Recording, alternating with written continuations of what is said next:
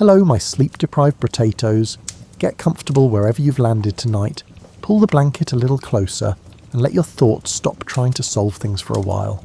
The world can wait until morning.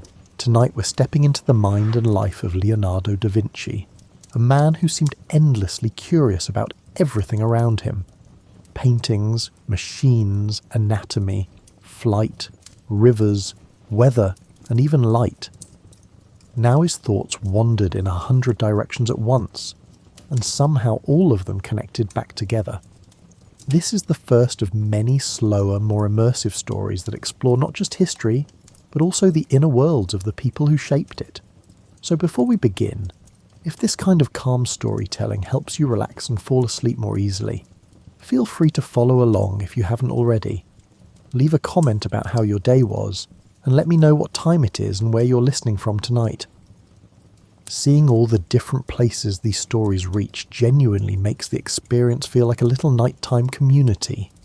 Now dim the lights, maybe turn on a fan or some soft rain for background noise, and let's slowly wander into this story together.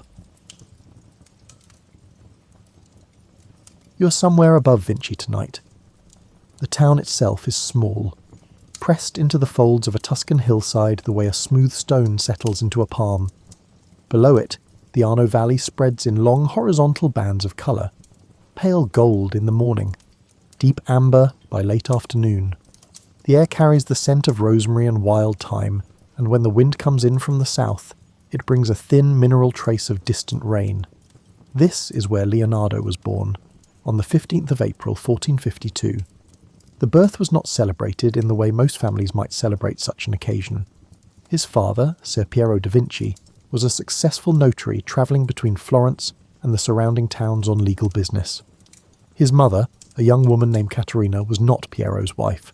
She was a local girl, and the child born between them was illegitimate, which in the 15th century meant a life of carefully navigated doors. Some would open, many would not. Piero married someone else the same year Leonardo was born. Caterina also married, a local man, and moved on to build her own household nearby. The infant Leonardo was taken in by his paternal grandfather, Antonio da Vinci, and his grandmother Lucia. They raised him in the family home at Anciano, a hamlet perched just above Vinci, where the air was cooler and the views stretched far enough to make a child feel the world was enormous. And for Leonardo, the world was exactly that. Grandfather Antonio was a quiet man who kept meticulous notes in the family ledgers, recording the names of nephews and nieces and the dates of harvests with equal patience. The household was calm and moderately comfortable. There was no formal school nearby, so Leonardo's early education was informal, shaped more by the surrounding landscape than by any classroom. He spent long hours outside. You can picture him on the hillside, a thin-limbed boy crouching beside a stream to watch the way water broke around a stone. Not playing in the water, but studying it with a steadiness that would have made most adults mildly uncomfortable. He noticed how the current split at the upstream edge of the stone and came back together on the other side, leaving a brief oval of calmer water in between. He noticed that the pattern shifted depending on the depth and the speed of the current. He filed all of this away. He also noticed insects. He watched a dragonfly land on a reed and hold completely still for what must have been several minutes. He observed that its four wings did not all move together, but in slight alternating pairs, giving its hover a paradoxical quality of stillness despite how rapidly the wings were beating. He could not have explained the mechanics of this at age 7. But he noticed it, and noticing things was, for Leonardo, the beginning of absolutely everything. The Tuscan countryside in the mid-15th century was not a protected wilderness. It was a working landscape of terraced vineyards, mulberry trees grown for silk production, wheat fields threaded with irrigation channels, and patches of older forest on the steeper slopes where nobody had yet managed to plant anything useful. Within that ordinary pastoral world there was extraordinary complexity. Birds of many species, wildflowers in a dozen rotating waves across spring and summer, lizards with iridescent blue tails, fossils pressed into limestone exposed along the hillside where the path to the upper fields had been cut through. Leonardo noticed all of it. He was left-handed in an era when this was considered at minimum peculiar, and by some a faint sign of misalignment with the natural order of things. He was never broken of it, which suggests that his grandfather and uncle were more patient than average. or possibly just too charmed by the boy to bother with correction. His left-handedness would later become integral to his way of writing. But we are getting ahead of ourselves. What is worth pausing on while we are still in this hillside childhood is the particular quality of freedom it contained. Most boys of Leonardo's circumstances in the 1560s were either already apprenticed in a trade or enrolled in a religious school learning Latin grammar by rote repetition. Leonardo seems to have had neither constraint during his early years. He had the hills, the weather, the stream, and whatever adults were willing to answer his questions before they ran out of patience. The family's modest prosperity meant he did not need to be productive yet, and his grandfather, Antonio, a quiet man who seemed to find his unusual grandson more interesting than troubling, let him roam. The seasons in Tuscany had a reliable sequence that Leonardo would have internalized in the way you internalize the rhythms of any place you grow up in. The late spring brought a particular amber afternoon light that fell at a low angle across the hill and turned the dust on the path to a warm orange. The summer was dry and long, the sky a hard, uninterrupted blue. The autumn brought rain in long grey sheets that sometimes lasted for days, during which Leonardo presumably stayed indoors and drew, on whatever surfaces were available, the things he'd been observing outdoors. By the time he was 12 or 13, drawings were beginning to circulate in the local community. People in the village knew that Antonio's grandson drew things with an accuracy that went beyond what a child should be able to do. There are no surviving works from this period with any certainty, but Vasari's account describes visitors to the household being shown drawings and expressing something stronger than polite admiration. Whether this is embellishment or memory, it establishes the consistent pattern that Leonardo's gift was visible early, recognised locally, and treated as something that deserved a larger stage than a Tuscan hillside. By the time Leonardo was around 10 or 11, the family situation had shifted. His father, Piero, had buried his first wife and married again, this time a woman named Albira. There were no surviving children from that marriage, and Piero brought his illegitimate son to live with him in Florence for a period. The city was a revelation. Florence in the 1460s was in the full heat of what later historians would call the Renaissance, though no one living through it used that word. What they experienced was simply the sense that the world had become newly interesting, that old questions about beauty and proportion and the nature of the human body were worth asking again with fresh tools and fresh eyes. Artists and craftsmen in Florence were not separated from scientists and engineers the way they would come to be in later centuries. A man who made altarpieces also designed fortifications. A sculptor might spend 3 weeks dissecting cadavers to understand how the muscles of the arm connected to the shoulder. A goldsmith could produce a detailed diagram of a newly invented lifting device and have it reviewed informally, over dinner, by a poet and a mathematician.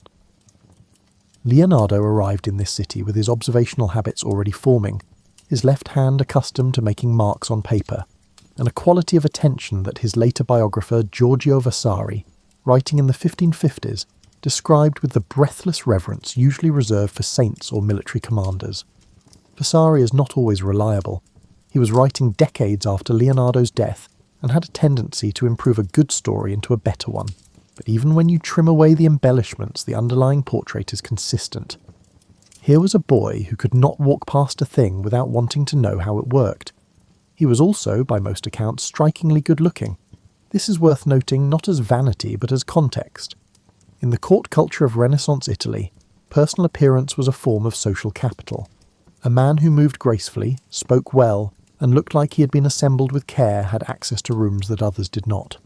Leonardo would use this access his entire life, but as a child on the hillside above Vinci, all of that still lay ahead. For now there was only the stream, the dragonfly, the hillside turning amber as the light shifted, and a boy lying flat on his stomach in the grass, watching a beetle navigate a crack in a rock with the focused patience of someone who had nowhere else to be and nothing more important to do than understand exactly what was happening in front of him. That quality of attention was the first and most essential thing Leonardo da Vinci ever possessed. Everything else came later, in layers, like coats of varnish over something already solid.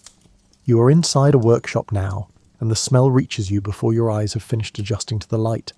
Linseed oil, ground mineral pigment, the faint sulphur edge of egg tempera, sawdust piled in the corner from a recent woodworking task. Near the back, A small charcoal brazier takes the edge off the morning chill, though it does not fully succeed. The year is somewhere around 1466, and you are standing in the studio of Andrea del Verrocchio on the south bank of the Arno in Florence. This is where Leonardo came at approximately 14 years of age to begin his formal apprenticeship. Verrocchio was not a minor figure. He was one of the most sought-after craftsmen in Florence, a man whose studio produced everything from bronze sculptures to painted altarpieces to elaborate decorations for civic festivals. He was also an extraordinarily capable teacher, not in the lecturing sense, but in the way that matters more, the kind who puts the right tool in your hand and then steps back and lets you discover why it belongs there. The apprentices in Verrocchio's shop started at the bottom. You spent your first weeks grinding pigments. This was not metaphorically tedious, it was actually tedious. You took a chunk of lapis lazuli, shipped at considerable expense from mines in what is now Afghanistan, and ground it against a stone surface with a muller until it became a powder fine enough to be suspended in oil or egg, without leaving visible grit in the final painting. You did this for hours. Your arms ached. The pigment lodged under your fingernails and stayed there until the following morning. Then you prepared gesso, the chalk and rabbit glue mixture used to prime wooden panels before any paint was applied. You mixed it in the correct proportions and applied it in thin layers, sanding each one smooth before the next. This process took days. Then you transferred the master's composition onto the primed surface. Then you mixed paint and waited for instructions about what to fill in first. Leonardo went through all of this. He was not exempt because he was talented. In Verrocchio's shop, everyone was talented. The bottega system selected for ability at the apprenticeship stage. What distinguished you was not raw gift, but the willingness to learn from the materials themselves, to understand why lapis lazuli behaved differently from lead white, why walnut oil dried more slowly than linseed, and why certain pigments destroyed each other when combined. Leonardo loved all of this. He was already drawing obsessively by the time he arrived. He covered the backs of available documents with sketches of hands, plants, and faces seen from unusual angles. The quality of his line at this early stage was notable for its certainty. He did not scratch at the paper or second guess. He drew the way a person speaks in their native language, without translating from a prior thought. Verrocchio noticed. The master began assigning him increasingly complex tasks.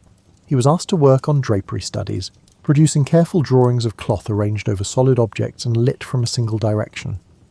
This was the 15th century equivalent of learning to build something real as a foundation skill. It required understanding how light behaved on different surfaces, how fabric folded under gravity, and how shadow and highlight worked together to create the illusion of three-dimensional form on a flat panel. Leonardo exceeded every expectation set for him. He also began asking questions that went somewhat beyond the curriculum. Why did light diffuse at the edges of a shadow instead of cutting off sharply? What was the precise geometry of this diffusion? Could it be measured and reproduced consistently? He was asking these questions not rhetorically, but with genuine intent, filling small notebooks with diagrams and jottings, annotating each diagram in his mirror script, which ran from right to left across the page in a hand perfectly legible if you held it to a glass or simply trained yourself to read it. The mirror writing has attracted a great deal of speculation over the centuries. Was it a secret code? A way of protecting his ideas from rivals?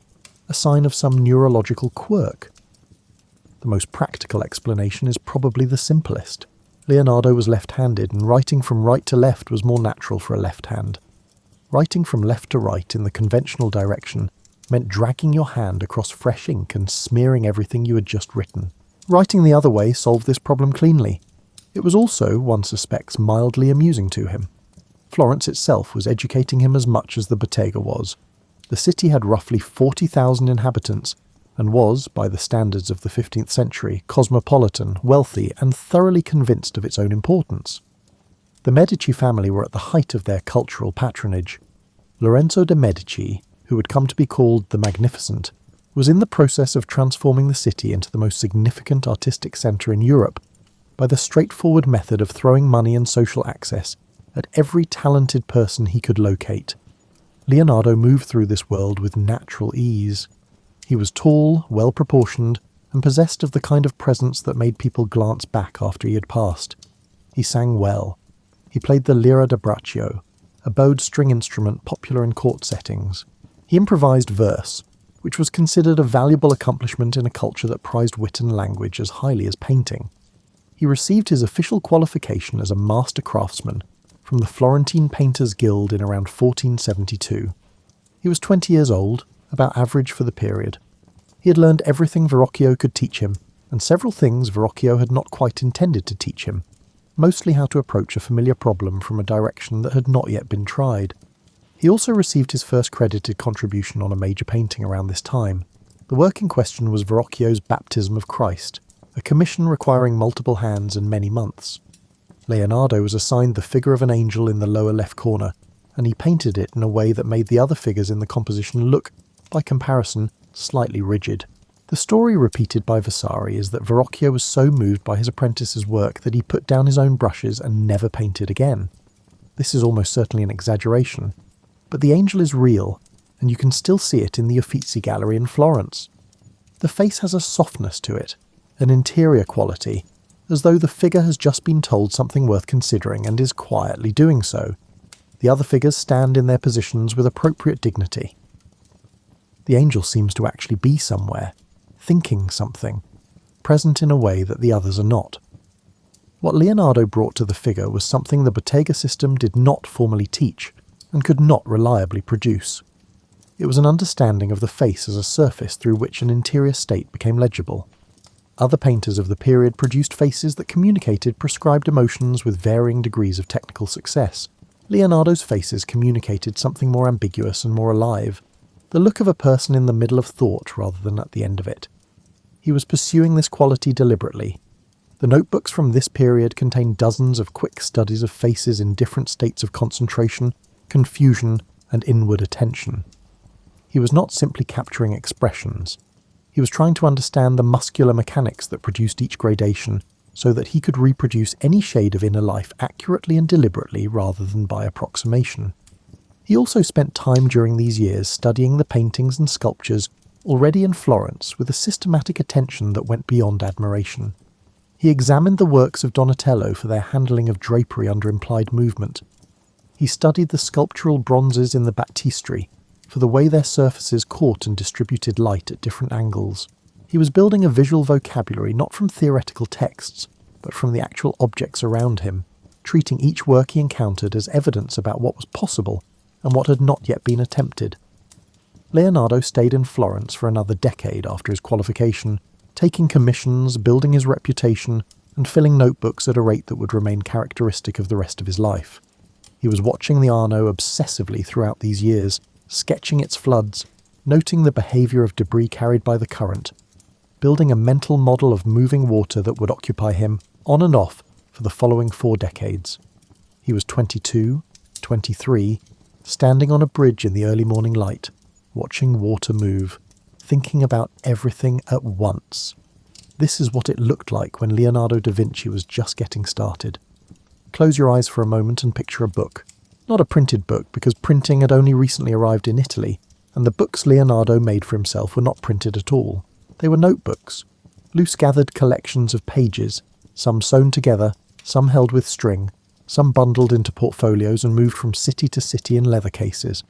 The pages ranged in size from small enough to fit inside a coat pocket to large sheets suitable for detailed architectural drawings.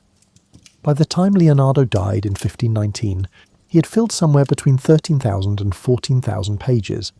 This number deserves a moment. If you wrote 3 pages every day, without stopping for illness or travel or discouragement, it would take roughly 12 years to produce that volume. Leonardo produced it across approximately 40 years while also painting, sculpting, designing fortifications, staging theatrical performances, advising on hydraulic engineering projects, and managing the professional politics of 4 separate Italian courts. The notebooks were not his job, they were what he did with the margins of his job. The breadth of their contents is still, after 5 centuries, difficult to absorb. On one page you might find a detailed diagram of a spring-loaded mechanism for a hypothetical self-propelled cart. Measurements recorded in Leonardo's mirror hand. Turn to the next page and you find a botanical study of a sprig of oak leaves, each one rendered with the precision of someone who intends to paint it, but also simply wants to know it. Turn to the page after that and you find a list of books Leonardo wanted to read, followed by a reminder to collect a debt owed to him by a carpenter named Benedetto. followed by a half-finished observation about the behaviour of light passing through a small hole in a shutter. He never seems to have gone back to finish the observation. This drove later scholars briefly mad. The notebooks were not organised as an archive or a formal treatise. They were not written with posterity in mind, at least not in any obvious way. They were working surfaces, places where Leonardo externalised the contents of his mind so he could examine them from the outside. A thought became a sketch gained annotations, an annotation pulled a new sketch forward. The page was where these things happened, not the record of a process that had already finished somewhere else. You can see this in the marginal quality of the jottings. A recipe for removing stains from velvet appears in the same notebook as a derivation of the geometry of reflected light. A note about the weight-bearing capacity of a proposed bridge sits alongside what appears to be a shopping list. The boundary between professional inquiry and daily life was not sharp for Leonardo. The handwriting itself has a characteristic quality that scholars have spent considerable effort studying. It leans to the left, naturally, being mirror script. But the letter forms are not simply reversed versions of standard 15th century Florentine cursive. They have their own personality, a slight angularity in some letters, and an unexpected roundness in others. The overall effect is of a hand that knows exactly what it's doing and does it without hesitation. The notebooks contain the largest collection of his drawings, running to thousands of individual studies. He drew hands from dozens of angles, apparently unable to stop once he started. He drew water in an obsessive series of turbulent studies that look, to a modern eye, startlingly like digital fluid simulations. He drew the face of an old man in profile with a psychological depth unusual for the period. He drew cats, which he seemed to find both fascinating and slightly comic, and the cat drawings have a looseness that the more formal work does not. His interest in proportion showed up constantly. He had absorbed the ideas circulating in Florentine intellectual circles about the proportional relationships underlying beauty, ideas drawn partly from ancient Roman writing, and partly from the mathematical work of scholars like Luca Pacioli, with whom Leonardo would later collaborate directly. But Leonardo pushed past the theoretical frameworks into something more empirical. He wanted to measure actual human bodies and see whether the proportions held in practice, or whether the idealized ratios were, as he suspected, averages pulled from a distribution of real variation. The most recognized image to emerge from this line of inquiry was the Vitruvian Man, created around 1490. You know this drawing even if you have never spent time thinking about it. A male figure inscribed simultaneously in a circle and a square, arms and legs extended in two overlaid positions. It is drawn in ink with a light wash, and the figure is specific enough to feel like a real person, and general enough to feel like an argument.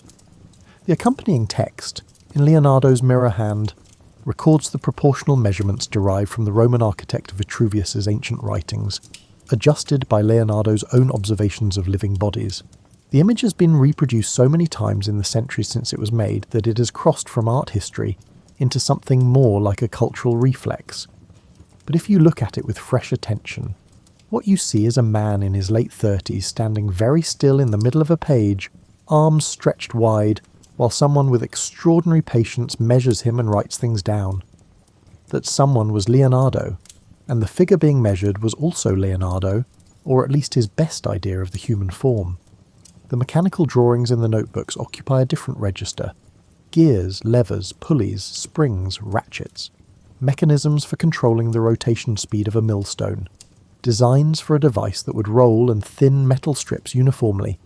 A drawing of what looks like an odometer for measuring distances travelled by a wheeled vehicle. A crane with an articulated arm for lifting heavy stones. A pile driver operated by workers pulling ropes in sequence.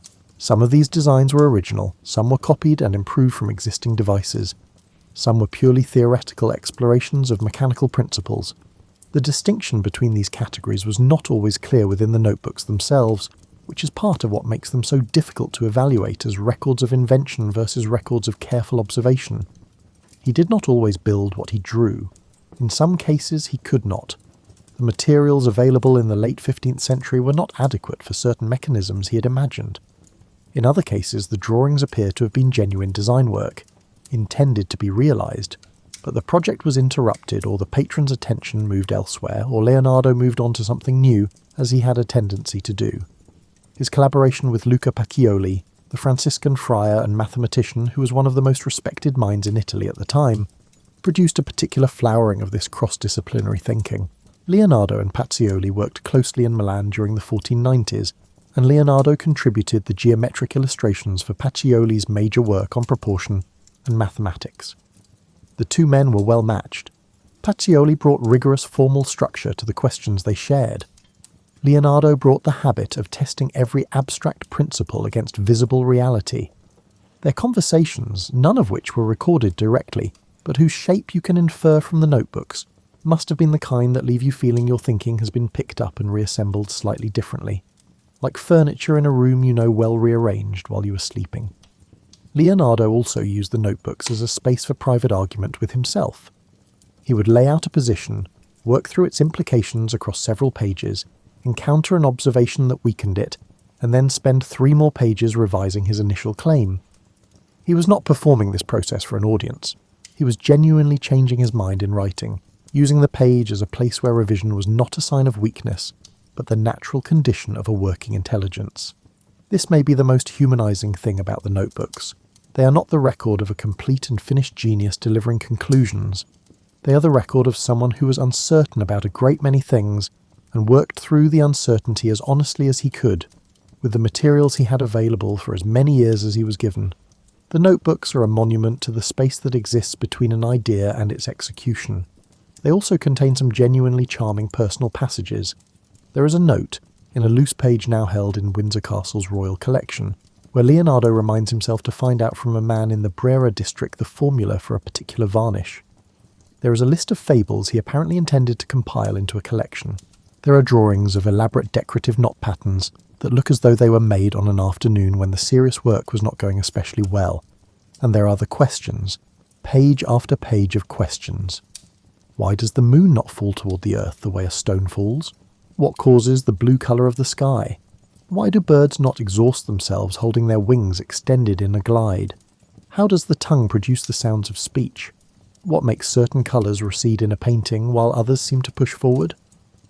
Most of these questions were not answered within the notebook pages that asked them. They were put down, turned over briefly, and then either followed to the next page or set aside for a return that sometimes came and sometimes did not. The notebooks are, among other things, the most detailed record we have of what it felt like to be inside the most curious mind of the 15th century. That is not a small thing to spend a quiet evening with. You're waking up now slowly the way Leonardo may have preferred. The historical record suggests he did not sleep in the pattern most of his contemporaries took as given. The physician Jerome Cardan, writing in the 16th century, noted that Leonardo slept in brief intervals throughout the day and night rather than in a single long block. Whether this was deliberate practice or simply how his mind operated is not clear. What is clear is that he was frequently observed working at unusual hours, arriving at a painting in the late afternoon when the light had shifted to something he found more useful, sketching by firelight when the studio had gone quiet. He was not, by most accounts, idle. The charge of laziness was levelled at him occasionally, usually by frustrated patrons who had commissioned work and found that Leonardo had spent several months on preparatory studies, revised the composition 3 times, produced a dozen alternative sketches for a figure that would ultimately occupy 2 square inches of the finished painting, and then paused to investigate whether the wall he intended to paint on was adequately prepared for the medium he planned to use. This was not laziness. It was a version of thoroughness so complete that it became its own obstacle, which is a different thing. Leonardo ate modestly, and there are credible suggestions in the historical sources that he leaned toward a vegetarian diet. The Florentine explorer Andrea Corsali, writing to Giuliano de' Medici in the early 16th century, mentioned Leonardo's refusal to eat animals in passing, the way you mention something that is simply a known fact about a person. Whether this was a consistent practice or a preference that varied with circumstance is not certain, but the detail fits with everything else we know of him. He seemed to find the deliberate killing of animals genuinely distasteful. There is a story, repeated in several early sources and plausible even if not fully verified, that he would buy caged birds at the market in whatever city he was living in and release them, not as a performance and not to impress anyone, simply because a cage was wrong and open air was right and he had the means to do something about it. He also kept a horse, or had regular access to one, throughout much of his adult life. The horse appears in his notebooks constantly, drawn from every angle in every conceivable pose, the anatomy of its muscles mapped with the same painstaking observation he brought to human bodies. He intended at various points in his career to write a comprehensive treatise on the horse. He never completed it. The drafts remain in the notebooks alongside the drafts of dozens of other treatises he never finished. He was nothing if not consistent in this particular regard. Walking mattered to him deeply. He moved through the landscapes surrounding whatever city he was living in with the same observational intensity he brought to everything else. A trip from Milan to Florence along the old road through the Apennines took several days by horse, and travellers of the period left detailed accounts of the journey. The mountains were noted for their drama and their difficulty. Leonardo did not merely note the drama. He studied the geology, sketched the rock formations, wondered about the fossils embedded in limestone ridges at altitudes far above the sea, and began building the argument, far ahead of his time, that the mountains had once lain beneath water. He was right. It would take 3 more centuries for geology to fully catch up with him. His working habits in the studio were very particular. He spent long stretches standing in front of a canvas or a wall doing nothing but looking. Not painting, not sketching. Looking. This disturbed people who had commissioned him to produce finished work and were paying for the experience of watching him stand extremely still with his arms crossed. When asked about it, he reportedly said that the greatest painters spend more time looking than touching the brush, because the work is completed in the mind before it is completed on the surface. This is either profound or convenient, depending on your position and how long you have been waiting. He was meticulous about his tools. He kept his brushes in a particular order. He preferred specific pigment preparations and would sometimes decline to use materials he considered inferior, a position that did not endear him to supply merchants or impatient patrons. He kept detailed notes on the behaviour of pigments over time, which ones faded, which ones darkened, which combinations proved chemically hostile to each other. This last concern was not abstract. Leonardo made some technical choices in his paintings that turned out badly, most famously in The Last Supper in Milan, where his decision to paint on a dry plaster wall with oil and tempera, instead of applying paint to wet plaster in the traditional fresco method, resulted in a surface that began deteriorating within his own lifetime. He knew this might become a problem. He did it anyway, because the fresco method required you to paint quickly, section by section, within the narrow window before the plaster dried. Leonardo could not work that way. He needed to stop, step back, consider the passage for a day or two, and then return with fresh eyes. The mural was worth more to him as a living problem than as a technically correct one. In his private life he was generous with students and assistants, keeping a household that included several of both in Florence, Milan and later Rome. He made sure they were housed and fed, and had materials to work with.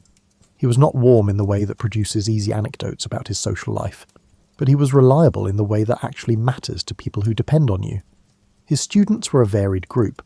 Some came to him as young boys, sent by their families to learn a trade, and grew into skilled craftsmen who worked alongside him for years.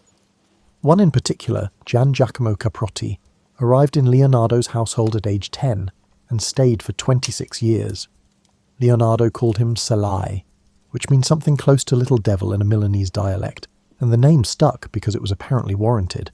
Salai stole from him repeatedly, told lies, broke things, and was forgiven repeatedly, which tells you something about the way Leonardo operated inside his personal relationships.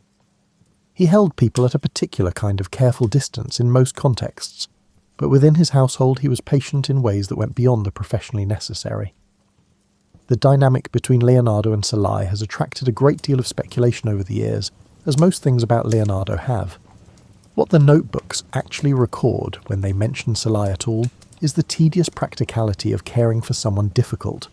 Money missing from a purse, a pair of leggings charged to Leonardo's account without permission, a debt Salai had run up with a merchant that Leonardo quietly settled. He also enjoyed music consistently throughout his life, both playing and listening. He was charmed by riddles and wordplay, and spent time in certain periods crafting elaborate puzzles that relied on tortuous visual puns. These were the sort of thing that would have either delighted a 15th century dinner party, or caused half the guests to quietly relocate to the other end of the table, depending on how tired everyone was and how much wine had been poured. His relationship with time was, shall we say, his own. He owned what may have been one of the earliest personal alarm clocks in Florence, a water-based timing device, and was apparently unreliable about using it. He missed appointments, he arrived at events significantly earlier or later than expected, and seemed genuinely surprised to find that others had organised their days around a different understanding of when a meeting was supposed to begin. He was not malicious about any of this. He simply experienced time slightly differently from most people around him, the way that happens when your mind is running several conversations simultaneously, and the external world keeps interrupting each one. The days accumulated quietly. He worked, he walked, he looked at things, he wrote things down, he looked at more things, he wrote more things down. He sometimes painted with an intensity that made other painters feel they had been working too quickly their entire lives. He released birds, he studied horses, he went to bed when it suited him, and woke when the light was right or when a thought that had been forming in his sleep finally resolved itself into a shape he could make visible on a page. This was a Tuesday for Leonardo da Vinci. Let us go somewhere dimly lit for a while. Not because the subject demands ceremony, but because the anatomy Leonardo pursued from approximately 1485 onward was conducted mostly at night, in rooms that required discretion, with a single candle and the kind of focused silence that comes when you are doing something you know very few people around you would fully endorse. The dissection of human remains occupied a complex legal and ecclesiastical position in late 15th century Italy. It was permitted in certain formal contexts, primarily for medical education at universities. It was quietly tolerated in others. In still other circumstances, it was neither of these things. Leonardo obtained official permission at various points through his connections at hospitals in Florence and Milan. He also almost certainly worked in grey areas when the formal routes were unavailable. He dissected somewhere in the range of 30 human bodies over the course of his career, a number significant both as a practical achievement and as an indication of how serious the commitment was. Nobody was commissioning anatomical treatises from him. There was no professional reward for this work in the immediate sense. He did it because he wanted to know what was inside the thing he was spending his life depicting on flat surfaces. The drawings that resulted are among the most extraordinary works in the history of science. He depicted the human body from multiple angles simultaneously, using a set of rotational views that anticipated the kind of multi-perspective technical illustration that would not become standard in scientific publishing for several centuries. He drew bones with a structural clarity that suggests he understood load-bearing and stress distribution, in ways that went well beyond anything in the contemporary medical texts available to him. He drew the interior of the skull, the chambers of the heart, the branching of the bronchial passages within the lungs. He described the liver and noted its segmented structure. He drew the developing fetus within the uterus with a gentleness that is visible in the quality of the line even now, 500 years after the drawing was made. His cardiac studies are particularly notable. He described the aortic valve and its behaviour during the cardiac cycle with a precision that was not experimentally confirmed until the mid-20th century, when researchers using early flow visualization techniques discovered exactly the vortex patterns in blood flow that Leonardo had drawn from direct observation. He had worked out the same results centuries earlier by injecting wax into the heart of a dead ox and studying the hardened cast. He did not have a microscope. He had no device for measuring pressure or observing the heart in motion. He had a razor, a candle, and the patience of someone for whom not knowing something was more uncomfortable than any amount of inconvenient work. The engineering pages in the notebooks occupy a different emotional temperature entirely. Where the anatomy drawings have a quality of intimacy, the engineering pages are more playful, occasionally wry, occasionally plainly excited. Leonardo was not simply recording mechanisms he had observed elsewhere. He was modifying them, pushing them past their obvious applications into territory that required a genuine leap of imagination. The flying machines are the most widely known examples. He spent considerable time on the problem of human flight, filling pages with designs for ornithopters, which are devices that fly by flapping wings in the manner of birds and large bats. He also produced designs for screw-based vertical lift, anticipating the principle of the helicopter by approximately 400 years, which is the sort of thing that sounds like an exaggeration until you look at the actual drawings.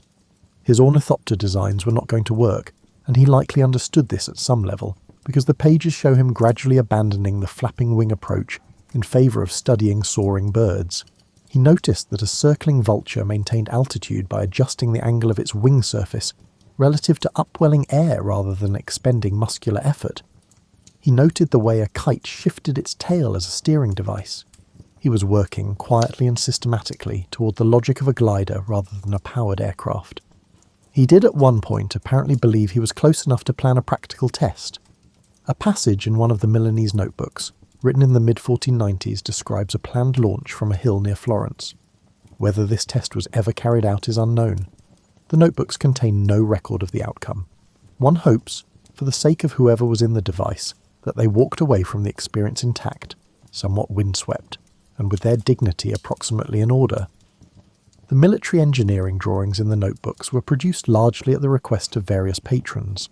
He designed things that were genuinely impressive in a specifically alarming way: multi-barreled guns arranged in a semicircle for wide coverage, armoured vehicles with angled surfaces designed to deflect incoming projectiles, a giant crossbow so architecturally ambitious that it required a team of operators, and a scythed chariot designed with the kind of mechanical enthusiasm that suggests Leonardo had either not dwelt too long on what it would do to people, or had filed that portion of the problem in a separate mental drawer. There is a small, rueful note in the margins of one of the military engineering pages where Leonardo writes that he will not publish his submarine designs, because he does not trust human beings to use them responsibly. He had thought this through. The hydraulic studies belong in a category of their own. Water was the subject Leonardo returned to more consistently than any other across his entire career. He studied it at every scale, from the ripples a single finger makes pressed into a still surface to the behaviour of major rivers in full flood. He designed canal systems, wrote detailed proposals for redirecting the course of the Arno above Florence, sketched machines for draining marshes, and produced studies of harbour construction sophisticated enough to be worth consulting in actual practice. His understanding of fluid dynamics was not formalised in the mathematical sense. He did not have the calculus that would eventually give the field its proper framework, but his observational grasp of how moving water behaved was extraordinary, and his drawings of turbulence look, to a contemporary fluid dynamicist, like the output of a genuinely capable intuition, working right at the edge of what observation alone can produce. He understood that water remembered its path, that a flow disturbed by an obstacle continued to carry the shape of that disturbance downstream, diminishing but not disappearing.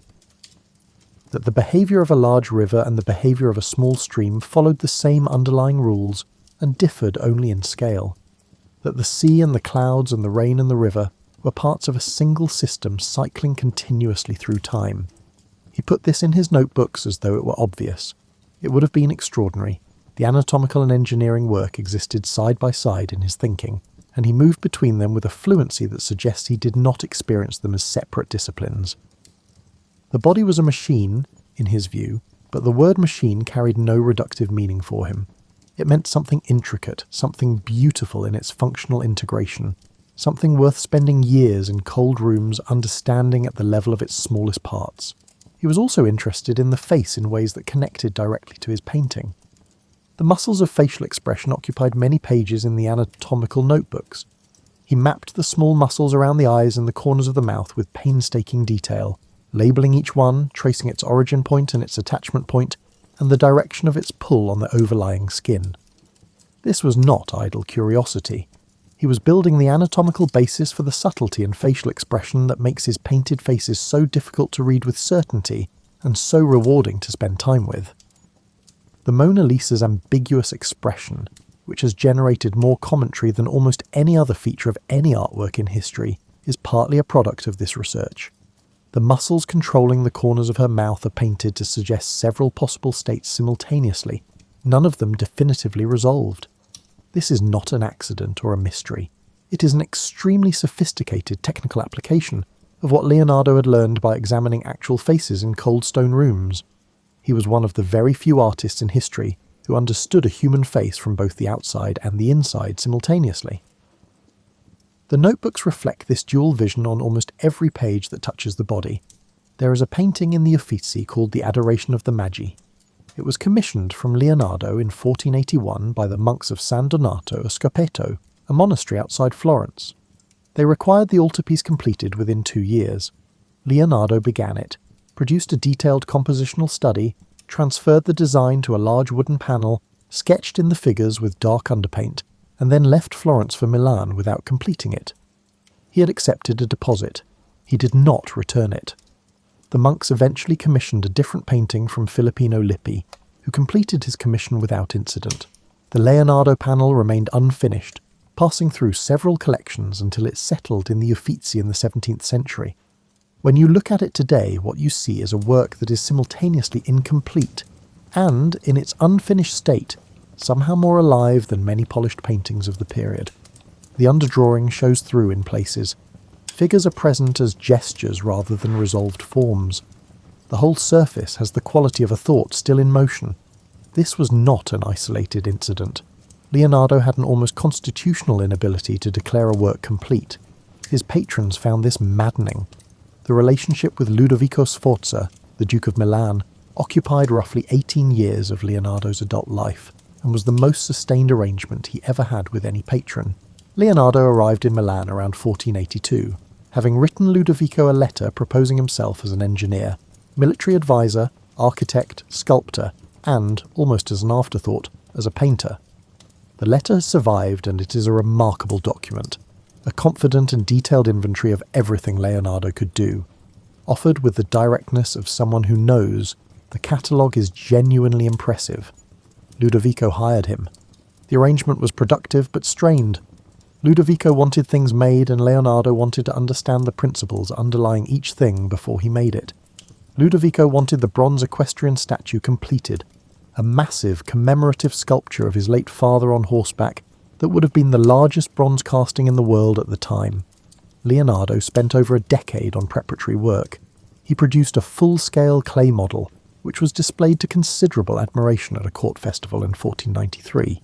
Then the bronze that had been set aside for casting was redirected to produce cannons, which were judged more urgently necessary than the monument. Then the French invaded Milan in 1499. The clay model was used as target practice by French archers. Decades of work gone in an afternoon. Leonardo left Milan carrying his notebooks and his household, including the mathematician Luca Pacioli, and spent the following years moving between various cities and patrons, none of the arrangements as stable as the Milanese period had been. He worked briefly for Cesare Borgia as a military engineer and cartographer, travelling through central Italy surveying towns and fortifications for the Borgia campaign of territorial expansion.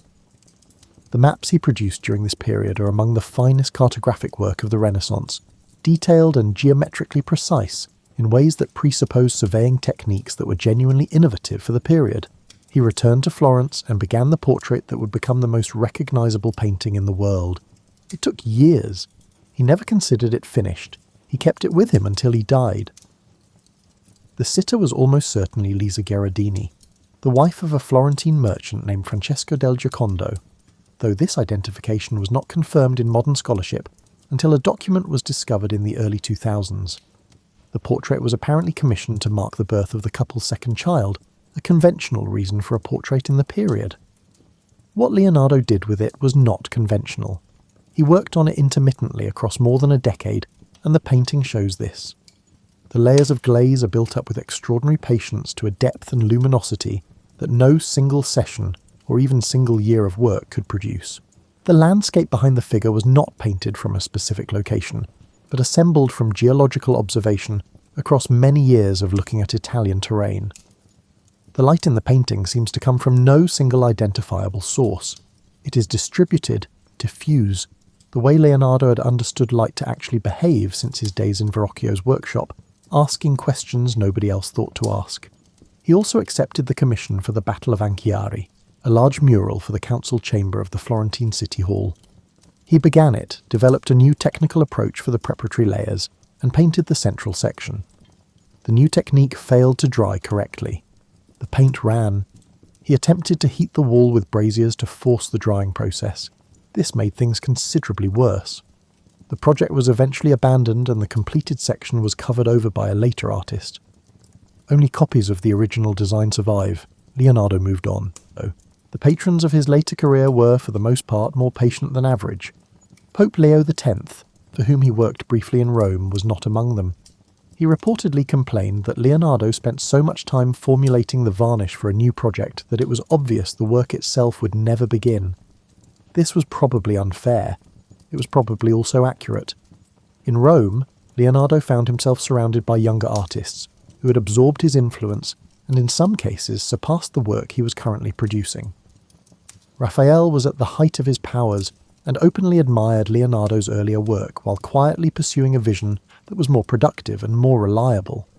Michelangelo, who had a low opinion of most of his contemporaries, had a specific kind of complicated opinion of Leonardo, one that involved both genuine respect and a thinly veiled impatience with his long absences and unfinished projects. Leonardo, for his part, wrote a note in one of his Roman notebooks about the noise and disruption of the building projects around the Vatican, and seemed more interested in the flight patterns of the birds nesting in the eaves of the nearby structures than in the professional politics surrounding him. He was 60 years old, surrounded by the most prestigious artistic commission in the world, and watching birds out the window. This is either extremely admirable or extremely Leonardo, and there is no meaningful difference between those two things. The relationship between Leonardo and his patrons was, at its root, a structural mismatch between what he needed and what they were paying for.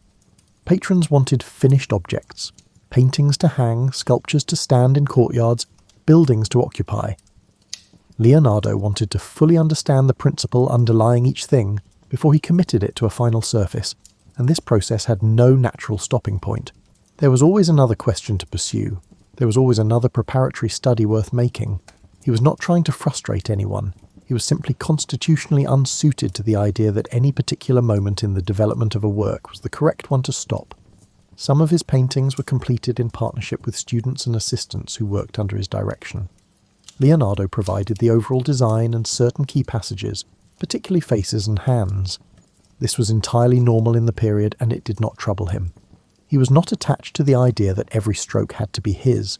He was attached to the idea that every stroke had to be right. These were different commitments, and only one of them produced finished paintings on schedule. By the time he settled in France at the invitation of King Francis I in 1516, he was 64 years old, and his right hand had developed a palsy that made fine painting difficult. He brought 3 paintings with him, including the portrait he had been working on for 16 years. He was given a manor house near the royal estate at Amboise, a stipend, the title of first painter to the king, and the liberty to do whatever he found interesting. He continued filling notebooks. He spent long afternoons with Francis, who found the old Italian endlessly compelling, and came to the manor in the evenings to sit with him, or rather, to listen. The relationship between King Francis I and Leonardo was one of the more unusual arrangements in the history of royal patronage. Francis was 31 years younger than Leonardo, recently come to power, and possessed of the kind of intellectual hunger that needed older and wider minds to satisfy. He was not interested in Leonardo primarily as a painter. He was interested in him as a thinker. The evenings they spent together at Clos Luz are not documented in any detail, because nobody in the room thought to write things down or because what was written has not survived.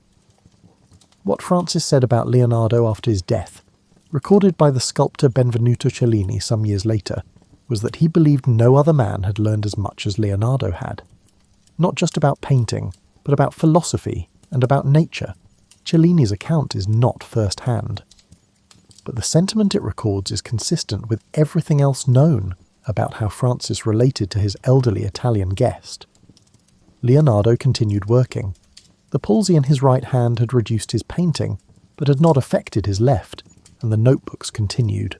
He was thinking in these final years about the geometry of water in deep channels, about the relationship between the momentum of a moving current and the resistance offered by its banks, about whether there was a mathematical relationship between the two that could be expressed precisely. He was also thinking about the end of things. The late notebooks contain a series of drawings usually referred to as the deluge drawings, large pages filled with densely worked images of catastrophic flooding, massive spiralling water formations consuming everything in their path, trees bent horizontal, structures reduced to fragments, the landscape itself dissolved in the force of water moving without restraint. These drawings have a quality different from everything else Leonardo made. They are not studies in the analytical sense. They are something more interior, images made not to understand something but to give it a shape. Whether they were a private meditation on mortality, or a continuation of his fluid dynamics research taken to its extreme conclusion, or both, is not a question that can be answered with certainty. What they look like to someone sitting with them in a quiet room is someone making peace with very large things in the only language they had truly mastered. Let the light come in slowly now. You're sitting in a room above the Loire Valley, and the window frames a landscape that makes you understand why painters kept returning to this part of the world.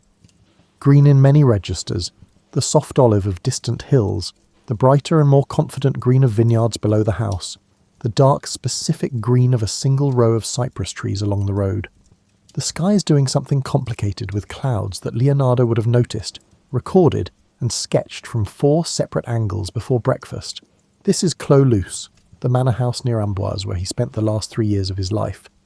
He had always been in love with the natural world, not in a sentimental way, though there was sentiment in it. In a deeper way, the way a person is bound to the thing they cannot stop trying to understand. Nature for Leonardo was not a backdrop, it was the subject. Every painting he made was, at some level, a painting about the way light moved through the natural world. Every engineering project he undertook was an attempt to work in harmony with some principle he had first observed in the behaviour of water or wind or stone. He had spent time early in his career studying the geology of the Arno Valley, with the systematic attention of someone building an argument. The argument was that mountains have histories, that fossils in limestone ridges far above the modern sea were evidence of a world that had appeared entirely different in the distant past, that the shape of a valley was not permanent but was the result of processes still ongoing, the river still cutting, the slopes still eroding with each heavy rain. The landscape was a record if you knew how to read it. He knew how to read it. His botanical drawings carry the same quality as everything else he produced. Precision without coldness, careful observation without the clinical distance that makes many scientific illustrations feel inert.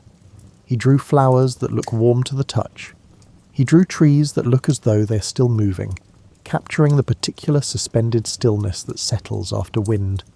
He drew water plants pressed against a current with what feels like an understanding of the physical forces involved, and also something that resembles genuine sympathy for the difficulty of holding still. He wrote extensively about the relationship between water and the land it moves through.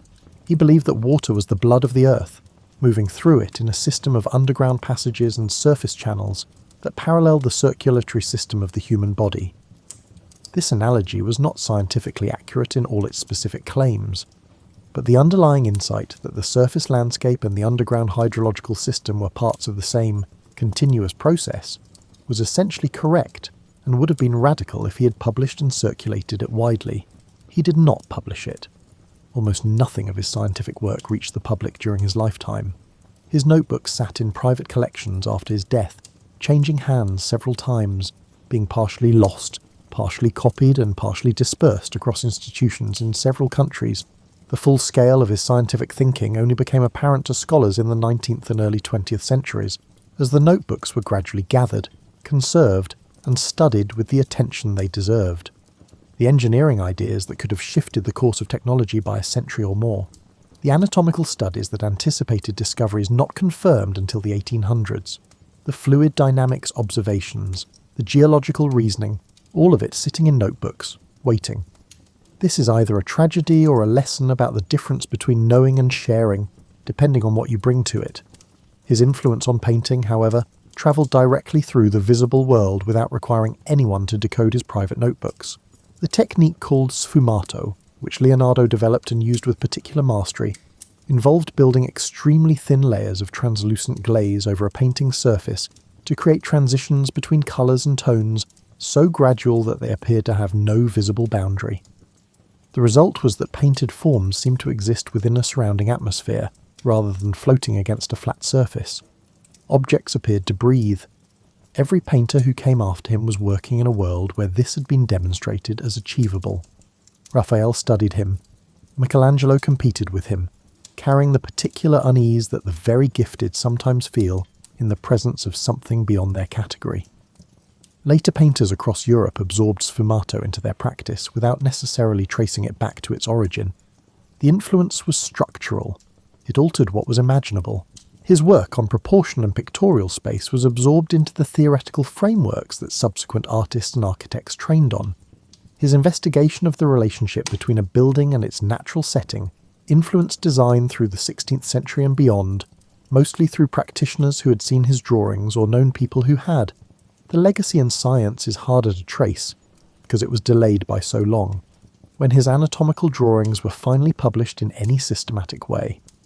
In the 19th century, scientists who encountered them were moved in the specific way. People are moved when they recognise something they have struggled toward and find that someone else was already there centuries before them, with a candle and a razor, and no institutional support whatsoever.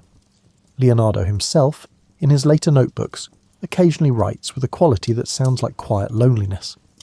Not social loneliness exactly, though perhaps that too. The loneliness of working at the edge of what can be known with the available tools, of seeing further than you can reach. He writes about the frustration of time, of not having lived long enough or worked efficiently enough to complete the projects he had set himself. He was aware that he was carrying questions he would not live to resolve. He died on the 2nd of May, 1519, at Clos-Leuce. He was 67 years old. The official accounts, including those by the artist Francisco de Holanda and the biographer Vasari, describe a peaceful death attended by the young King Francis. Vasari's version has Leonardo dying in the king's arms, which historians generally consider an embellishment in service of a beautiful image.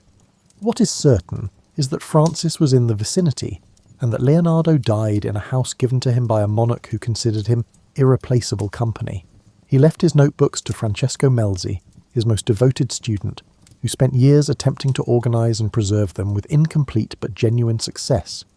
He left money to his assistants. He left his good cloak to a servant. He left 3 paintings to no one because no one could have them, because they were still in some sense his, still in the process of being completed, still not quite finished. He had been working on one of them, a small panel depicting a woman in a landscape, for approximately 16 years. You're looking at it now. The woman is slightly turned from you, facing a direction that is just off your line of sight. She's neither smiling nor not smiling. The landscape behind her is geological and dreaming, a river threading through pale rock formations that no one has ever convincingly identified with any actual place. The air between her and the edge of the painting is not empty. It has a quality, a depth, an atmospheric weight that makes the background seem very distant, and the figure seem very present, and the space between them feels like a question Leonardo was still working on when time ran out. He never answered it. Maybe that was the point. Maybe the question was the painting. The notebooks are still being read. New pages surface occasionally in archives and private collections, and each time one does, scholars lean in with that particular quality of attention you bring to something you already know will reward you. A note about a recipe for walnut oil varnish, a sketch of a mountain pass with a notation about the colour of exposed rock at altitude, a question scrawled in mirror hand at the bottom of a page. Why does the eye perceive certain colours as warm and others as cool? He was always asking something. Somewhere in the unfinished stack of questions he spent 67 years accumulating, there are probably a few that have still not been fully answered. That is the shape of a mind that spent a lifetime looking at the world as though it had not yet been properly examined. It had not. It still has not, entirely. And perhaps that is the most quietly reassuring thing Leonardo da Vinci left behind. Not the paintings, not the notebooks, not the engineering drawings or the anatomical studies, but the simple proof that curiosity carried far enough can become its own form of legacy, that looking carefully at the world is never a small thing, and that the questions you carry into sleep tonight are part of the same old conversation the best human minds have been having for centuries. Sleep well tonight, my tired explorers. If you wake in the night and find yourself staring at the ceiling, turning something over quietly in the dark, know that you are in very decent company. The notebooks have been waiting 500 years. They are patient with a few more hours.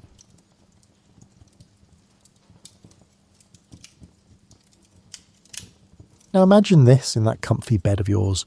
You're standing on the deck of a research vessel in the middle of the Pacific Ocean, 300 miles from the nearest land. It's just past dawn, and the water around you is that particular shade of blue that doesn't exist anywhere else on Earth. Not the blue of swimming pools or tropical lagoons, but something deeper, more honest. The kind of blue that makes you realise the ocean isn't trying to be pretty for anyone. Below your feet, the ocean floor lies nearly 4 miles down. If you could somehow drain all this water away, you'd be standing at the edge of a cliff that makes the Grand Canyon look like a drainage ditch. But you can't see any of that from here. All you can see is the gentle roll of swells that began somewhere near New Zealand and will end, eventually on a beach in California. The research submersible hangs from a crane, its white hull gleaming in the early light. It looks exactly like what it is. A very expensive, very sophisticated metal ball with windows. The head researcher, a woman who's made this descent 17 times, checks her watch and nods to the crew.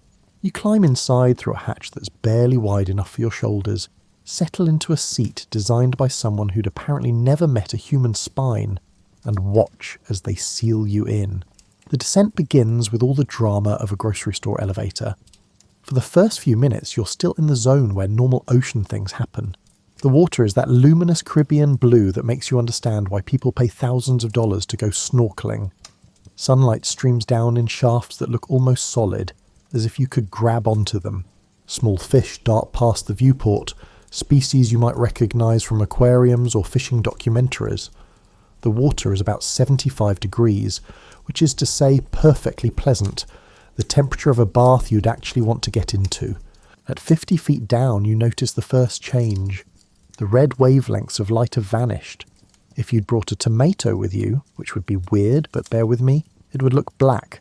Blood looks black down here too, which is something that surprises new divers when they cut themselves and see what appears to be ink leaking from their skin.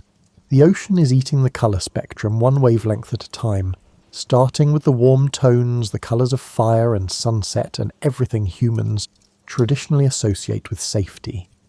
At 100 feet, the orange goes, then yellow at 300 feet, which is about as deep as recreational scuba divers ever go, and honestly, good for them for knowing their limits. The water is still relatively warm and still bright enough to read by, but already you've descended farther than 99% of humans ever will. You're now in a realm visited only by professional divers, military submarines, and people who made some really interesting life choices. At 600 feet, the green wavelengths filter out. The water around you is now entirely blue and purple, the colours of bruises and twilight. The temperature has dropped to 50 degrees, which doesn't sound that cold until you remember that water conducts heat away from your body 25 times faster than air. Outside this pressurized capsule, hypothermia would be competing with nitrogen narcosis for which could kill you first. It would be a close race. This is the Twilight Zone, officially called the Mesopelagic, but Twilight Zone sounds much better, and scientists appreciate a good name as much as anyone. Some light still penetrates here, but it's the kind of light that makes you squint that never quite feels like enough. If this were a place on land, it would be that moment just after sunset when you're trying to decide if you should turn on the headlights, or if you can make it home first. You definitely turn on the headlights. By 1,000 feet, even the blue is starting to give up. The water looks less like water and more like smoke, like you're descending through some dense medium that can't quite decide what state of matter it wants to be.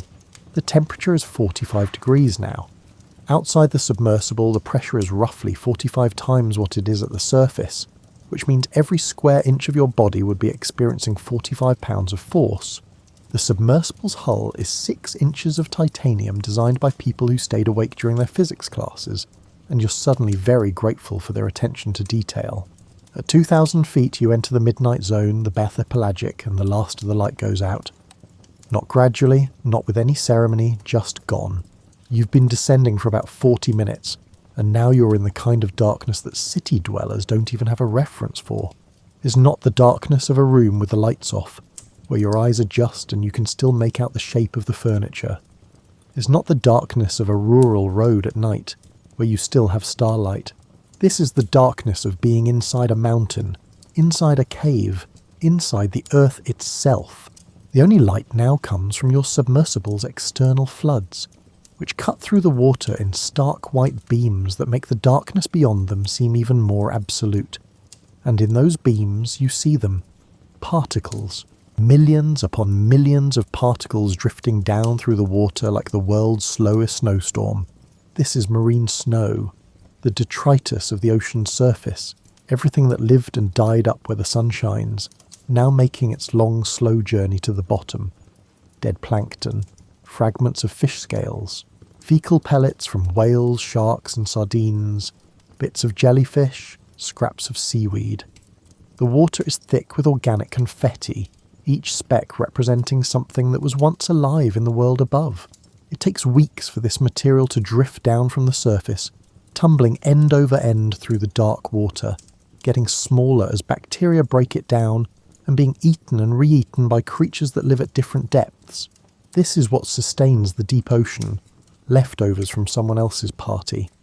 The temperature is 38 degrees now. If you could somehow step outside, which you absolutely cannot and should not even think about, the pressure would be approximately 120 times what it is at the surface. Your lungs would collapse before you could even inhale. Your eardrums would rupture. Gas spaces in your body would compress to nothing. It would be, to put it mildly, a bad experience. At 3,000 feet, you're deeper than the vast majority of submarines ever go. Military vessels generally tap out around 2,000 feet because at some point, even governments decide that discretion is the better part of not being crushed like a soda can. You're now in a depth zone visited only by research vessels, certain species of whales that are frankly showing off, and fish species that have never seen sunlight and never will. The marine snow continues its endless drift. Your submersible passes through clouds of it, and for a moment you could almost convince yourself you're in a gentle snowstorm, maybe in Vermont, maybe anywhere except 3 miles underwater in the Pacific. But then you see something move in the darkness beyond your lights, something larger than the particles, something deliberate, and you remember exactly where you are. At 3,500 feet, you've descended deeper than the Titanic rests. That ship took 2.5 miles to reach the bottom, and it took 93 years before someone sent a submersible down to photograph it. The water temperature is now 36 degrees, just above freezing, cold enough that you can see your breath inside the capsule despite the heating system. The pressure is nearly 2,000 pounds per square inch. At the surface, your body displaces about 2 gallons of air. Down here, that same amount of air would fit in a tennis ball. And still, you keep descending. Still, somehow, there's farther to go. The ocean, you realise, is almost incomprehensibly deep. If Mount Everest, all 29,000 feet of it, were placed in the deepest part of the ocean, there would still be a mile of water above the summit. The average depth of the ocean is over 12,000 feet. Humans live on what amounts to tiny dry islands poking up through a global water envelope that covers 71% of the planet's surface. At 4,000 feet, your descent slows. The seafloor is approaching, not the dramatic trenches, but the abyssal plain, the endless flat, muddy expanse that covers more of Earth's surface than all the continents combined. Your lights illuminate sediment that hasn't been disturbed in thousands of years, fine particles that settle over everything like dust on an abandoned house. The last photon of sunlight that could theoretically reach this depth gave up about 2 miles ago. You are now in a place of absolute eternal night, a place where the sun is a rumour, where darkness isn't the absence of light, but rather the default state of existence, interrupted only by the bioluminescent flashes of creatures making their own rules about illumination. And yet, as your submersible finally touches bottom with a gentle bump and a puff of sediment, you see something moving, multiple somethings. The ocean floor, supposedly so hostile to life, is crawling with it. The fading of light, it turns out, was just the beginning. The first thing you notice about the abyssal plain is how flat it is. I mean really genuinely flat in a way that makes Kansas look positively mountainous. From your viewport, the seafloor stretches away in all directions like a parking lot designed by someone with no imagination and unlimited space. The sediment is a uniform grey-brown, fine as talcum powder, and it appears to go on forever in every direction. The pressure outside is now around 6,000 pounds per square inch. To put that in perspective, if you could somehow stand on this seafloor unprotected, you'd experience about 400 times the pressure that's crushing your car tyres right now. Every square inch of your body would be supporting the weight of a small car. This is the kind of pressure that makes steel spheres creak and groan, the kind of pressure that turned the Titan submersible into compressed fragments in about 4 milliseconds during its ill-fated descent to the Titanic. Your submersible, thankfully, was designed by people who understood exactly what water pressure at depth means. The titanium hull is thicker than your thigh, with no straight seams where stress could concentrate, and no clever corners where physics could gain a foothold. It's essentially a very sophisticated ball because balls, as it turns out, are very good at handling omnidirectional pressure. Submarines are cylindrical because they need to move through water efficiently. Submersibles that just need to not implode are spherical because spheres distribute stress evenly across their entire surface. The water temperature is stabilised at around 36 degrees Fahrenheit, just barely above freezing. At this depth, water actually becomes slightly more dense than it is at the surface, compressed by its own weight into something that's not quite the H2O you're used to. If you could examine it at the molecular level, you'd see the water molecules packed together more tightly than they ever get in your glass at dinner. Outside, a creature swims past your viewport. Something that looks vaguely fish-like if fish were designed by someone who'd only heard them described over a bad phone connection. It's about 8 inches long, translucent, with eyes that are disproportionately huge and teeth that are disproportionately pointier than seems necessary. This is a bristlemouth, one of the most numerous vertebrates on Earth, and you've probably never heard of it because it lives where humans don't. There are more bristlemouths in the ocean than there are humans on land, but they live in a place so removed from our experience that we barely acknowledge their existence. The submersible's manipulator arm extends, collecting a sediment sample. The movement is excruciatingly slow because everything moves slowly down here. Water at this depth has a viscosity about 60% higher than at the surface, which means pushing through it feels less like swimming and more like moving through cold honey. For the creatures that live here, speed is mostly irrelevant anyway. Where exactly would they hurry to? A sea cucumber trundles past, and trundles is really the only appropriate verb. It's moving at approximately the speed of erosion, one of those animals that makes sloths look hyperactive. Sea cucumbers are essentially animated vacuum cleaners, crawling across the sediment and ingesting anything organic they encounter. They process the mud, extract whatever calories they can from the sparse organic matter, and excrete pellets of slightly reorganized mud. It's not glamorous, but it's a living. Technically, the pressure affects everything down here in ways that seem almost designed to make life inconvenient. Gas bladders, which many fish use to control their buoyancy in shallow water, are completely useless at this depth. The pressure would compress them to nothing. So the fish that live here have either given up on gas bladders entirely, or replaced them with deposits of lighter-than-water oils that don't compress. It's the difference between trying to use a balloon for buoyancy versus using a chunk of styrofoam. One option adapts to pressure, the other just gets crushed.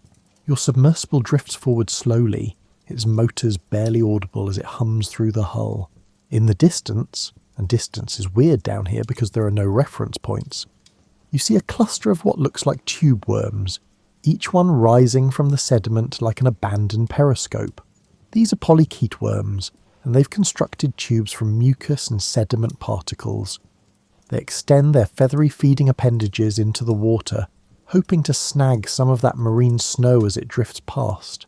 They've been growing for decades, possibly centuries, adding millimeters to their tubes each year. A rat-tail fish appears at the edge of your lights, named for its long, tapering tail that looks exactly like you'd expect from the name. It hovers near the seafloor, essentially waiting for something edible to wander by. Hunting down here isn't so much hunting as it is strategic loitering. With food so scarce, predators can't afford to waste energy chasing prey. They park themselves somewhere promising and wait, sometimes for days. The metabolic rate of deep-sea fish is astonishingly low, often just 2 to 3% of what surface fish require. They've evolved to run on fumes. The pressure means that simple biological processes work differently down here. Cell membranes, which are fluid at the surface, would become rigid and useless at this depth, except that deep-sea organisms have adapted their membrane lipids to stay flexible under pressure. Proteins that would denature and fall apart in shallow water fish have been modified with subtle molecular changes that make them stable under pressure. It's like comparing a house built for California versus a house built for Alaska. Same basic structure, different engineering requirements. You notice something odd about the fish that pass through your lights. Many of them appear to be melting. Not literally, but their flesh has a weird gelatinous quality. A translucence that makes them look like they're made of partially set jello. This isn't disease or damage, it's adaptation. At these depths, where food is scarce and every calorie counts, maintaining a dense, muscular body is a waste of resources. These fish have essentially given up on structural integrity in favour of energy conservation. They're built like water balloons because down here, there's no evolutionary pressure to be streamlined or sturdy. There are no fast currents to fight against, no predators fast enough to make fleeing worthwhile. An isopod crawls across the sediment, a creature that looks distressingly like a pill bug that got into the steroids. It's about 10 inches long, armoured, and moving with the deliberation of something that has nowhere to be and an eternity to get there. Giant isopods are scavengers, the vultures of the deep ocean. They can go years without eating, their metabolism's slow to a level that barely qualifies as life. When a whale carcass or large fish drops to the seafloor, they congregate in numbers that would make a horror movie director weep with joy, stripping the remains down to bare bones over the course of months. The submersible's sonar pings mapping the seafloor around you. The sound travels strangely down here. Water pressure affects the speed of sound, making it travel about 3% faster than at the surface. But more interesting is what the sonar reveals. The abyssal plain isn't quite as flat as it appeared. There are subtle variations, gentle hills and valleys measured in meters, and features that took millions of years to form as sediment accumulated grain by grain, century by century. You're sitting in a place where sediment accumulates at roughly 1 centimetre every 1,000 years. The mud directly beneath your submersible is therefore older than human civilization, older than agriculture, older than the last ice age. You're resting on layers of time compressed into geology, each stratum representing millennia of marine snow slowly drifting down and settling. A grenadier fish swims past, another deep-sea resident with a large head and tapering body that seems to be standard issue down here. Its eyes are huge and dark, adapted to detect the faintest bioluminescent flashes. Those eyes can't form clear images. There's not enough light for that, but they're extraordinarily sensitive to movement and dim glows. The grenadier is essentially navigating by glimpses and suggestions, piecing together a picture of its world from fragments of light that wouldn't register to human eyes at all. The pressure outside continues to press against the submersible's hull with a force of several million pounds. The titanium flexes microscopically, distributing the stress. Inside, you're comfortable at 1 atmosphere of pressure, the same as a nice spring day at sea level. But between you and the ocean floor is just 6 inches of metal and engineering, beyond which the pressure is sufficient to compress bone. A jellyfish drifts past, though calling it a jellyfish is generous. It's more like a translucent blob with tentacles, so delicate it looks like it might come apart if you looked at it too hard. These deep-sea jellies are about 95% water, with just enough biology to qualify as alive. They drift through the darkness, trailing tentacles that can extend for 20 or 30 feet, waiting for something small and unlucky to blunder into them. When they capture prey, which happens rarely based on how thin these jellies are, they digest it over the course of weeks. Everything happens in slow motion down here. The weight of water shapes everything at this depth. It determines body structure, hunting strategies, reproduction, and even the chemistry of life itself. Creatures here have evolved under pressure, literal physical pressure, that would kill surface organisms instantly. They've solved engineering problems that human engineers struggle with, and they've done it not through intelligence or design, but through the simple, brutal process of trying everything, keeping what works, discarding what doesn't, and repeating for 50 million years. Your lights sweep across the sediment, and something catches your eye. Tracks. Long parallel grooves in the mud, leading off into the darkness. Something walked here recently being a relative term when sediment takes millennia to settle. The tracks could be hours old or decades old. Time moves differently when the environment changes so slowly that centuries are barely noticeable. The submersible begins to rise, ascending slowly from the abyssal plain toward the next leg of your journey. As you lift away from the seafloor, you take one last look at that uniform, muddy expanse. It looks lifeless, barren, a place where nothing should exist, and yet impossibly life persists. Adapted to pressure that would crush submarines, cold that would kill in minutes, and darkness that never ends. Life persists because life is stubborn that way, because chemistry finds paths even under 6,000 pounds per square inch of water. The weight of water doesn't end a life, it just changes the terms. The thermometer on your instrument panel reads 35.7 degrees Fahrenheit. This isn't the kind of cold that makes you put on a sweater. This is the kind of cold that permeates everything, that seeps into molecular structures and slows chemical reactions to a crawl. This is cold that has lasted, unchanged for millions of years. Here's something that'll reorganise your perspective. The deep ocean doesn't really do seasons. While the surface might warm in summer and cool in winter, down here at 12,000 feet, the temperature has been essentially constant since long before humans started recording weather. The ice ages came and went. Massive glaciers covered half of Europe and North America, melted, reformed and melted again. And down here, the temperature may be changed by half a degree. Maybe. This stability is both a blessing and a curse for deep-sea life. The blessing is predictability. Organisms don't need to adapt to temperature swings, don't need to prepare for winter or endure summer heat waves. The curse is that they've become so specialised for cold that even minor temperature increases would be catastrophic. These creatures are like people who've only ever lived in one climate their entire lives, who've built every aspect of their biology around specific environmental conditions. A squid glides past your viewport, its body about 2 feet long, arms trailing behind.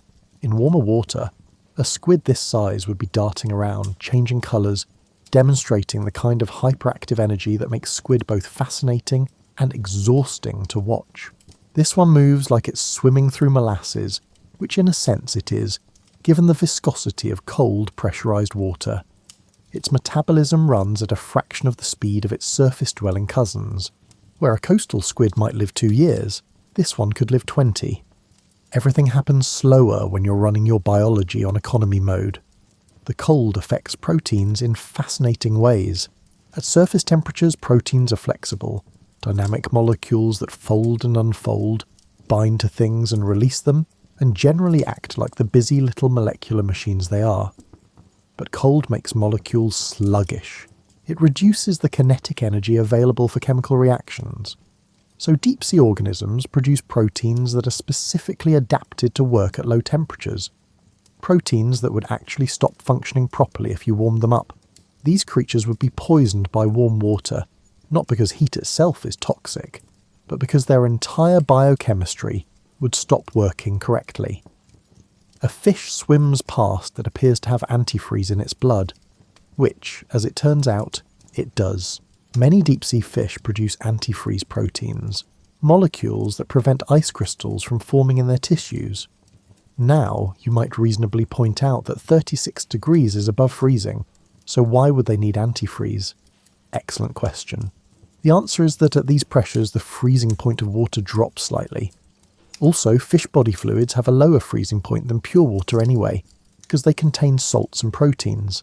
But some deep-sea fish have added an extra margin of safety, producing glycoproteins that bind to any ice crystals that start to form and prevent them from growing. It's biological insurance against a catastrophe that might occur once in a million years. The cold also means that decomposition happens at a geological pace. When a fish dies in warm surface water, bacteria break it down within days. Down here, that same fish might remain relatively intact for months or even years. The cold slows bacterial metabolism just like it slows everything else. This has interesting implications. The deep ocean is, in effect, a preservation chamber. Whale carcasses can remain on the seafloor for decades, slowly being consumed by a succession of specialists. Organic matter that would vanish quickly in warm water persists, providing a long-term food source for the scavengers patient enough to find it. Your lights illuminate a cluster of amphipods, small crustaceans that look like swimming commas, clustered around what appears to be a fragment of something organic. Could be fish flesh, could be whale blubber, could be the remains of a jellyfish that died at the surface 6 months ago, and finally drifted down here. The amphipods are eating it with the enthusiasm of people who aren't sure when they'll eat again, because they genuinely aren't sure when they'll eat again. Food is so scarce down here that finding a meal is an event worth documenting. The submersible's external sensors record the water's salinity, dissolved oxygen levels, and trace chemical composition. The oxygen content is surprisingly high. Cold water holds more dissolved oxygen than warm water, which is one of the few advantages of operating in what amounts to a natural refrigerator. Many deep-sea organisms have evolved large gill surfaces to extract that oxygen efficiently, because while there's plenty of oxygen available, the cold temperature means their metabolic machinery works slowly, so they need to maximise intake. A comb jelly drifts past, its rows of cilia creating those characteristic rainbow ripples as they catch your lights. Comb jellies are among the most alien-looking creatures in the ocean, all translucent geometry and flowing movement. This one is about the size of your fist, pulsing slowly through the water. In warm surface waters, comb jellies can swim with surprising speed, their cilia beating rapidly. This one moves like it's underwater, which, okay, it is underwater, but you know what I mean. It moves like it's underwater, even for something underwater. Slow, dreamlike, as if swimming through time rather than water. The cold has another effect that scientists didn't fully appreciate until recently. It affects intelligence. Many deep-sea fish have smaller brains relative to their body size than surface fish. This isn't because they're stupid. Well, they might be, but that's not the point. Brain tissue is metabolically expensive, requiring significant energy to maintain. In an environment where food is scarce and metabolism is slow, maintaining a large brain is a luxury few species can afford. So deep-sea fish have evolved to operate on minimal neural hardware, like running a modern computer on a processor from 1995. It works, but don't expect miracles. A sea cucumber crosses the sediment with the urgency of a glacier. Sea cucumbers are basically the Roomba vacuum cleaners of the deep ocean, except slower and less intelligent, which is saying something given that Roombas regularly get stuck on shoelaces. This particular specimen is about a foot-long dark brown and covered in small papillae that might serve some function, or might just be along for the ride. It's processing sediment, extracting whatever trace organic matter it can find, and leaving behind neat little piles of waste pellets. In cold water, this process takes even longer than it would in warm water. This sea cucumber might move 10 feet in a day, and consider it a productive outing. The cold also affects reproduction in ways that seem almost designed to frustrate the animals involved. Many deep-sea species reach sexual maturity slowly. We're talking years or even decades. The anglerfish you saw earlier, with its bioluminescent lure, it might not be ready to mate until it's 15 years old. Compare that to surface fish species that reach maturity in months. The cold temperature slows growth rates, delays development, and generally makes the entire process of reproduction an investment that requires serious long-term planning. A Dumbo octopus appears at the edge of your lights, named for the ear-like fins on its head that make it look like Disney's elephant had a really strange evolutionary pathway. Dumbo octopuses live at depths ranging from 10,000 to 20,000 feet, making them some of the deepest living octopuses known. They hover just above the seafloor, flapping those ear fins in slow motion, looking for small worms and crustaceans. Everything about this octopus says low-energy lifestyle. It doesn't jet around like its shallow water cousins. It doesn't change colour rapidly. Its chromatophores likely work sluggishly at this temperature. It simply drifts along, occasionally extending an arm to grab something edible, then continuing its endless slow-motion patrol of the abyss. The submersible's heating system kicks on with a quiet hum. Inside, you're comfortable at about 68 degrees, but the cold outside is constantly trying to infiltrate, conducting through the titanium hull despite the insulation. It's a reminder that you're essentially sitting in a warm bubble surrounded by a cold that has persisted longer than our species has existed. Scientists have discovered that many deep-sea organisms produce what are called cold shock proteins, molecules that help stabilize other proteins at low temperatures, preventing them from folding incorrectly or aggregating into useless clumps. It's like having molecular chaperones that make sure all the other proteins maintain their shapes, and keep doing their jobs despite working in what amounts to a giant underwater freezer. A jellyfish of truly impressive size appears ahead of you. Its bell is at least 3 feet across, translucent, with dozens of tentacles trailing behind it like streamers. This is a deep-sea Medusa, and it's probably been drifting through these cold waters for years, growing slowly, capturing whatever small creatures are unlucky enough to brush against its stinging tentacles. In warm water, a jellyfish this size might live for a few months. In the cold deep ocean, it could persist for decades, its tissues breaking down so slowly that time becomes almost irrelevant. The cold doesn't just slow life down, it changes the entire strategy. Surface-dwelling organisms live fast, reproduce quickly, and die young. Deep-sea organisms live slowly, reproduce rarely, and persist for decades or centuries. It's the difference between a sprinter and an ultramarathoner.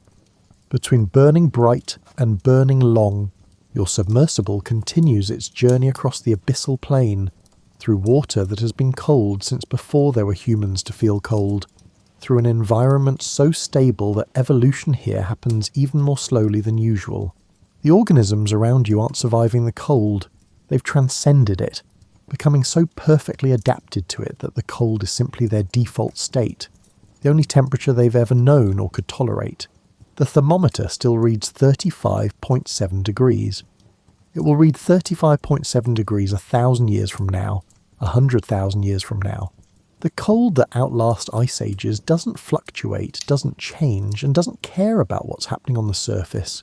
It simply persists, patient and eternal, shaping life into forms that move slowly, think slowly, grow slowly, and endure.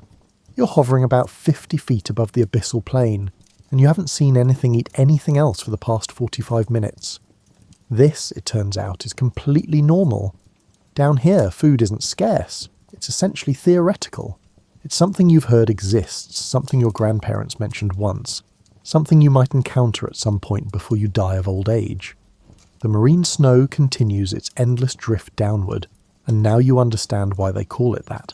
It really does look like snow, except that snow falls at roughly 3 to 4 miles per hour. This falls at about 4 feet per day. A particle leaving the surface today won't reach this depth for about a month and a half. And by the time it gets here, it's been picked over by every hungry creature at every depth along the way. What reaches the abyssal plain is basically the crumbs from someone else's crumbs from someone else's crumbs. Scientists estimate that only about 1% of the organic matter produced at the surface ever makes it to the deep sea floor. 1%. Imagine living in a place where 99% of all food is destroyed before it reaches you, and the 1% that remains has been thoroughly pre-chewed by everyone else. Now imagine that's the good times, the feast periods. That's the deep ocean. A transparent squid hangs motionless in the water ahead of you. And when I say transparent, I mean you can literally see its internal organs through its skin. This isn't some artistic choice. It's camouflage. In a place with no light, being invisible doesn't help much. But this squid likely migrates upward at night to feed in slightly shallower waters, where transparency is actually useful. Right now, though, it's just hanging there, doing absolutely nothing. Because doing nothing is the only energy-efficient strategy when food is this rare. The squid's stomach is visible through its translucent tissue, and it's empty. Not just empty like, I should probably eat soon, but empty like, I last ate 3 weeks ago and I'm fine with that. Deep-sea creatures have evolved metabolic rates so low that they make hibernating bears look hyperactive. This squid might eat twice a month and consider itself well-fed. Here's a fun fact that'll rearrange your understanding of energy. Some deep-sea fish have metabolic rates so low that they burn fewer calories per day than a battery releases.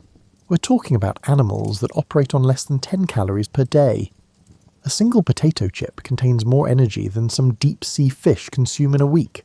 They've essentially learned to run their entire biology on standby mode, keeping just enough functions active to qualify as alive, waiting for the rare moment when food actually appears.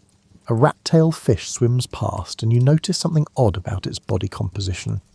It's mostly water and very little muscle. Maybe 20% of its body weight is actual tissue, The rest is water and gelatinous protein. This is the deep-sea equivalent of a budget laptop. Maximum size, minimum components. The fish needs to be large enough to avoid predation, and to hold sufficient eggs for reproduction.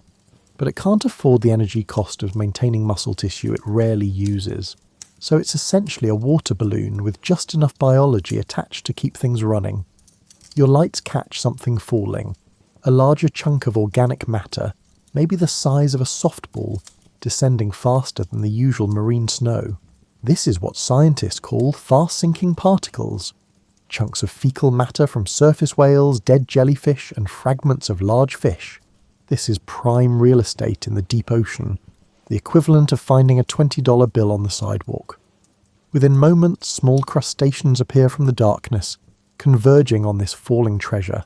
They'll strip it clean before it reaches the seafloor, fighting over scraps that surface creatures would consider garbage. The food scarcity affects every aspect of life down here. Take reproduction. Many deep-sea fish are what's called broadcast spawners. They release eggs and sperm into the water and hope some of them meet. In food-rich surface waters, fish can afford to produce hundreds of thousands of tiny eggs because most will die, but enough will survive. In the deep ocean, females produce far fewer eggs, but each one is large and packed with nutrients, giving the larvae a better chance of surviving the brutal early weeks when they're too small to compete for food effectively. A gulper eel appears in your lights, and it's exactly as unsettling as the name suggests. Its mouth is enormous, literally 4 times the size of its body, opening to a size that looks physically impossible. This is because when you never know when you'll eat again, you can't afford to be picky about prey size. If something edible swims past, you need to be able to swallow it, whether it's smaller than you, roughly your size, or, in some remarkable cases, actually larger than you. The gulper eel has essentially evolved into a self-propelled stomach that occasionally encounters food. But here's the thing, even that enormous mouth goes unused most of the time. Scientists have examined gulper eel stomachs and found them empty more often than not. This fish can go months without eating. Its metabolism is so slow that a single meal, even a small one, can sustain it for weeks. It drifts through the darkness, mouth agape, essentially trolling for food on the off chance that something edible might swim into it. It's the most passive hunting strategy imaginable, and it works about as well as you'd expect, which is to say barely. A haul of marine snow accumulates on the seafloor beneath you, forming small mounds that rise perhaps an inch above the surrounding sediment. These mounds represent months or years of accumulation, and they're hotspots of biological activity, which in this context means that 2 or 3 sea cucumbers might visit them in a given decade. The sea cucumbers will process this sediment, extracting whatever trace organic matter remains, and leave behind slightly different sediment. It's the deep ocean's version of farming, except slower and sadder. The food scarcity has led to some truly bizarre feeding strategies. Some deep-sea fish have jaws that can dislocate to allow them to swallow prey larger than themselves. Others have expandable stomachs that can stretch to accommodate rare large meals. It's like showing up to a buffet once a year and trying to eat enough to last until the next one. The strategy works technically, but it's not something you'd recommend. A vampire squid drifts past, and despite the name, it doesn't suck blood. It got its name from the dark webbing between its arms, which looks like a vampire's cloak when it inverts the arms over itself in a defensive posture. But here's what makes the vampire squid special. It's one of the few deep-sea creatures that's figured out a clever food hack. Instead of waiting for live prey, it collects marine snow, those drifting particles of organic matter, using filaments covered in sticky mucus. It then runs these filaments through its arms, scraping off the collected particles and eating them. Is this dignified? No. Does it sound like something a creature would do if it had literally any other option? Also no. But it works. The vampire squid has essentially become a filter feeder in a place where filter feeding shouldn't be viable, because there's so little to filter. It's surviving on scraps of scraps, and somehow, impossibly, it's making it work. Your submersible sensors detect a localized area of slightly higher biological activity ahead. As you approach, you see why. A whale full. A grey whale, dead for perhaps a decade, lies on the seafloor like a gift from the gods. Its flesh has been stripped away by scavengers, but its bones remain, and they're covered with strange white filaments. These are zombie worms. Yes, that's their actual name. And they're dissolving the whale bones to extract the lipids trapped inside. This whale carcass, which would decompose in months in warm, shallow water, will sustain a community of specialists down here for 50 or 60 years. This is what counts as a bonanza in the deep ocean, a dead whale that'll last 2 generations. The scarcity of food has shaped every aspect of evolution down here. Deep-sea fish have reduced skeletal density. Less bone means less tissue to maintain. They have minimal scales or no scales at all. Their brains are smaller. Their organs are compact. Everything non-essential has been stripped away in the name of energy efficiency. They're like organisms that have been through a ruthless corporate restructuring, cut down to only the departments that absolutely must keep running. A tripod fish sits on the seafloor ahead, and it's doing exactly what its name suggests, standing on 3 elongated fin rays like a camera tripod. It's facing into the current, such as it is, waiting for food to drift past. This fish can stand here for days, barely moving, barely breathing, and conserving every possible calorie. When something edible touches its sensory rays, it'll strike, a quick snap of jaws that represents more energy expenditure than the fish has made in the past week. Then it'll return to its tripod stance and wait some more. This is hunting in the deep ocean, standing very still for a very long time and hoping. The food scarcity, oddly enough, has led to less competition. When resources are this sparse, defending a territory makes no sense because there's nothing worth defending. Fighting over food costs more energy than just waiting for the next bit of marine snow to drift past. So deep-sea creatures have largely abandoned territorial behaviour. They simply spread out, maximise their spacing, and hope their particular patch of seafloor receives slightly more than average rainfall of organic matter. Your submersible begins to ascend, leaving the abyssal plain behind. As you rise, you look down at the seafloor one more time, at the vast muddy expanse where food is rare enough to be precious, where creatures have evolved to survive on almost nothing, and where the entire ecosystem operates on energy margins so thin that surface organisms couldn't even comprehend them. When food becomes fiction, life becomes patience, and down here, patience is the only virtue that matters. Your submersible is moving laterally now, crossing the abyssal plain towards something the sonar detected an hour ago. A ridge rising from the seafloor like a mountain range that never quite breaks the surface. You're approaching what's called a mid-ocean ridge, one of the places where tectonic plates are spreading apart and Earth is literally creating new seafloor, pumping out fresh rock from the mantle below. The water temperature ahead is rising. Not much, you've gone from 36 degrees to 38 degrees, but in a place where temperature has been constant for millions of years, 2 degrees feels like a revolution. Your sensors are also detecting chemical anomalies, hydrogen sulfide, methane and metals in solution. Something ahead is profoundly changing the chemistry of the water, and then you see it. A black smoker. It rises from the seafloor like a chimney from hell, roughly 20 feet tall, made of minerals that have precipitated out of superheated water, and from its opening, billowing up into the cold ocean, comes a dark plume that looks like smoke but is actually water. Water heated to over 600 degrees Fahrenheit, so hot it would boil instantly at the surface, but stays liquid down here, because the pressure is too intense to let it vaporize. This is a hydrothermal vent, and it represents a complete inversion of everything you've learned about the deep ocean.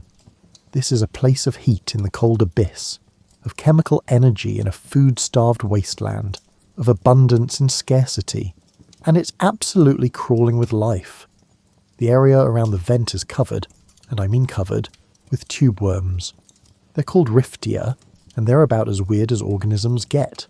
Each one is 6 feet long, white with brilliant red plumes extending from their tubes. They have no mouth, no digestive system, and no anus. They survive entirely through a symbiotic relationship with bacteria that live inside their bodies.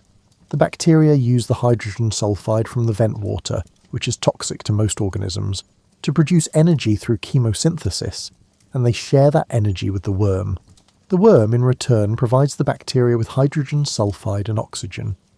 It's photosynthesis without the photo part, life powered by Earth's internal heat rather than the sun. A white crab scuttles across the tube worm stalks, picking at the plumes with its claws. This is a vent crab, and it's blind. Its eyes have regressed to useless nubbins because there's no light down here anyway, and maintaining functional eyes costs energy that could be better spent elsewhere. But it doesn't need eyes. It can sense the chemical gradients in the water, finding its way toward food sources by chemistry alone. The black smoker continues to billow its dark plume, which is actually mineral-rich water precipitating out iron, copper, zinc, and other metals as it hits the cold ocean. Over time, this precipitation builds the chimney taller, adding layer upon layer of minerals. Some of these chimneys grow for decades, reaching heights of 60 or 70 feet before they collapse under their own weight, or seal themselves shut with mineral deposits. A shrimp swarms around the vent opening, thousands of them, so densely packed they look like a living carpet. These are vent shrimp, and they're farming bacteria. They've evolved specialized structures on their backs where bacteria grow, and the shrimp position themselves at just the right distance from the vent, close enough to benefit from the chemical-rich water, far enough not to cook. They literally stand at the edge of boiling, harvesting microorganisms that are, themselves, harvesting energy from toxic minerals. The temperature gradients here are extreme. The water exiting the vent is over 600 degrees. 6 inches away, it's 300 degrees. A foot away, it's 100 degrees. 2 feet away, it's back to ambient temperature, that same 36 degrees that characterizes the rest of the abyss. Organisms here have to navigate thermal boundaries that would be instantly lethal if crossed, positioning themselves with precision in a zone that's simultaneously warm enough to support chemosynthetic bacteria, but cool enough not to denature. Proteins. A giant clam sits near the base of the vent chimney, its shell easily 3 feet across. Like the tube worms, it has no need for a conventional digestive system. It's full of chemosynthetic bacteria that do the heavy lifting of energy production. The clam just sits there, filtering vent water, providing its bacterial partners with hydrogen sulfide and collecting the nutrients they produce. It's been sitting in this exact spot for potentially 100 years, growing slowly surrounded by toxic chemicals that would kill most organisms within minutes. What's remarkable about these vent ecosystems is that they're completely independent of the sun. Every other ecosystem on Earth, forests, grasslands, coral reefs, even the deep ocean's abyssal plains, ultimately depends on photosynthesis. Energy enters through plants or phytoplankton and then moves up through food chains. But here, at hydrothermal vents, energy enters through chemistry. Bacteria take hydrogen sulfide and produce organic compounds, and those bacteria become the foundation of an entire food web. This means that if the sun went out tomorrow, which let's be clear it won't, but hypothetically, these vent communities would be fine. They wouldn't even notice. They're powered by Earth's internal heat, by the radioactive decay of elements in the mantle, and by geological processes that will continue for billions of years after the sun expands into a red giant and consumes the inner planets. An octopus appears at the edge of your lights, pale and ghostly. It's hunting, extending its arms into crevices between rocks, searching for crabs or shrimp. This is one of the few places in the deep ocean where predators can actually find enough food to justify hunting actively. The concentration of life here is so unusual, so contrary to the sparse distribution of organisms on the abyssal plane, that it almost feels like you've travelled to a different planet. The black smoker pulses slightly, not dramatically, just a subtle variation in the plume intensity. This is because the flow isn't constant. It varies with pressure changes deep in the Earth's crust, with the opening and closing of microscopic fissures in the rock below. When a vent's flow stops, the ecosystem dies. The tube worms, unable to move, simply perish. The bacteria die. The crabs leave. Within months, a thriving community can become a graveyard. But new vents are always forming along the mid-ocean ridges. Tube worm larvae drift in the currents, waiting to detect the chemical signature of hydrogen sulfide. When they find a new vent, they settle and begin building their tubes. Within a few years, a new community establishes itself. The vents are ephemeral on geological timescales.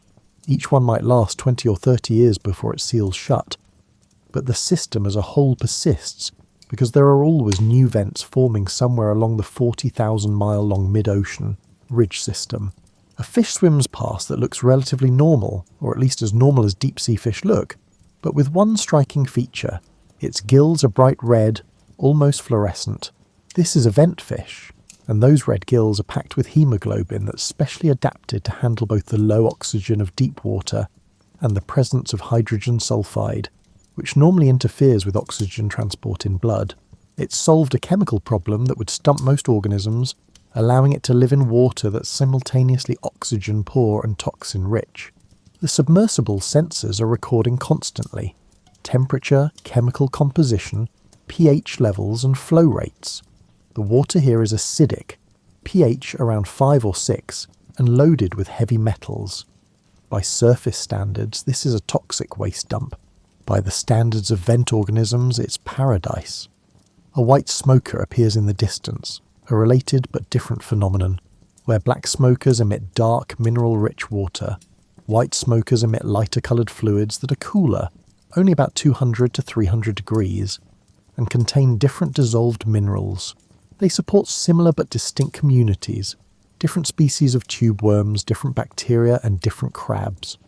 Evolution has produced specialists for every conceivable niche in this environment. What scientists find most exciting about hydrothermal vents isn't just that life exists here, but what it implies.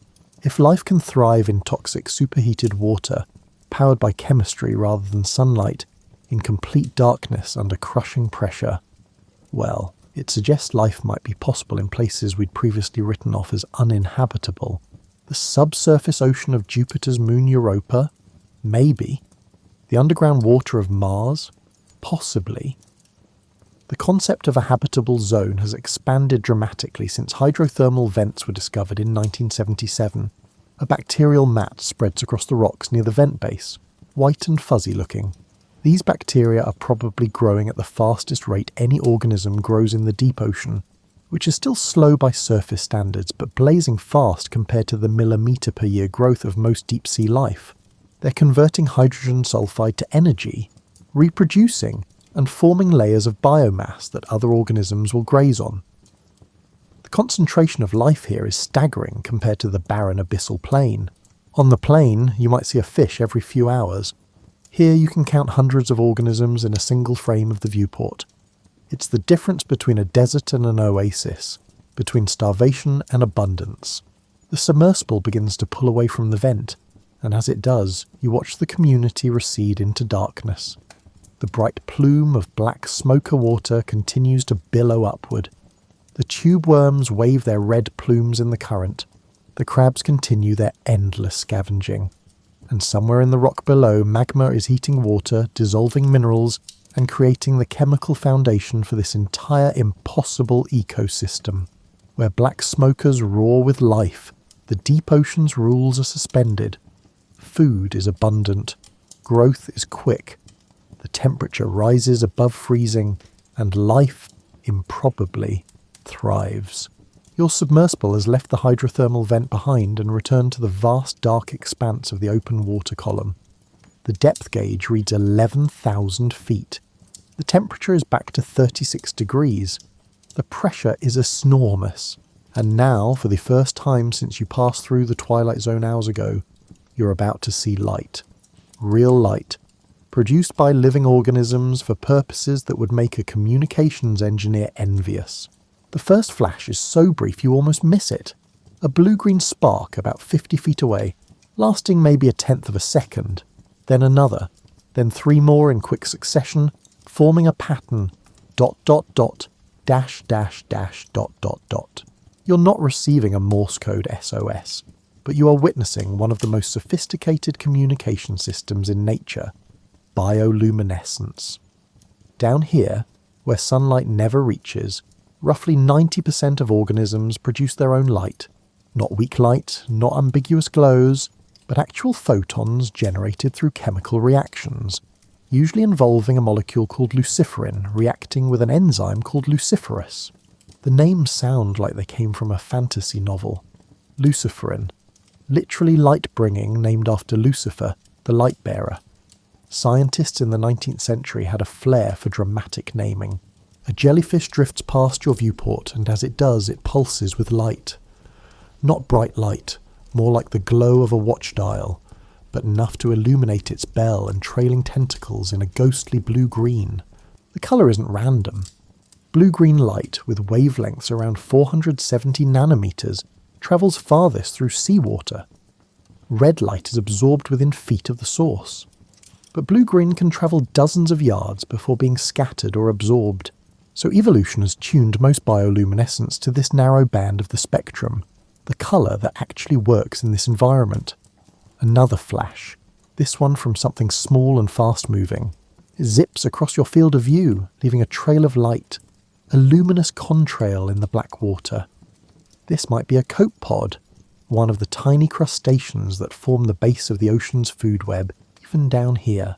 When threatened, many copepods release a burst of bioluminescent chemicals, creating a flash that startles predators or, more cleverly, illuminates the predator, making it visible to its own predators. It's biological misdirection. I might be eaten, but you're definitely being seen. A lanternfish appears in your lights, one of the most common fish in the ocean, though most people have never heard of them because they live in the mesopelagic zone, and only venture near the surface at night. Its sides are covered with photophores, specialised light-producing organs arranged in precise patterns. Each species has a different pattern, like a barcode made of lights. This is how lanternfish recognise their own species in the dark, by reading each other's light patterns. The lanternfish swims beneath your submersible, and as it does, its ventral photophores glow softly. This is called counter-illumination. The fish matches the faint downwelling light from above, making itself invisible to predators looking up from below. It's active camouflage using bioluminescence, a biological version of what stealth aircraft do with radar. The fish isn't trying to be bright, it's trying to be precisely as bright as the background, which is much harder. A dragonfish materializes from the darkness, and it's carrying its own spotlight. Beneath its eye is a photophore that emits red light, which is extremely unusual in the deep ocean. Most organisms can't see red light at this depth. They lack the necessary photoreceptors, but dragonfish can. They've evolved the ability to see red, and they've evolved the ability to produce it. This gives them a private channel of communication, and more importantly, a hunting tool. They can illuminate prey without the prey knowing they're being illuminated. It's like having night vision goggles in a world where everyone else is blind. The dragonfish's light sweeps across the water like a searchlight, and for a moment you see several small crustaceans frozen in its beam, illuminated in wavelengths they can't detect. They have no idea they've been spotted. Then the dragonfish strikes, inhaling one of them, and disappears back into the darkness. A siphonophore drifts past, a colonial organism that looks like a long, stringy jellyfish. The entire length of it, maybe 30 feet, is decorated with tiny bioluminescent lights, making it look like an underwater Christmas tree. These lights serve multiple purposes, attracting prey, startling predators, and maybe communicating with other siphonophores. The colony pulses its lights in waves, creating patterns that ripple along its length. You're watching a light show designed by evolution for an audience of hungry fish. Your submersible's external lights switch off. The crew wants to observe bioluminescence without interference. For a moment you're in complete darkness, the kind of darkness that makes you understand what absence of light really means. And then, slowly, you start to see them. Flashes, glows, pulses. The water around you is alive with light. A squid produces a burst of luminous ink. Not black ink like its surface relatives use, but glowing ink. The cloud of light hangs in the water, roughly squid-shaped, while the squid itself jets away into the darkness. The predator that was pursuing it lunges at the glowing decoy, giving the squid precious seconds to escape. Its biological sleight of hand. I'm over here. No, wait, I'm over there. Actually, I'm nowhere near either of those locations. A fish swims past with photophores inside its mouth.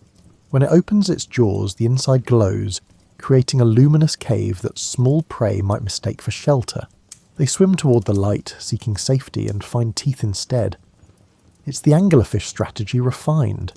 Instead of a lure dangling in front, the entire mouth becomes the trap. The bioluminescence down here serves so many purposes that scientists are still cataloguing them.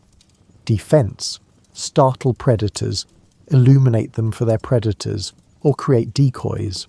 Hunting, lure prey, illuminate prey invisibly, if you have red light, or create hunting partnerships by signalling to others. Communication, species recognition, mate attraction, and territorial displays. Camouflage, counter-illumination to disappear against downwelling light. A jellyfish passes by that looks unremarkable until something bumps into it. Then it explodes with light. Bright, pulsing rings that radiate out from the point of contact. This is a burglar alarm display. The jellyfish is trying to attract attention to whatever just touched it, hoping that attention comes in the form of a predator that will eat the thing that bumped into it. It's desperate, loud, and surprisingly effective. Many fish will immediately retreat from anything that suddenly lights up like a police car. Some of the light patterns you're seeing aren't random flashes but coded signals. Certain species of squid produce specific patterns when they're looking for mates. Particular sequences of flashes that translate roughly to "I'm available," "I'm the right species," and "I'm in breeding condition." Other squid produce different patterns that mean this territory is occupied, or "I'm too large to be worth attacking." A flashlight fish appears, yes, that's its actual name, with large photophores beneath its eyes that it can cover with specialized flaps of skin, creating a controllable on-off signal. It flashes in patterns. 3 quick, pause, 2 quick, pause, 1 long. Other flashlight fish respond with their own patterns. You're watching a conversation conducted entirely in blinks, a discussion of whatever matters to flashlight fish. Feeding spots, perhaps. Mating availability. Local predators. The content doesn't matter as much as the fact that it's happening. Social communication using light, in a place where light was supposed to be impossible. The submersible's lights come back on, and the bioluminescence vanishes, washed out by the bright artificial illumination.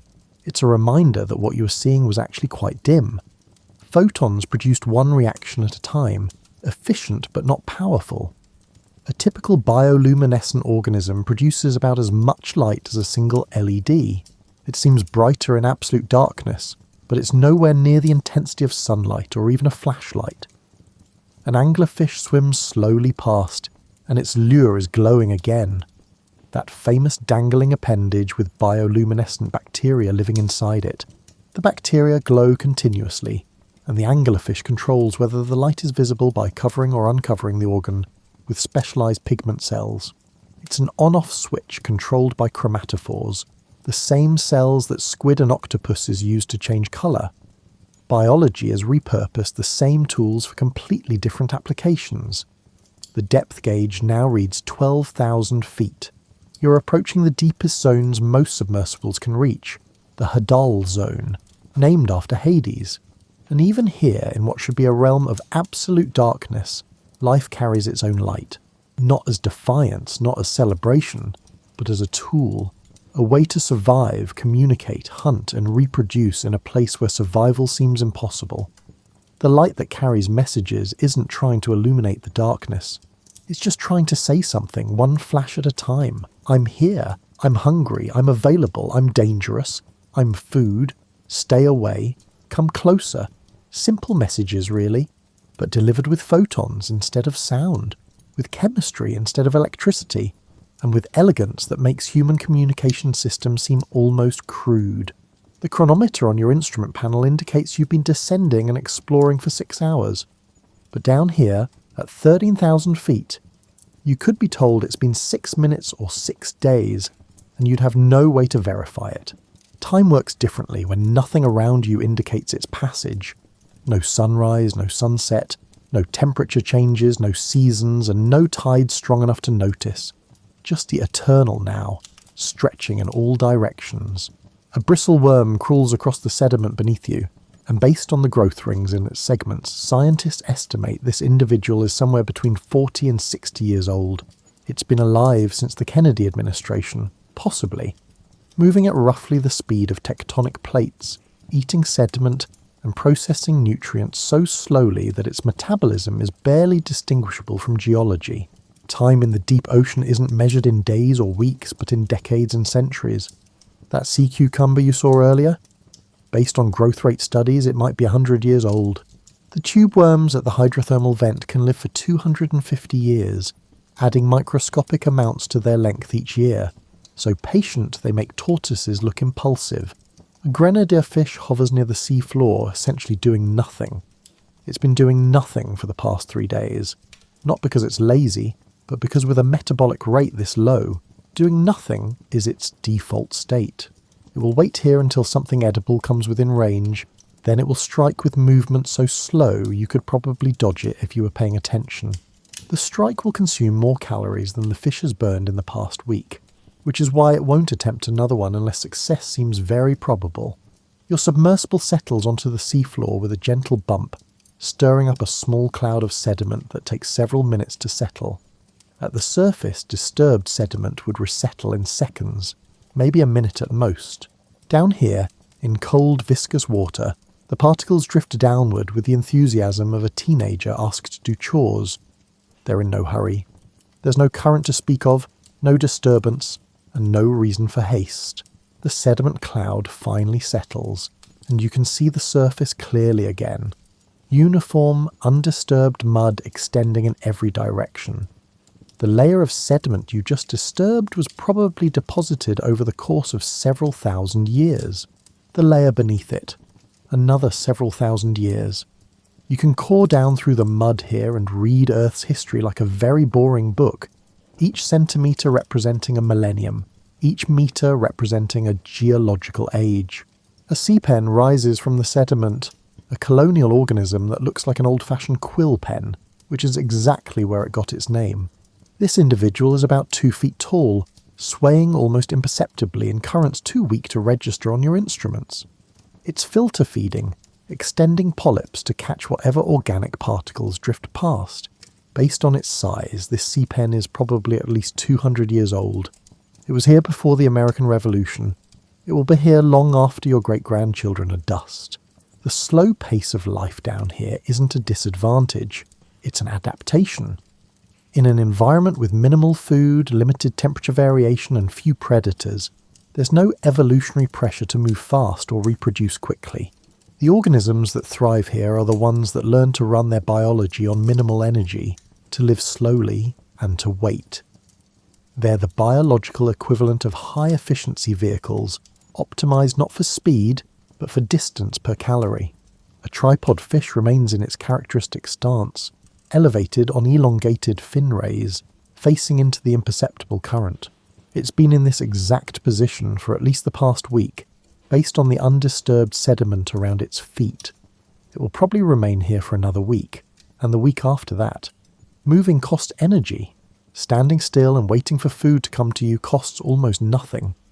Time in the deep ocean is measured by growth rings in fish ear bones, by radioactive decay in sediment layers, and by the slow accumulation of marine snow. A glass sponge nearby might be 500 years old, older than the founding of St. Petersburg, older than the Taj Mahal. It's been sitting on this spot filtering water since the Ming dynasty. If it could speak, it would tell you that change is something that happens to other people, in other places. Your submersible's sampling arm extends and collects a core of sediment. A tube perhaps 2 feet long, containing mud that represents roughly 2 million years of deposition. The bottom of this core is from the Pleistocene, from a time when mastodons walked the earth and humans were just figuring out fire. The top layer was deposited last Tuesday, or maybe last month. At this rate of accumulation, the distinction is meaningless. A crinoid sits attached to a rock, and a kynoderm that looks like a flower made of arms. Crinoids are sometimes called living fossils, though that term is somewhat misleading because all organisms are equally evolved, having had the same amount of time to adapt to their environments. But crinoids do look remarkably similar to their ancestors from 300 million years ago, which suggests that their body plan works well enough that there's been no pressure to change it. If it's not broken, don't fix it, even if not fixing it means staying the same for geological eras. The slow time of the deep ocean means that recovery from disturbance takes decades or centuries. If a submarine scrapes across the seafloor, the tracks can remain visible for 50 years. If deep-sea mining were to occur, the disturbed areas wouldn't recover in any human meaningful time frame. The organisms here have adapted to stability, to an environment that changes so slowly that they can afford to grow slowly, reproduce slowly, and recover slowly. Rapid change is something their biology simply isn't equipped to handle. A sea spider walks across the sediment. Not actually a spider, but a pachnogonid, a creature so weird that scientists had to give it its own taxonomic class. This particular specimen is about the size of your hand, moving with the deliberation of something that understands it has all day and all night and all year to get wherever it's going. Its legs probe the mud, searching for small worms or hydroids. When it finds one, it will feed for hours, possibly days, extracting nutrients with the enthusiasm of someone reading terms and conditions. The concept of circadian rhythms, the 24-hour biological cycles that govern most surface life, barely exists down here. There's no day-night cycle to synchronize to, no reason for an organism to be more active at one time than another. Some deep-sea fish show activity patterns that correspond to the vertical migration of prey from above. Peaks of activity every 12 or 24 hours, but many show no cycles at all. They feed when they encounter food, rest when they don't, and ignore the passage of time entirely. Your instruments detect a slight current, water moving at approximately 1 centimetre per second, or about 2 feet per minute. This is what passes for strong flow in the deep ocean. On land, you wouldn't even feel this. It wouldn't ruffle your hair or cool your skin. But down here, it's sufficient to influence where organisms settle, which direction they face, and how they position themselves to maximise food capture. A bacteria colony grows on a piece of driftwood that somehow made it down here. Probably sank after being waterlogged for months at the surface. The wood is being slowly consumed by bacteria and specialised wood-boring bivalves. This process will take decades. A similar piece of wood on land would be decomposed within years, maybe months in a humid environment. But down here, in cold water with limited oxygen and sparse bacterial populations, decomposition happens at geological speeds. The slow time has strange effects on evolution, with generation times measured in decades rather than years, and population sizes often small due to food scarcity. Genetic changes take longer to spread through populations, but there's also less competition, fewer environmental changes to adapt to, and therefore less selective pressure. Evolution here happens in slow motion, which is fitting for organisms that do everything in slow motion. A cusk eel swims past, one of the deepest dwelling fish ever recorded, found at depths exceeding 27,000 feet. It moves through the water with minimal effort, its body undulating slowly. Time for this fish is measured differently than for surface fish. Where a tuna might burn through its energy reserves in hours of high-speed swimming, this cusk eel can go weeks on a single small meal. It's playing a completely different game, one where patience isn't a virtue but a survival requirement. The submersible's clock indicates you've been on the bottom for 90 minutes, but it feels both longer and shorter than that. Longer because so little has happened. No dramatic events, no sudden movements, no changes in the environment. Shorter because the unchanging nature of your surroundings makes time feel compressed, as if you just arrived and it's already time to leave. This is time at the bottom of the world, not linear, not urgent, not bound by the rotations and revolutions that govern surface life. Just the slow accumulation of moments into hours, into days, into decades, into centuries, each one identical to the last, each one likely to be identical to the next. Time down here doesn't pass. It accumulates. Your submersible is ascending now, rising slowly through water that humans have visited perhaps 20 times in all of history. 20 visits to a realm that covers more than half the planet's surface. We've sent more missions to the moon, 12 Apollo landings alone, than to the deepest parts of the ocean. We have better maps of Mars than of the seafloor. There are more people who've walked in space than have been to the Hadal Zone. This fact should bother you more than it does. We've designated ourselves the dominant species on Earth, the only ones with self-awareness and technology and grand ambitions, and yet we've barely explored our own planet. The deep ocean remains the largest unexplored frontier on Earth, not because it's impossible to reach, but because it's expensive, difficult, and yields knowledge rather than profit. In 1960, Jacques Piccard and Don Walsh descended to the bottom of the Challenger Deep, the deepest point in the ocean, nearly 36,000 feet down. They spent 20 minutes on the bottom, saw a flatfish and a shrimp, and returned to the surface. Then, nothing. It would be 52 years before anyone returned to that depth. 52 years.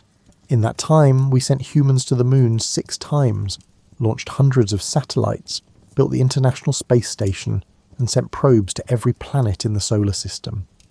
But the deepest part of our own ocean, one visit every 50 years sounds about right. The deep ocean doesn't make for good television. There are no stunning vistas, no dramatic landscapes, and no charismatic megafauna. Just darkness, mud, and weird fish. It's hard to get funding for exploring mud. It's hard to get public interest in creatures that look like mistakes. Space is sexy. The ocean floor is not. Your ascent continues. 8,000 feet now, rising through the abyssal zone. The organisms you're passing, the jellyfish, the squid, the strange fish with impossible proportions, have probably never seen a submersible before, might never see one again. Your lights are likely the brightest illumination they've experienced since, well, ever. You're a UFO to them, an inexplicable intrusion of light and noise and artificial geometry into their world of organic curves and bioluminescent whispers. Scientists estimate that we've explored less than 5% of the ocean floor. 5%.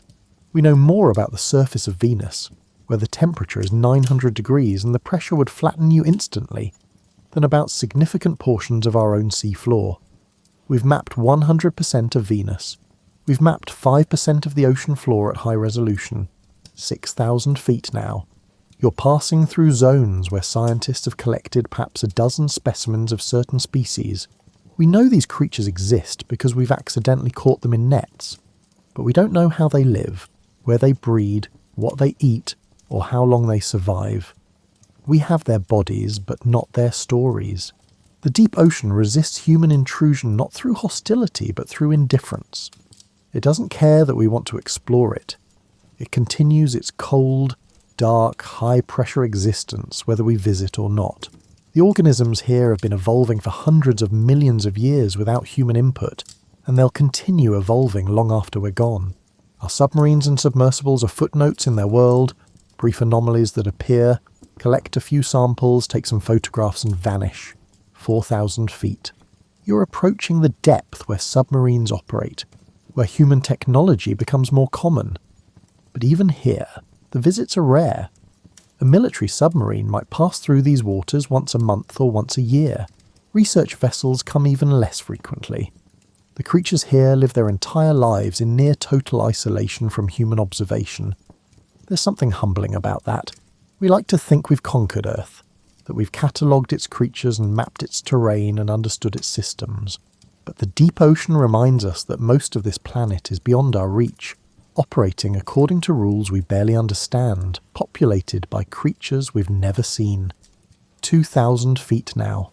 You're in the bathyal zone, where a few more submersibles operate, where some commercial fishing impacts the ecosystem.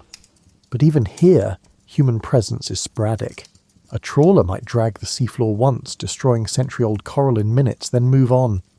The damage remains for decades, but the humans who caused it never return to see it. Scientists estimate that there are potentially 1 million species living in the deep ocean that we haven't discovered yet. 1 million.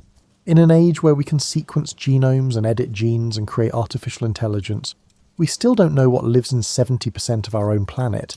We're cataloguing exoplanets in other solar systems while remaining fundamentally ignorant of our ocean's depths.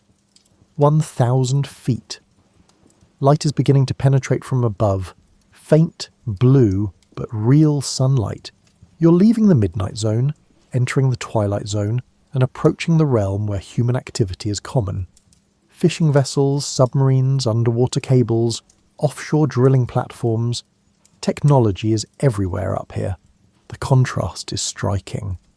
In the space of a few hours, you've moved from a place essentially untouched by humanity to a place where human impact is everywhere. From seafloor that hasn't been disturbed in millennia to waters fished commercially. From darkness and isolation to light and intrusion. 500 feet. You can see the surface now, a boundary between worlds, a transition from the familiar to the alien. Above, sunlight, warmth, human ships, satellites, and billions of people living their lives mostly unaware of what exists below. Below, the cold, the dark, the pressure, and the strange, slow life that persists in conditions that would kill surface organisms instantly. The submersible breaks through the surface with a splash that seems absurdly loud after hours of near silence. Water streams off the hull, the hatch opens and warm air floods in, air that feels tropical compared to the refrigerated interior. You climb out into sunlight that seems impossibly bright, painful almost. The research vessel's crane lifts the submersible from the water. The ocean surface rolls gently, looking exactly the same as it did 6 hours ago. Nothing about it suggests what lies beneath. The miles of cold darkness, the strange creatures, the slow time, the alien ecosystems. The surface keeps its secrets. You'll write a report. Scientists will study your samples. A few photographs will be published.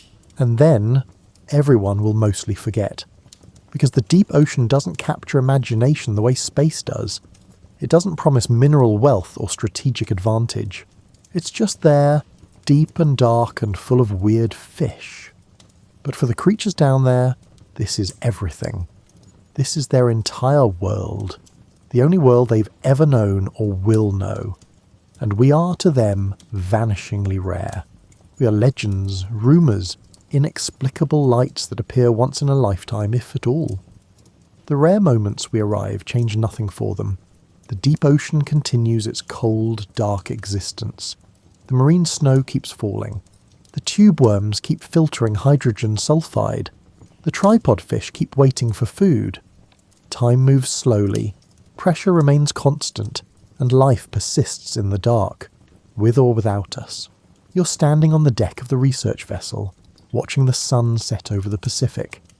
The water is turning from blue to purple to almost black as the light fades. In an hour it'll be completely dark, surface dark, the kind where you can still see stars and ship lights. Not deep ocean dark, which is a different thing entirely. Somewhere beneath this ship, 4 miles down, life is continuing exactly as it has for millions of years. Sea cucumbers are processing sediment. Fish are waiting for food. Bacteria are converting chemicals into energy at hydrothermal vents. And none of them know or care that humans exist, that we've built civilizations and technologies and dreams of exploring the universe. The deep ocean represents Earth's final frontier. Not because it's the last place to explore chronologically, but because it might be the last place we actually do explore thoroughly. Space is the dream that captures human imagination. Mars, the moons of Jupiter, exoplanets orbiting distant stars. These are the frontiers that inspire funding and public interest. The deep ocean is just there. Wet, dark, expensive to visit, and full of uncharismatic fauna. But here's what we're missing.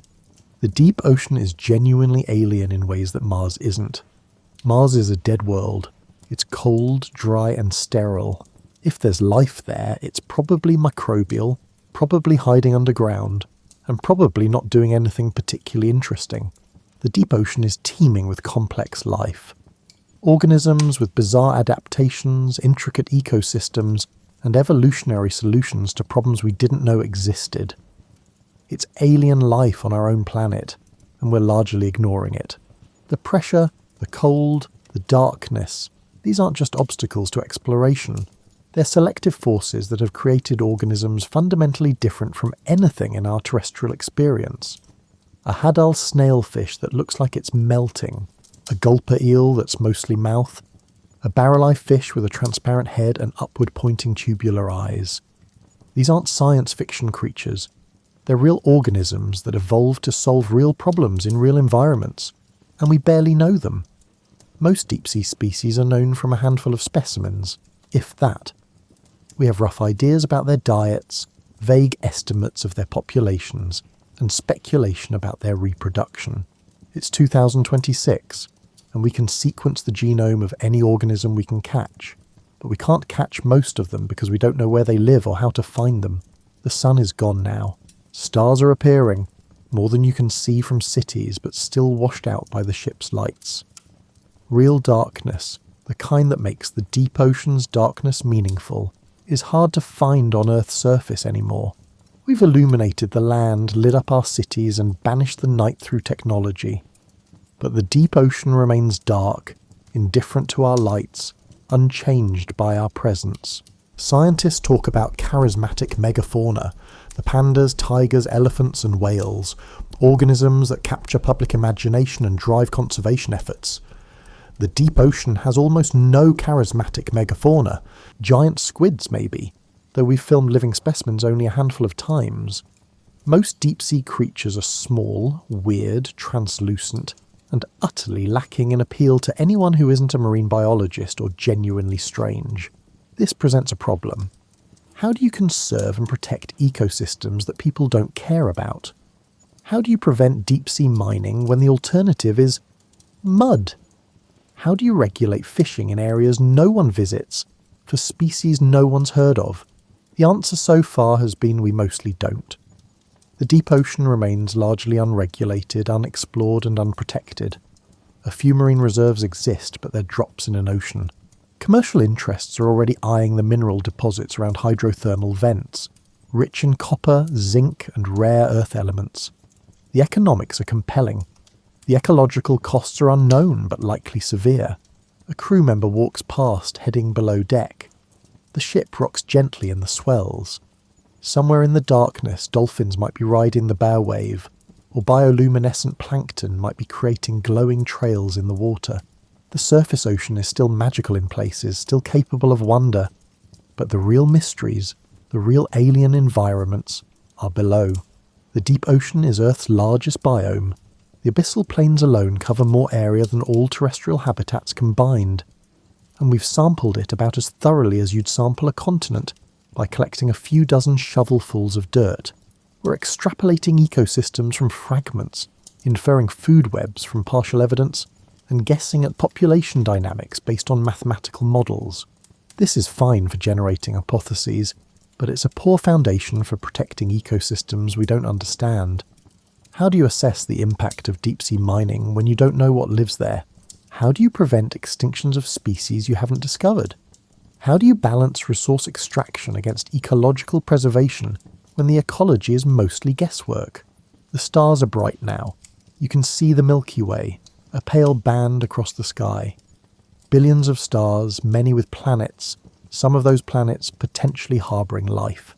We're spending billions on telescopes and space missions to find that life, while simultaneously ignoring complex ecosystems in our own oceans. There's no contradiction, really.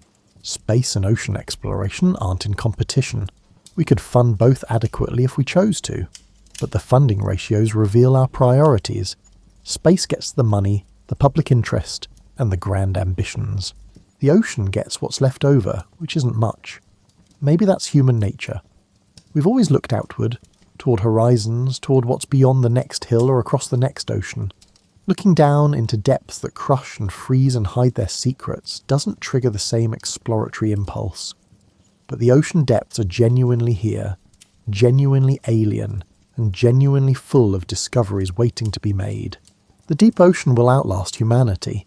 When we're gone, whether in 100 years or 100 million, the abyssal plains will still be accumulating sediment, the hydrothermal vents will still be creating oases of life, and the Hadal snailfish will still be doing whatever it is Hadal snailfish do. The ocean doesn't need us. It was here before we evolved, and it'll be here after we're extinct. But we need it in ways we probably don't fully appreciate. The ocean regulates climate. produces oxygen, absorbs carbon dioxide and drives weather patterns. The deep ocean is part of that system, not isolated from the surface, but connected through the slow mixing of water, the vertical migration of organisms, and the rain of organic matter from above. And we're changing it. Ocean acidification, caused by absorbed CO2, is affecting deep-sea organisms that have never dealt with pH changes. Warming surface waters are altering circulation patterns that determine where nutrients go, which affects what sinks to the deep. Plastic microparticles have been found at the bottom of the Mariana Trench. We've managed to pollute the deepest part of the ocean, a place we barely visit. The deep ocean is Earth's final frontier, not because it's the last place left to explore, but because it might be the last place we actually recognise as worth exploring before it's too late, before we've changed it too much to understand what it was, before we've lost species we never knew existed. The ship's engines rumble to life. You're heading back to port, back to land, back to the world of air and sunlight and reasonable pressure. The deep ocean recedes behind you, not physically, it's still right there under the ship, but conceptually. It becomes something you visited rather than something you're experiencing, a memory rather than an immediate reality, and that's how most people experience the deep ocean, as an abstraction, a fact mentioned in documentaries, a place that exists theoretically but has no bearing on daily life. It's easier that way, easier than contemplating the vast cold dark volumes of water that cover most of the planet, easier than imagining the strange slow life that persists there. But it exists regardless. The deep ocean doesn't need our acknowledgement or our understanding. It simply is. Eternal, patient, indifferent. Earth's quiet depths, where life found ways to persist that surface organisms would consider impossible, where time moves differently, where light is a message rather than an environment, and where food is rare and patience is everything. The final frontier isn't out there among the stars. It's down there, beneath our ships, beneath our feet when we stand on the shore. Alien, vast, mostly unknown, and largely ignored while we dream of Mars. The stars wheel overhead, the ocean rolls beneath. And somewhere in the darkness below, at depths that crush submarines, life continues its slow, patient existence, with or without our attention, with or without our understanding.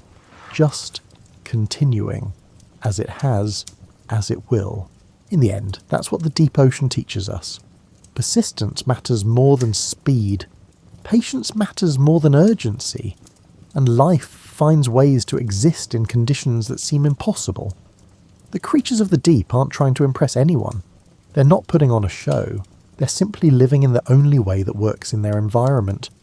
And maybe that's the lesson worth keeping as you head back to shore. Back to human complexity and artificial light. Life is remarkably good at being life, even in places where it shouldn't work, even under conditions that would kill most organisms instantly. The deep ocean exists, vast, cold, dark, and patient. Always there, always waiting, always doing what it's done for hundreds of millions of years. And we occasionally, briefly, expensively visit its edges and marvel at what we find, then return to the surface, to the light, to the warm shallows where humans belong. The deep remains, quiet, eternal, unknown.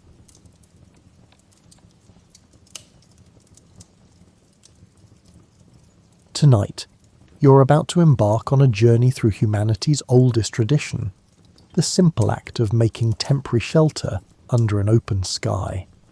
From the first humans seeking refuge beneath the rock overhangs to modern backpackers unzipping nylon tents, camping has shaped who we are as a species. Let's trace this thread through millennia, discovering how each era found its own way to sleep beneath the stars. The sun dips toward distant hills, painting the sky in shades of amber and rose. Your feet are wrapped in animal hide, tied with sinew that's surprisingly comfortable once you stop thinking about it.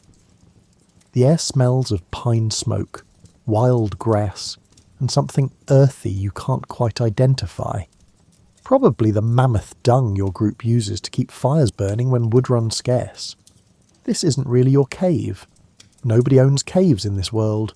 You're just borrowing it for the season, the way a bird borrows a branch.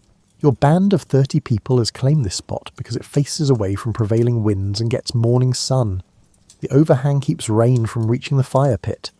A small stream gurgles 20 paces away, close enough for convenience, far enough that you won't attract predators who come to drink.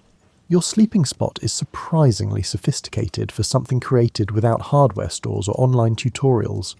You've gathered armfuls of dry grass and piled them against the cave wall, creating a nest that compresses under your weight into something almost mattress-like. Over this, you've draped a hide from the aurochs your hunting party brought down 3 days ago.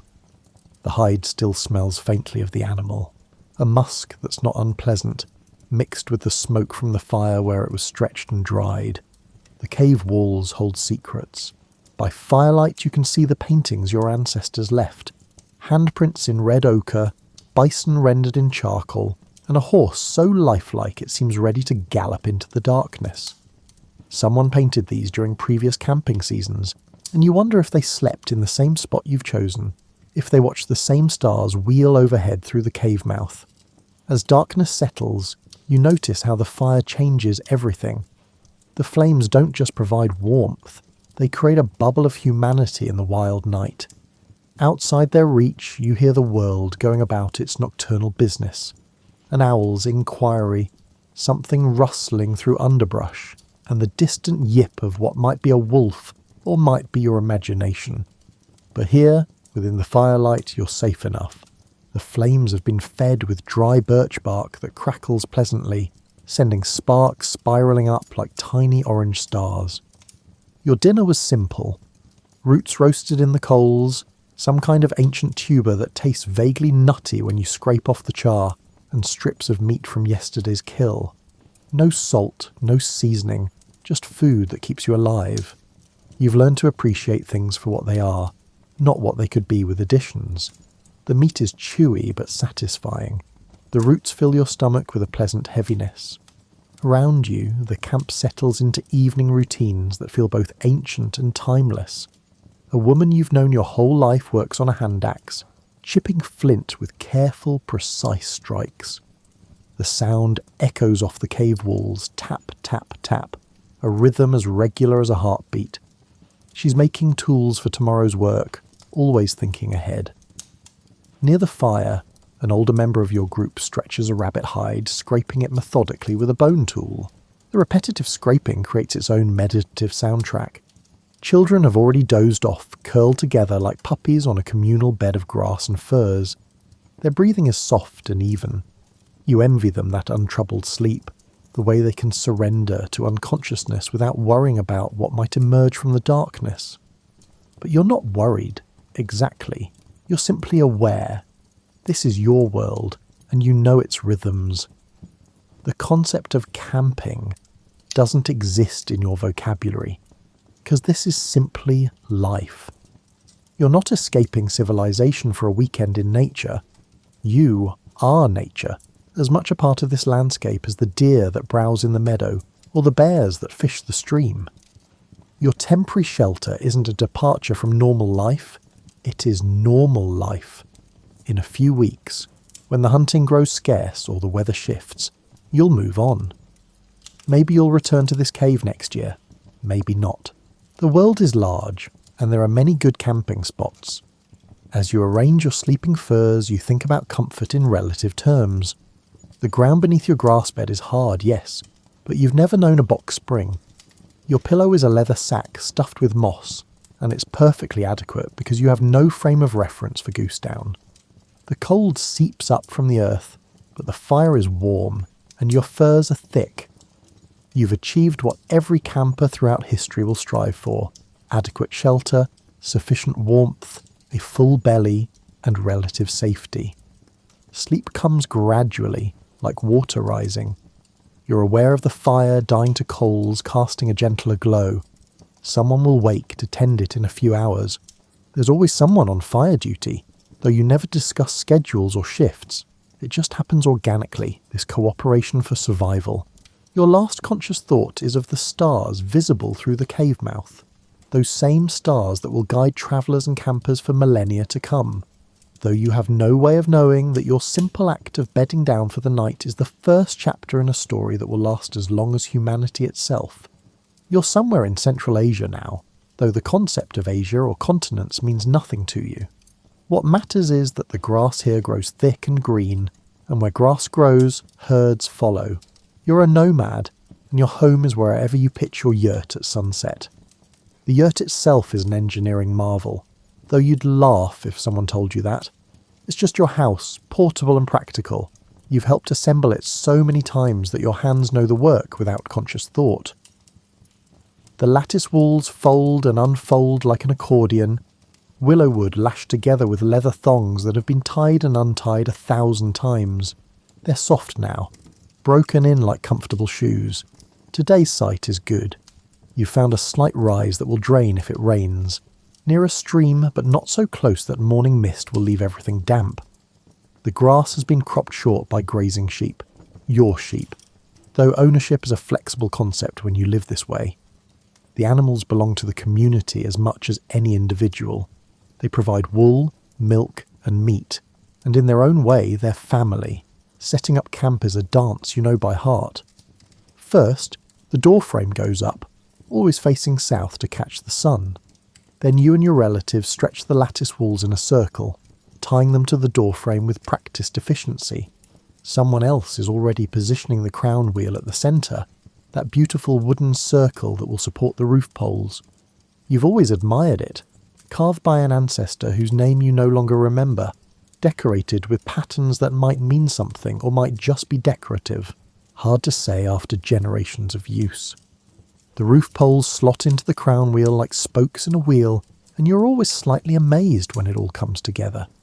70 or 80 poles, each one fitting precisely, creating that distinctive dome shape. Once they're all in place, you drape the felt covering over the frame. The felt is thick, made from wool you processed yourself, beaten and rolled and soaked until the fibres lock together into an almost waterproof fabric. It takes 4 people to lift it, and you grunt with effort as you heave it up and over the frame. The felt has its own smell, a sheepy, lanolin-rich aroma that means home more than any perfume ever could. When you're inside and it rains, you can smell the wet wool, and it's oddly comforting. The felt darkens from tan to brown when water hits it, and you can track the path of raindrops by the colour changes. Inside, you arrange your space with the efficiency of someone who does this regularly. Rugs cover the floor, thick, hand-woven textiles in patterns your grandmother taught you. Red and gold and deep blue, colours achieved through dyes you made from plants and minerals. The rugs provide insulation from the ground and transform the bare earth into something civilized, almost luxurious. Your bed is a low platform on the men's side of the yurt. Yes, there are gendered spaces even in this compact home. The bed is essentially a raised area covered in more rugs and felts, topped with sheepskin that's been tanned until it's butter soft. You've slept on this same sheepskin for years, and it's shaped itself to your body. There's a depression where your hip rests, and a worn spot where your shoulder goes. It's more comfortable than it has any right to be. The centre of the yurt is dominated by the fire pit, though calling it a pit is generous. It's really just a metal brazier, raised slightly off the ground to protect the rugs. Tonight your burning dried dung sounds unpleasant, but it's been sun-dried until it's almost odourless, and it burns with a steady, even heat. The smoke rises through the crown wheel opening, and you've positioned the felt cover so most of it escapes. Most, not all. There's always a faint haze inside the yurt, but you're so accustomed to it that you only notice when you step outside into clear air. Dinner is cooking, mutton stew in a battered copper pot that's travelled with your family for 3 generations. The meat bubbles in salted water with wild onions and whatever greens someone foraged today. Maybe some roots for bulk. The smell is magnificent, rich and savoury, making your stomach rumble even though you ate just a few hours ago. There's also fresh milk from this morning's milking, slightly warm still, with a sweetness that store-bought milk will never achieve. You eat sitting cross-legged on your rugs, using your fingers and a wooden spoon for the broth. The mutton is tough. These sheep are working animals, not bred for tenderness, but it's flavourful in a way that makes you understand why your people have followed herds for countless generations. This meat tastes like the grass the sheep ate, the water they drank, and the wind that blew across the steppes. It tastes like home. After dinner there's tea. Strong black tea churned with milk and salt and butter until it's more beverage than tea. A concoction that sounds bizarre but tastes perfect when you've spent the day in the saddle checking on far-flung livestock. The butter floats on top in golden pools, and you sip carefully to avoid burning your tongue. The warmth spreads through your chest, settling your stomach, preparing your body for sleep. Outside, night has fallen completely. You can hear the sheep settling, their occasional bleating a familiar lullaby. Someone's horse whinnies, probably dreaming of better grass. The wind picks up, and the Ertzfeld covering flaps slightly, but the structure holds firm. It's been designed over centuries to withstand winds far stronger than this gentle evening breeze. You arrange your sleeping furs and settle onto your bed platform. The fire has died to coals, casting a warm red glow that catches the metalwork hanging from the yurt supports. Bridles, cooking implements, and an old sword that's more decoration than weapon. Shadows dance on the felt walls, and you watch them with half-closed eyes, too comfortable to fully surrender to sleep just yet. This is camping, though again, you wouldn't call it that. This is simply life in motion, following the seasons and the grass and the herds. Tomorrow you might pack up and move 5 miles or 50, depending on what the animals need. The yurt will come down in a fraction of the time it took to erect, folded and loaded onto pack animals who know this routine as well as you do. But tonight, you're here, in this spot, under this sky. And that's enough. You're a legionnaire in Germania, and camping has become a military science. Gone are the casual arrangements of your nomadic predecessors. Here, everything is precise and regulated, a testament to Roman organisational genius that turns thousands of men into a functioning city every single night. The march ended an hour ago, but your camp is already taking shape with mechanical efficiency. You're exhausted. 20 miles in full gear will do that. But you know your tasks and muscle memory takes over. The surveyors marked out the camp boundaries while the vanguard was still approaching, using a gromer to ensure perfect right angles, because of course the camp must be rectangular. Circles are for barbarians. Your contubernium, your tent group of 8 men, has been assigned a spot in the 3rd cohort section. You know this spot is precisely measured, exactly large enough for your leather tent with regulation spacing on all sides. No guesswork, no arguing about who gets the better location. Roman military camping is democracy through standardization. The tent goes up with the practiced ease of men who've done this hundreds of times. It's leather, treated with oil until it's almost waterproof, and it smells like a tannery mixed with the sweat of previous owners. The leather is dark brown, almost black in places, scarred and patched, but still serviceable. 8 men can raise it in under 10 minutes if properly motivated, and the centurion watching your section provides excellent motivation without saying a word. The frame is simple but effective. Sturdy wooden poles that slot together, supporting a ridgepole that runs the length of the tent. The leather drapes over this skeleton and is pegged to the ground with iron stakes that double as tent pegs and in a pinch weapons. Everything in the Roman military has multiple purposes. Inside, the tent is Spartan. Your sleeping area is a strip of ground barely wider than your shoulders, separated from your tent mates by invisible but strictly observed boundaries. You've laid down your sleeping mat, oiled leather same as the tent, and unrolled your cloak to serve as a blanket. Some men have wool blankets from home, but yours wore out in Gaul, and you haven't bothered replacing it. The cloak is adequate. Your pillow is your pack, positioned carefully to support your neck. Inside the pack is everything you own: a spare tunic, a needle and thread, a whetstone, and some personal items you'd rather not inventory. The pack is lumpy and not particularly comfortable, but it's familiar. You've slept on worse. The tent smells like 8 men who've been marching all day.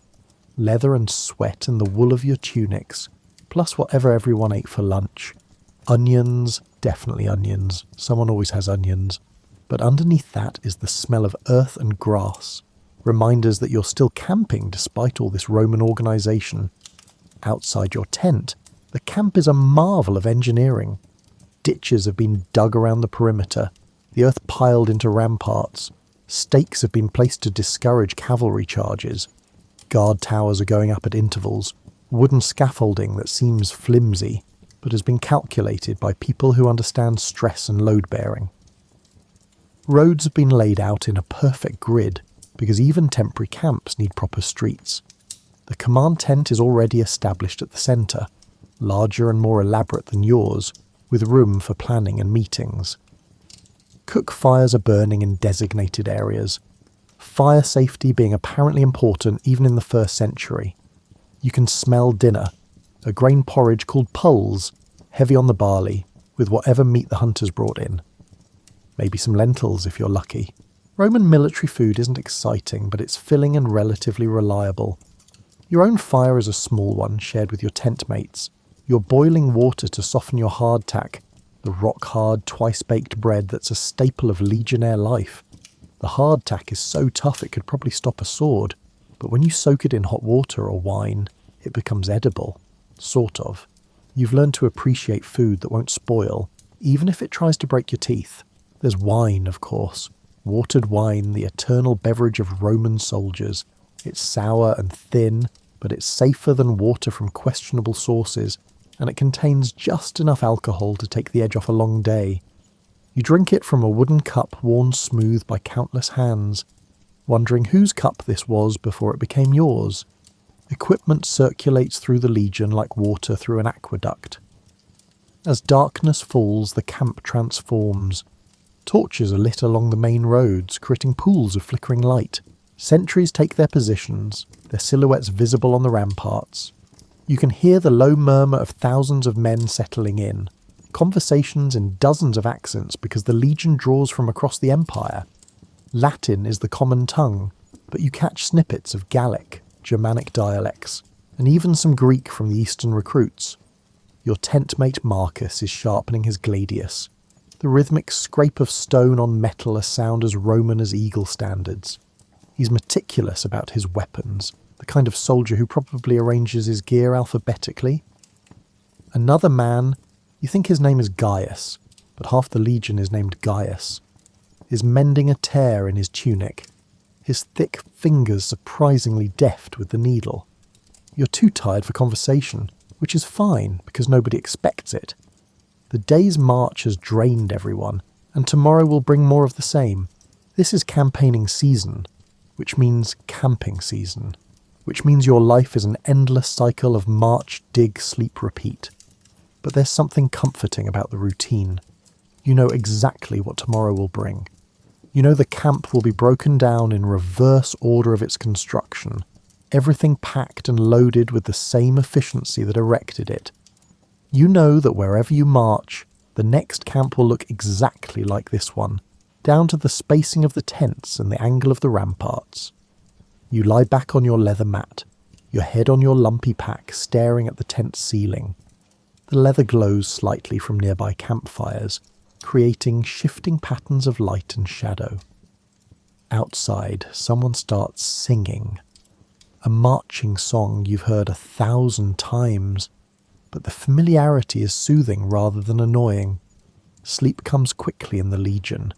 Your body is tired enough that comfort becomes negotiable. The ground is hard, yes, but you're horizontal and relatively warm. The sounds of the camp fade into white noise, crackling fires, low conversations, the occasional bark of an officer checking on his men, and the distant challenge of sentries changing watch. This is Roman camping. Organised, efficient, a temporary city that will vanish tomorrow as completely as it appeared today. You're not connecting with nature or finding yourself or any of that philosophical nonsense. You're simply a cog in a magnificent machine, sleeping in a regulation tent in a regulation camp, one of thousands of identical tents in hundreds of identical camps across an empire that has turned camping into an art form. And somehow, improbably, it works. You're a pilgrim on the road to Canterbury, and tonight's camping is less about choice and more about necessity. The sun set an hour ago, catching you between towns, and the forest is absolutely not a place you want to be after dark. Fortunately, you found a wayside inn, though calling it an inn might be generous. It's more of a fortified barn with delusions of hospitality.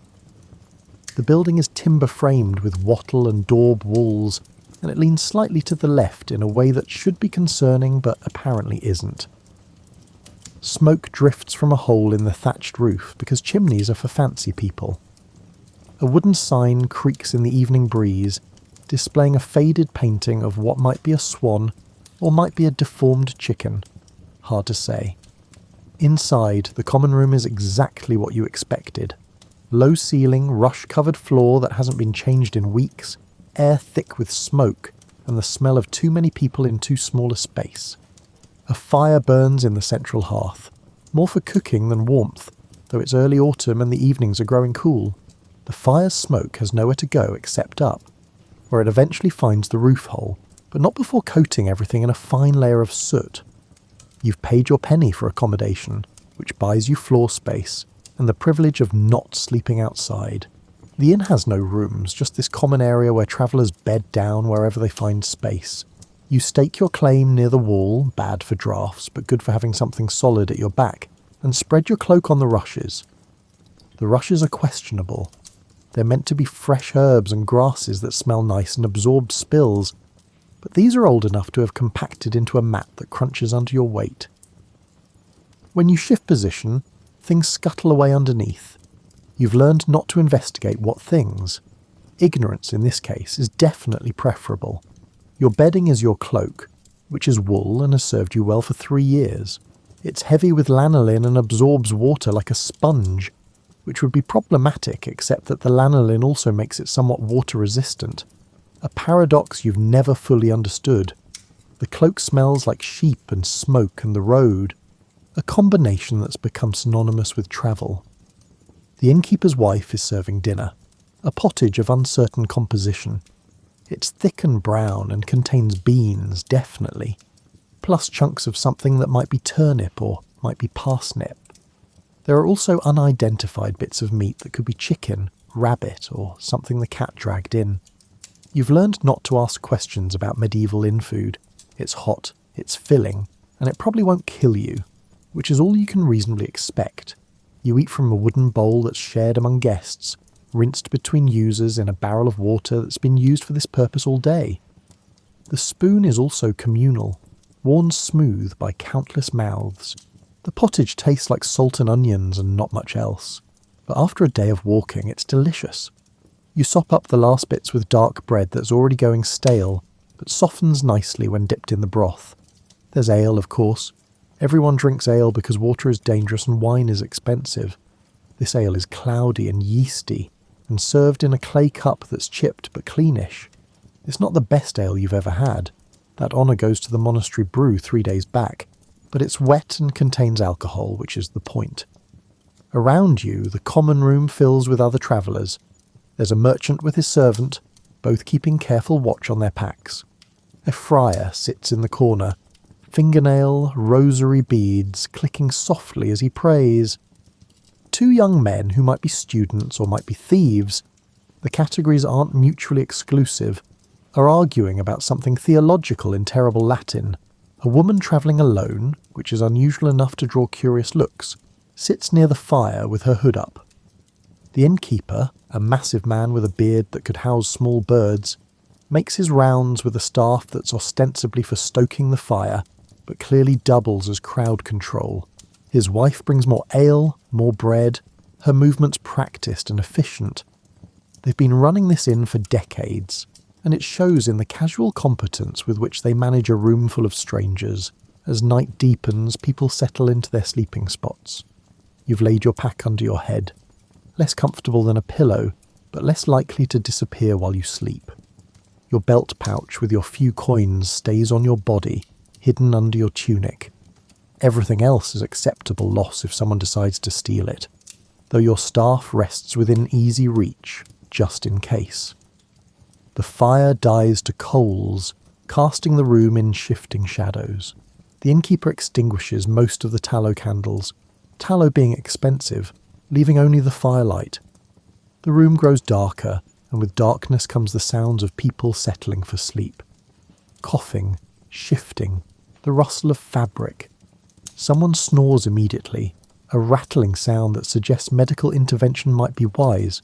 You arrange yourself on your cloak, using your pack to support your head and shoulders. The floor is hard, the rushes barely providing cushioning, but you're warm enough with your body heat and the residual warmth from the fire. Your fellow travellers are close enough that you can hear them breathing, which is either comforting or disturbing depending on your perspective. Sleep doesn't come easily in medieval inns. There are too many noises, too many people, and too many unknowns. You doze fitfully, aware of movement around you, of the woman by the fire-shifting position, of the students finally quieting down, and of someone getting up to relieve themselves in the yard outside. But this is camping, medieval style. You're under a roof, which is better than the forest. You're relatively warm and dry. You've eaten. Tomorrow you'll continue your pilgrimage, but tonight you're here, sharing space with strangers, all of you travelling your separate paths, but bedding down together for this one night. The snoring continues. Someone mumbles in their sleep. The fire pops. A dog that's been sleeping by the hearth scratches itself enthusiastically. Somewhere in the distance, a church bell rings the hour. You've lost count of which hour. You pull your cloak tighter and close your eyes, accepting medieval camping for what it is. Uncomfortable, crowded, vaguely hazardous, but infinitely better than the alternatives. And in the morning, you'll pay another penny for bread and ale, gather your belongings and continue down the road to Canterbury, one night closer to your destination. You're in the northern forests of what will someday be called Wisconsin, though that name and the borders it implies mean nothing to you. What matters is that this is good maple sugaring territory, and spring has arrived with its promise of sweet sap and renewal. Your wigwam sits in a grove of maples, positioned to catch morning sun and sheltered from prevailing winds by a helpful ridge. The structure is beautiful in its simplicity. A dome of bent saplings covered with birch bark, the bark's white exterior bright against the dark forest floor. You helped build this temporary shelter 2 days ago, and you'll take it down again when the sugaring season ends.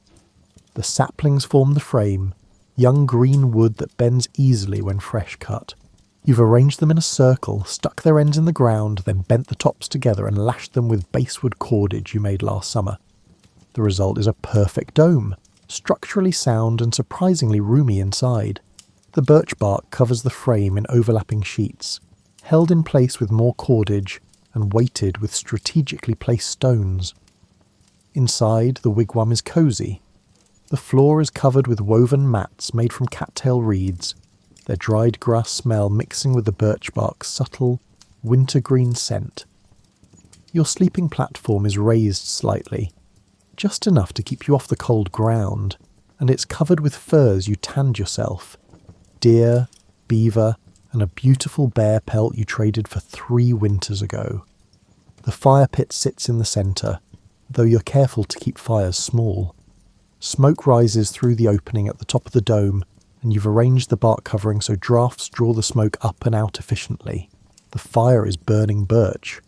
The bark catches instantly.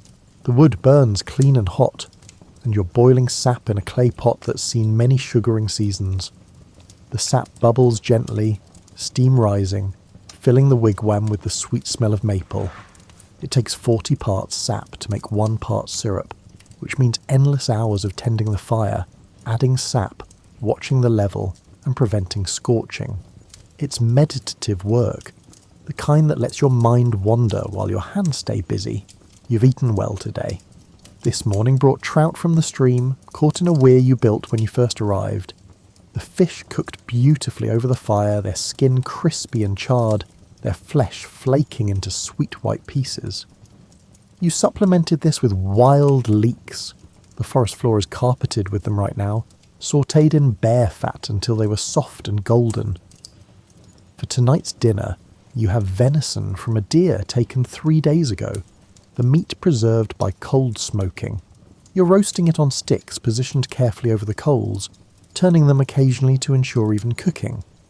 The fat drips into the fire, causing brief flare-ups that char the meat's exterior while keeping the inside tender. The smell is magnificent, smoky and rich and slightly sweet from the maple steam. There's also tea, though you wouldn't call it that. You've steeped spruce tips in hot water, creating a brew that tastes like the forest smells, piney and slightly medicinal, high in vitamin C, though you don't think of it in those terms. You just know it makes you feel good, especially after a long winter. You drink it from a wooden cup smoothed by years of use, its rim worn to velvet softness.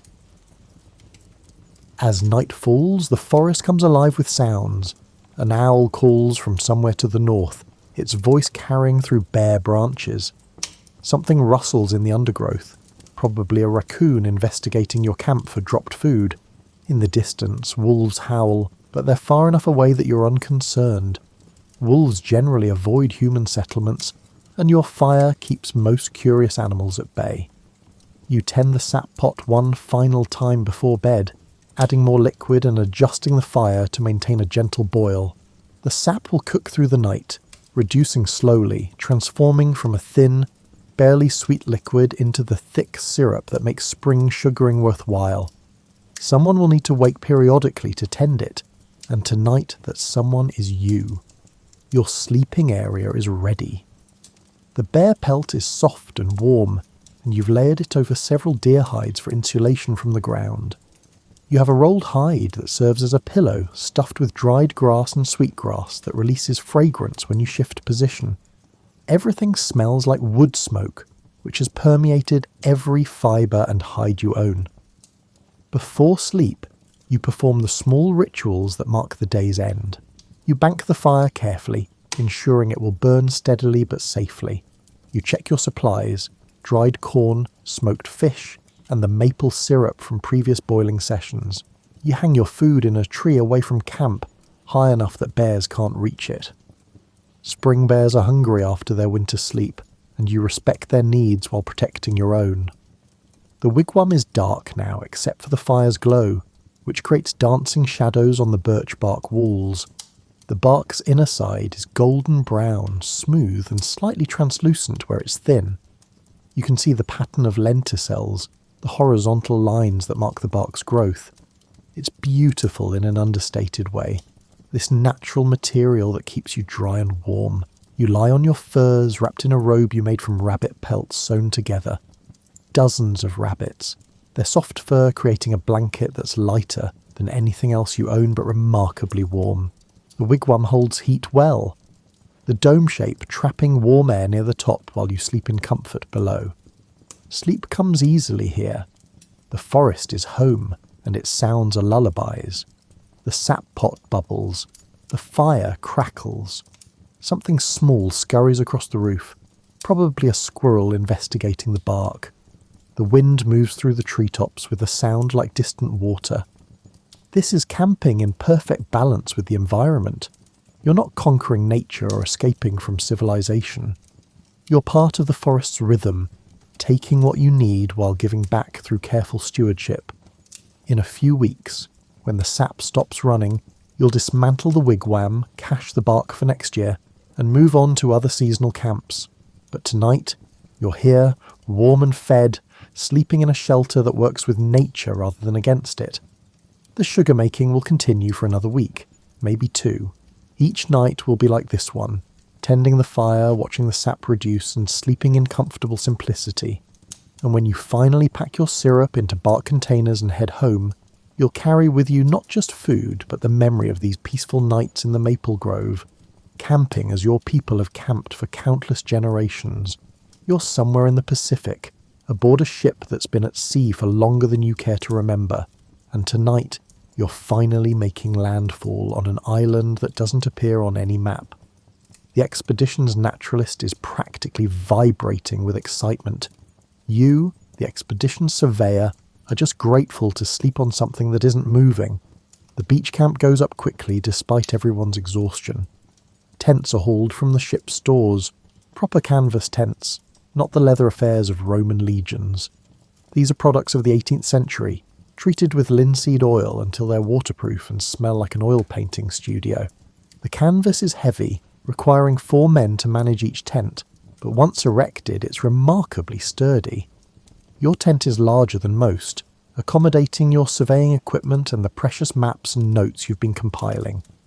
The expedition commander insisted you have a proper workspace, understanding that accurate mapping is crucial to successful exploration. The tent's ridgepole is actual timber, not flimsy wood, and the whole structure is guyed with proper rope, each line positioned at angles you calculated to distribute stress evenly. Inside, you've arranged your space with as much civilization as possible. Your cot is a folding canvas affair, surprisingly comfortable after months in a hammock. You've spread a wool blanket over it, plus your own sleeping roll for extra warmth. The island nights are cooler than you expected despite being in tropical latitudes. Your surveying equipment sits on a folding table. Sextant, compass, chronometer, spare pencils, and the waterproof map case containing months of careful work. Everything has its place, secured against the possibility of tropical storms or curious wildlife. You've already spotted something that might be a giant rat, and you have no desire to discover your notes turned into nesting material. The beach itself is spectacular.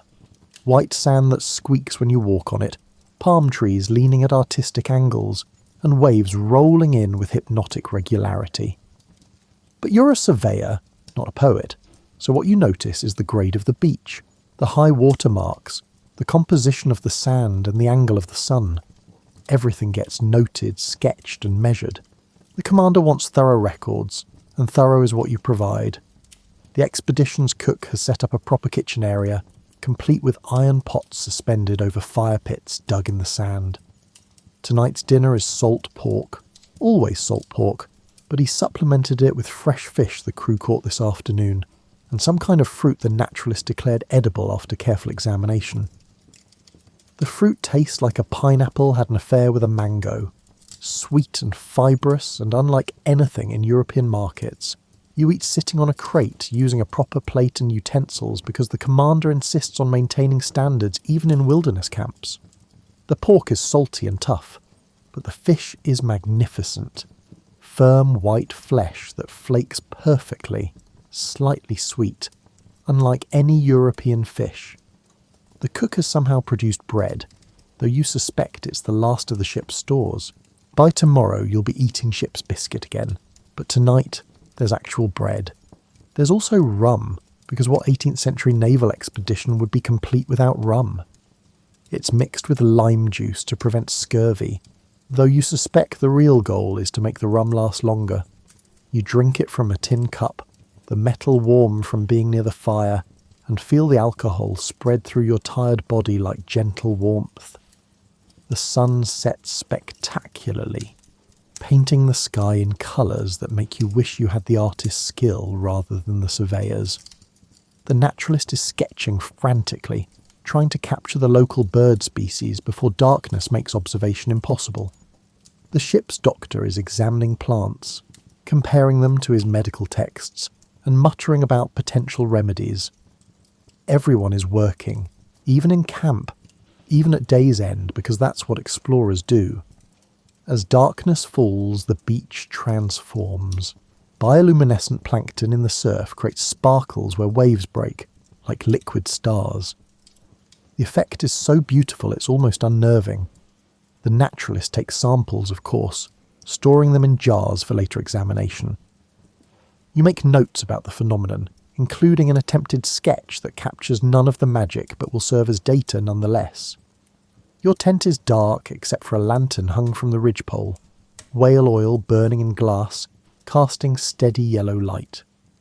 The canvas walls glow softly, and you can see shadows of movement outside as crew members settle into their own tents, or gather around fires to swap stories. Sleep should come easily after the day's exertions, but you're too aware of where you are. This island is unmapped, unexplored by Europeans, and home to who knows what. Every sound is potentially significant. The rustle of palm fronds could be wind, or could be something moving through the trees. The distant crash could be surf, or could be something large and interested in your camp. You lie on your cot, still partially dressed, because undressing in a tent seems both impractical and presumptuous. Your surveying equipment is within reach. Your pistol, unloaded as per regulations, sits on the table.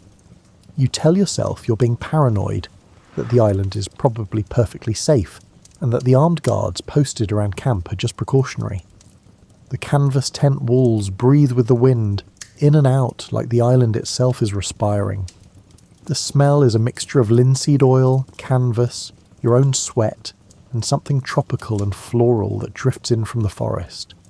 Not unpleasant, just unfamiliar. Everything here is unfamiliar. This is exploration-era camping, structured, scientific, and equipped with the finest equipment the 18th century can provide. You're not surviving, you're documenting. You're not escaping civilization, you're extending it to new territories. And yet, lying here in the darkness, listening to waves and wind and unknown creatures, you feel simultaneously powerful and vulnerable. You have technology and knowledge and proper canvas tents, but the island has time and mystery and the weight of unknown centuries. Sleep finally comes, fitful and populated with dreams of maps. In the morning you'll begin the systematic surveying that is your purpose here, but tonight you're camping on the edge of the unknown, safe in your tent, armed with your instruments, ready to transform mystery into measurement one careful observation at a time. You're in the Lake District, and it's 1800 and something, and you've come to nature seeking inspiration, solace, or possibly just an escape from London's coal smoke and social obligations. Your tent is pitched near a lake that reflects clouds like a mirror, and everything feels properly poetic. This is genteel camping, which means you've brought entirely too much equipment. Your tent is a proper bell tent, spacious enough to stand in, with a centre pole that required 2 servants to wrestle into position. The canvas is pristine white, because showing up with a dingy tent would be simply unthinkable. You've carpeted the interior with oriental rugs that probably cost more than the local shepherd earns in a year. Appearances matter, even in wilderness. Your bed is not a simple cot, but a proper folding bedstead with an actual mattress, albeit a thin one. You've covered it with fine linens, a quilt from home, and several cushions for reading comfort. Because yes, you've brought books. Volumes of Wordsworth, naturally, plus some Byron for when you're feeling dramatic.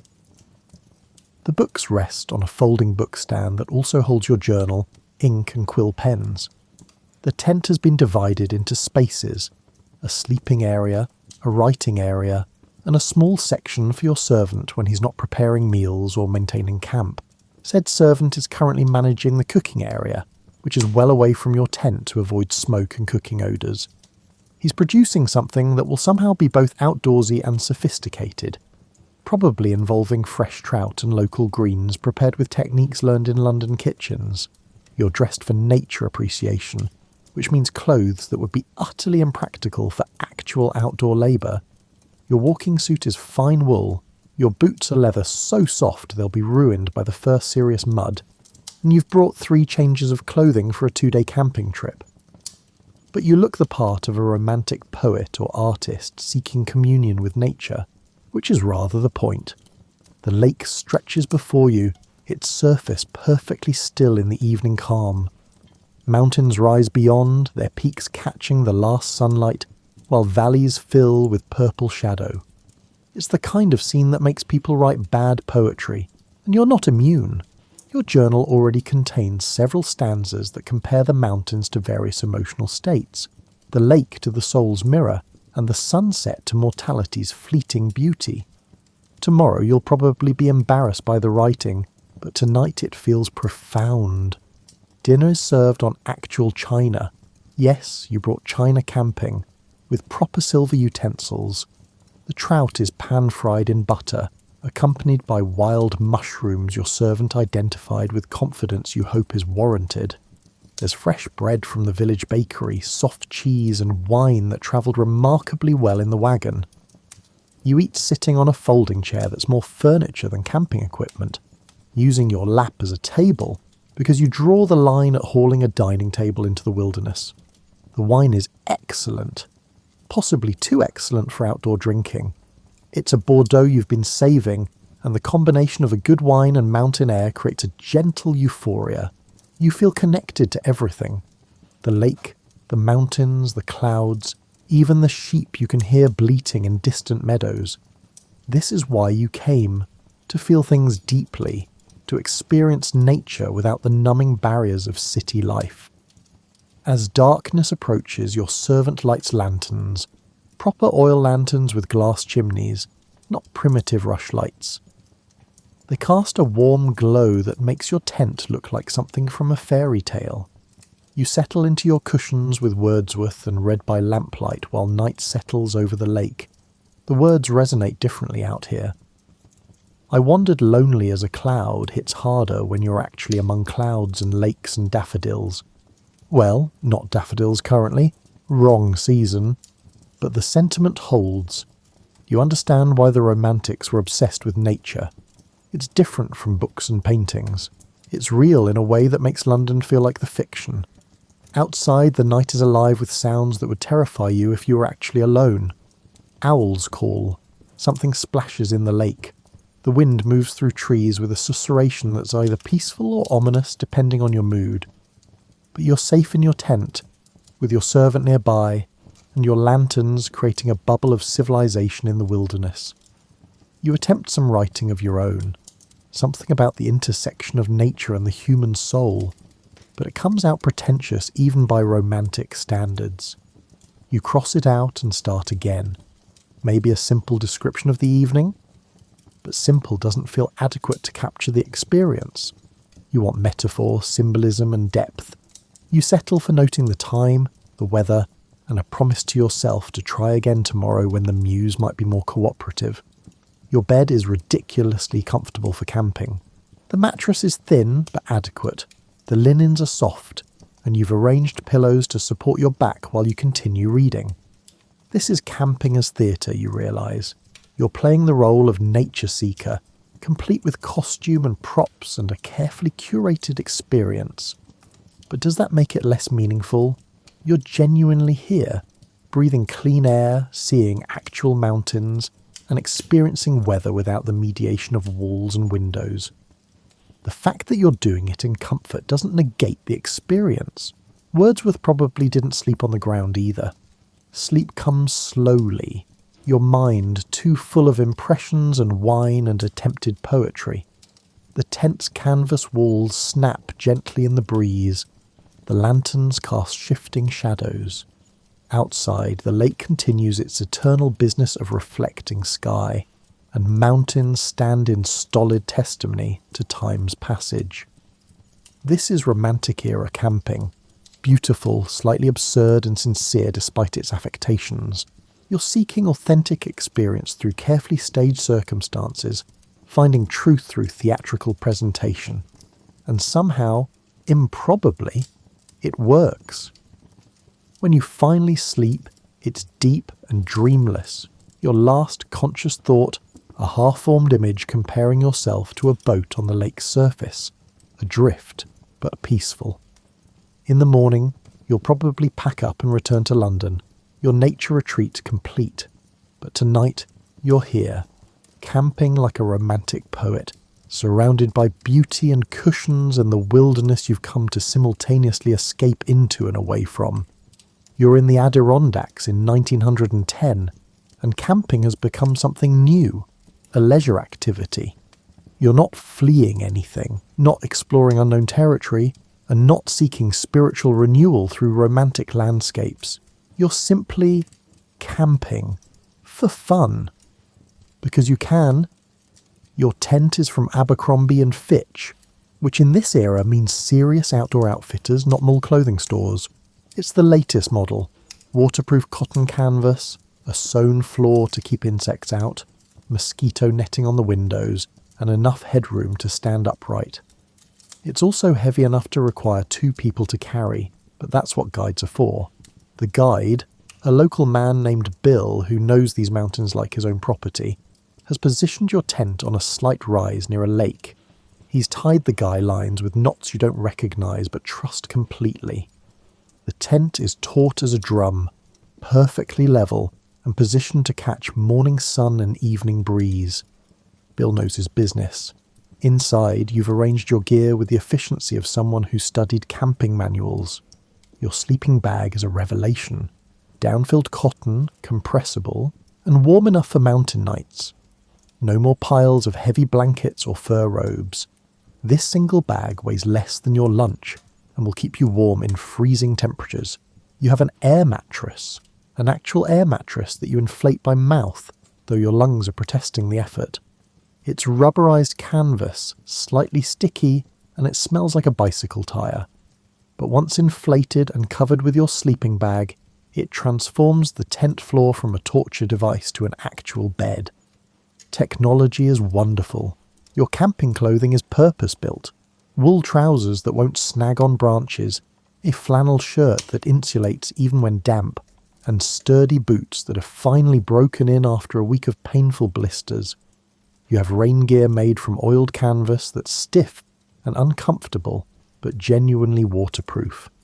Everything is practical, durable, and designed for actual outdoor use.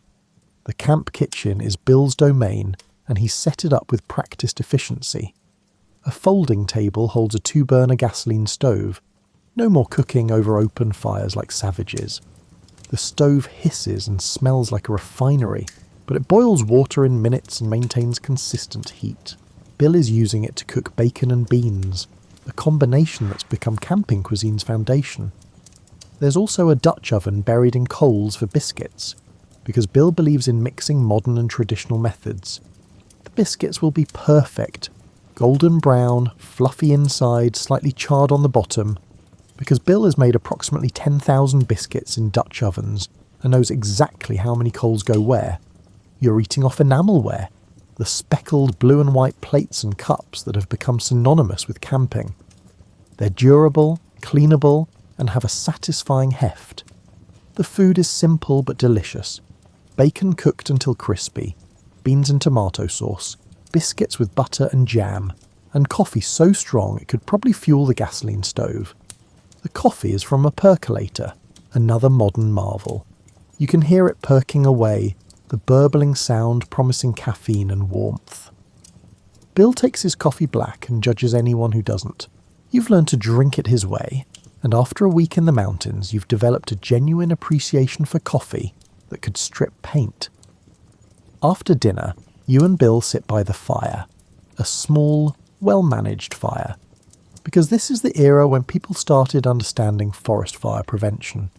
The fire is more for atmosphere than necessity. You have lanterns for light, and the gasoline stove for heat. But fires are traditional, and some traditions are worth keeping. Bill tells stories, as guides do. Tales of previous clients, narrow escapes from bears, and fish that were definitely larger than the lake they lived in. You're not sure how much to believe, but the stories are entertaining and part of the camping experience you've paid for. Tomorrow he'll take you fishing at a spot he swears nobody else knows about, though you suspect he takes all his clients there. The night sounds are different from previous camping experiences. No wolves, they've been hunted out of these mountains. The sounds are smaller, less threatening. Chipmunks still active at dusk, birds settling for the night, and fish jumping in the lake. Even the wind sounds tame, rustling through pines with a sound like gentle rain. You retire to your tent, lighting a battery-powered lantern. Yes, you have battery-powered electric light while camping. The 1910s are a marvellous time. The lantern casts even, clean light, no flickering, no smoke. You use it to read for a while, a camping guidebook actually, full of tips on outdoor living that you're discovering are mostly common sense. Your sleeping bag is as comfortable as promised. You've changed into pyjamas because camping doesn't mean abandoning all civilization.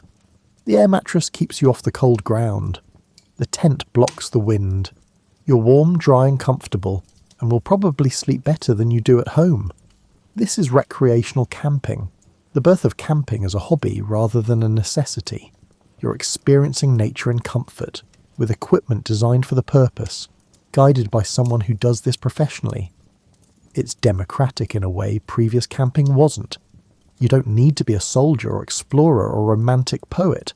You just need a few weeks' salary for equipment and guide fees. As you drift towards sleep, you think about how camping has changed, from survival to military operation to spiritual seeking to this, recreation, sport, a thing people do because they want to, not because circumstances demand it. And somehow, that feels important. Camping has become accessible, optional, and a choice rather than a necessity. The lake laps at the shore. Bill's snoring comes from his nearby tent. Guides sleep soundly, you've noticed. Your air mattress shifts slightly as you turn, making sounds like a sad balloon. The sleeping bag's down, filling shifts around you, distributing warmth evenly. Tomorrow will bring fishing, probably more stories, and another night under canvas. You'll take photographs with your Kodak brownie, documenting your adventure to show skeptical friends back home.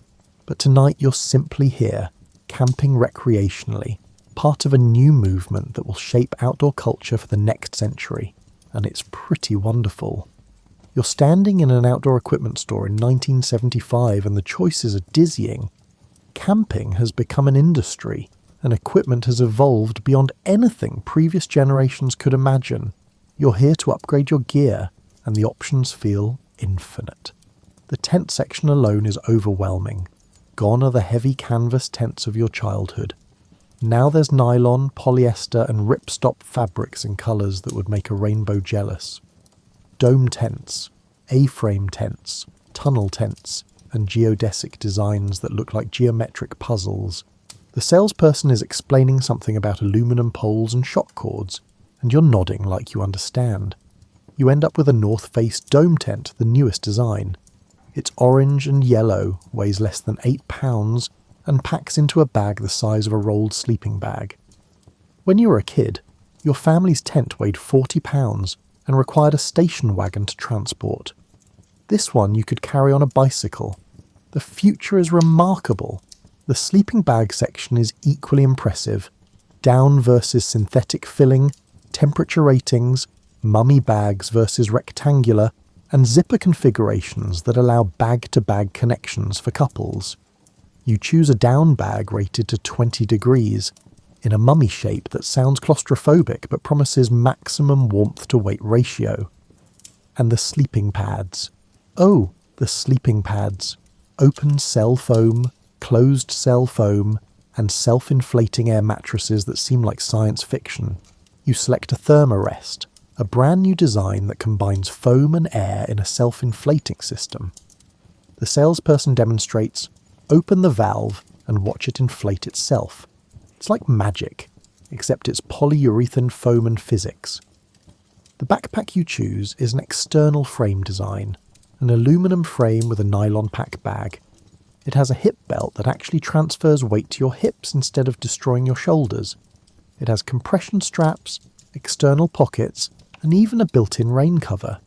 You remember your father's canvas rucksack with leather straps that would cut circulation after 5 miles? This is so much better. It feels like cheating. For cooking, you've entered the era of backpacking stoves. White gas, butane, propane, and multi-fuel designs that burn anything flammable. You choose a simple white gas stove, tiny and efficient, that boils water in minutes and weighs less than a book. Add a nesting pot set in titanium, and suddenly you have a full kitchen that weighs less than a cast iron skillet. The clothing section reveals another revolution.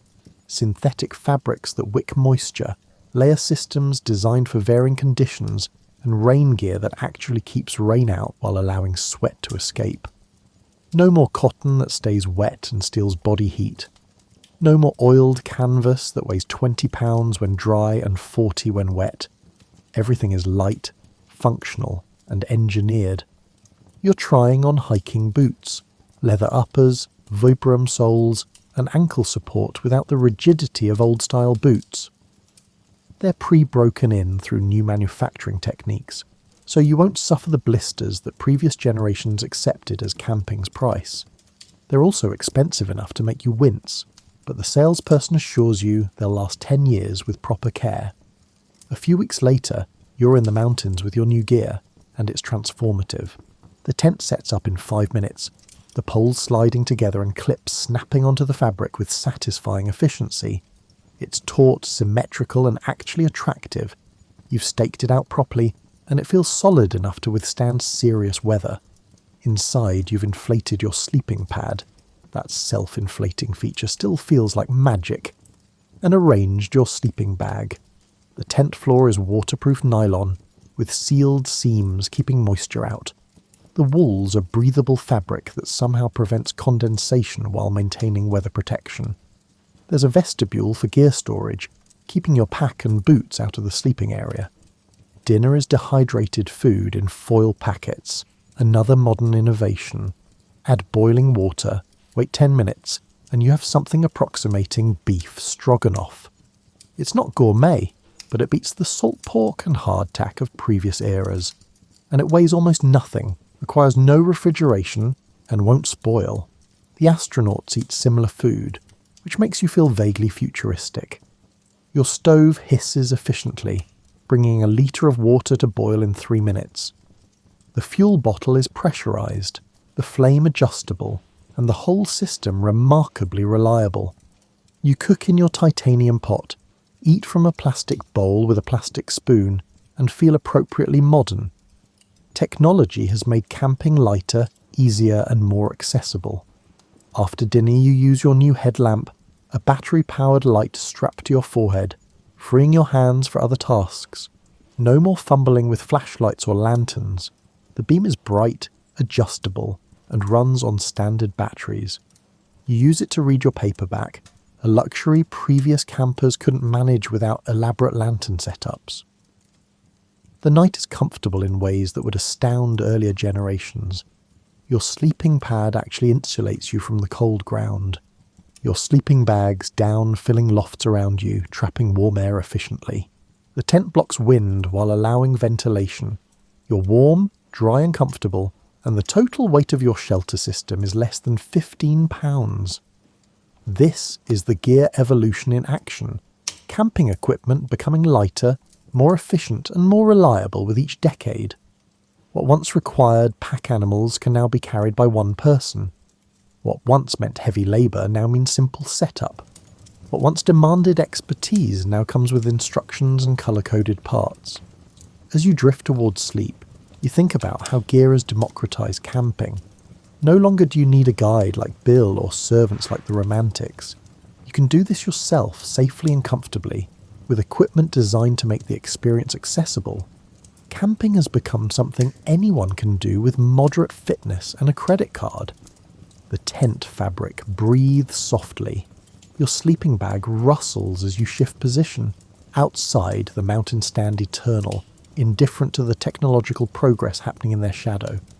Whether you sleep on fur or foam, under canvas or nylon, the mountains don't care. But you do, and the comfort makes the experience better, not worse. You can appreciate nature without suffering and enjoy wilderness without genuine hardship. Tomorrow you'll hike farther with your lighter pack, cook another space-age meal, and sleep another comfortable night. But tonight, you're simply grateful for R&D departments and gear designers and the steady march of progress that's made camping better with each generation. You're in the present day, somewhere in the backcountry, and despite all the technological advances, one thing remains unchanged: the campfire. You've pitched your ultralight tent, gossamer nylon held up by carbon fibre poles, weighing less than 2 pounds. You've inflated your sleeping pad using an ingenious integrated pump. You've checked your GPS watch, charged via solar panel. But now you're gathering wood, arranging tinder, and doing exactly what humans have done for hundreds of thousands of years. The fire ring is established. a circle of stones placed by previous campers, blackened by countless fires.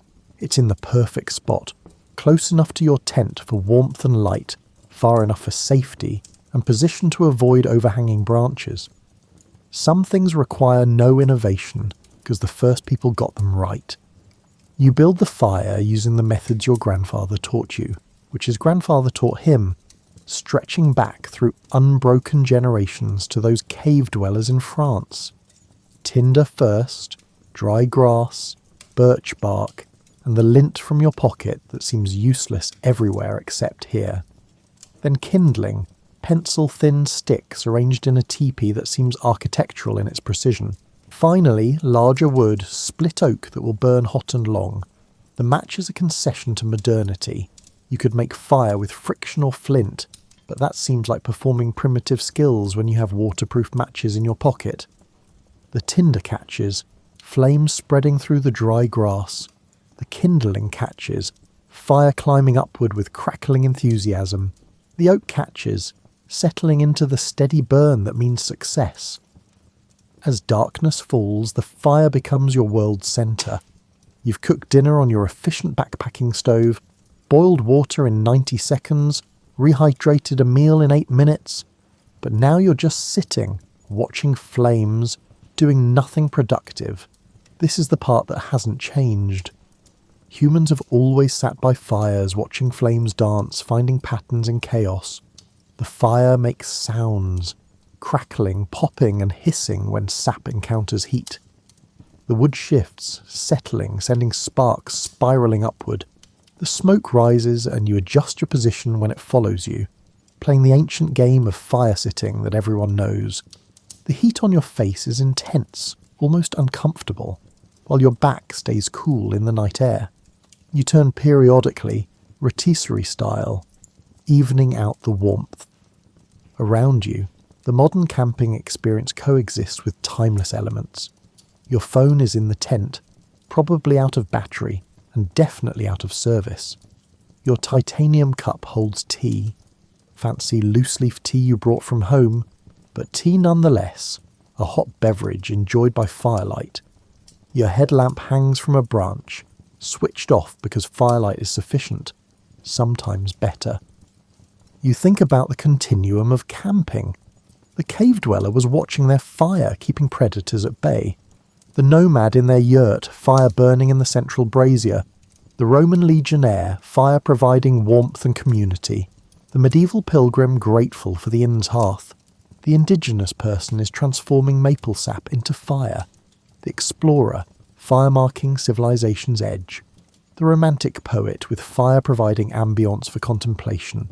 The 20th century camper, fire supplementing modern equipment. And you, current day camper, fire is still central despite alternatives. The fire is community.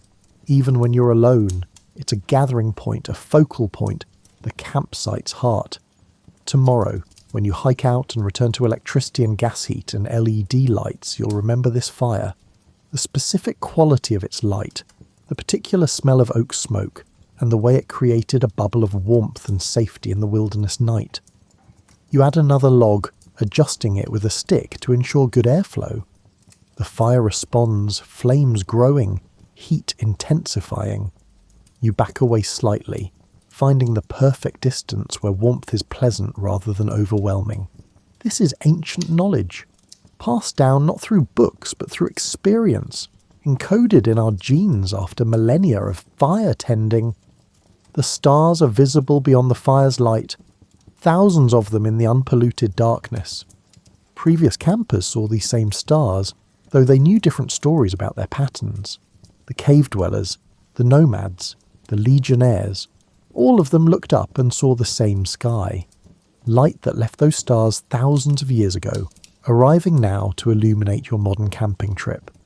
You sip your tea, feeling the warmth spread through your chest.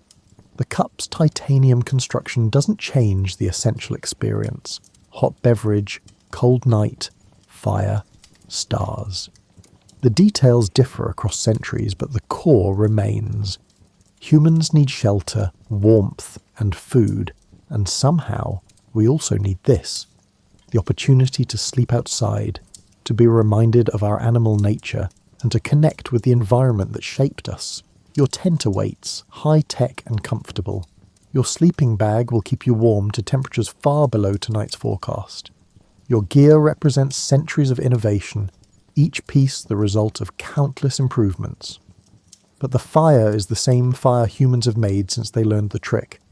Same basic chemistry, same primal appeal, same comfort that transcends technology. As the fire dies to coals, you bank it carefully, ensuring it's safe to leave unattended. The coals glow orange, pulsing slightly like they're breathing. You pour the remains of your tea onto the fire's edges, listening to the hiss and watching steam rise. Safety first, even in ancient rituals. In your tent you hear the fire's last sounds, the settling of wood to ash, and the final pops as moisture escapes. The glow is visible through your tent's mesh, a reminder that fire still burns even as you sleep. In the morning, you'll find cold ashes and maybe a few warm coals deep underneath. You'll scatter the ashes, dismantle the fire ring if regulations require, and leave no trace that you were here. But you were here. You camped, participating in humanity's oldest activity, the thing we've been doing since we were barely human. You carried forward the tradition and added your tiny chapter to the story that began in caves and continues in modern wilderness. You slept outside, by choice, by desire, by some urge that transcends rational explanation. And maybe that's the point. Camping isn't rational, it's not efficient, it's not necessary in an age of climate-controlled homes and reliable food supplies. But it's human. It connects us to our history and reminds us where we came from and who we were before cities and agriculture and civilization. It's a thread running from the deepest past to the present moment, unchanged in its essentials despite transformation in its details. As sleep approaches, you're aware of the continuum. You're one camper among billions across history, sleeping under this same sky, warmed by this same fire, seeking this same connection. The gear changes, the methods evolve, the reasons shift, but the act remains. Humans choosing to sleep outside, to camp, to participate in our species' oldest tradition. The fire is out. The stars wheel overhead. The tent breathes with the wind. And you sleep. Another camper in an endless succession, adding your night to the countless nights that came before and the countless that will follow. The story continues, the tradition endures, and the campfire's smoke spirals upward into the darkness, carrying with it the accumulated nights of all who've ever slept beneath the stars. Epilogue tomorrow, you'll return to permanent walls and electric light, to the world of schedules and obligations. But tonight, you're camping, participating in something older than agriculture, older than writing, and older than civilization itself. The tent that shelters you is high-tech nylon, but it's also a cave, a yurt, a wigwam, and every shelter humans ever made. The fire's ashes will scatter on the wind, but the warmth remains, carried forward into morning and all the mornings after. Camping endures because it's essential, not to survival but to memory. It reminds us who we are beneath the modern surface. It connects us to ancestors whose names are lost but whose DNA we carry. Every time we pitch a tent, we honour them. Every time we light a fire, we continue their tradition. Every time we choose to sleep outside, we say yes to something fundamental about being human. The story of camping is the story of humanity in motion, seeking shelter, finding comfort and making home wherever night falls. From prehistoric caves to modern tents, the details change, but the essence remains. We are all of us campers. Some camp daily, some rarely, and some only in memory or imagination. But the capacity is there, encoded in our genes, waiting for the moment when we step away from permanent walls and remember what it meant to carry our homes on our backs, to read weather in clouds, and to sleep with only fabric between us and infinity. As you drift into sleep, the last conscious thought is simple. This is what humans do. This is who we are. Campers. Always have been, always will be. The methods evolve, the equipment improves, but the fundamental act remains unchanged. We make temporary shelter, we light fires, we sleep under stars, we wake to birdsong and morning light. We pack our homes and move on. And someday, when camping has evolved into forms we can't yet imagine, when tents are made from materials not yet invented, and fires are perhaps prohibited or obsolete, some human will still feel the urge to step outside permanence, to sleep somewhere new, to participate in the ancient tradition. They'll find their way to do it, whatever technology allows, whatever society permits. Because camping isn't just what we do, it's what we are. The night deepens, the stars shine, and one more camper sleeps beneath them, adding one more night to humanity's oldest story. The story continues, endless and enduring, as long as there are humans and wild places and the inexplicable urge to bring them together for one more night, one more fire, and one more chance to remember where we came from and perhaps glimpse where we're going. The campfire tradition endures, and so do we.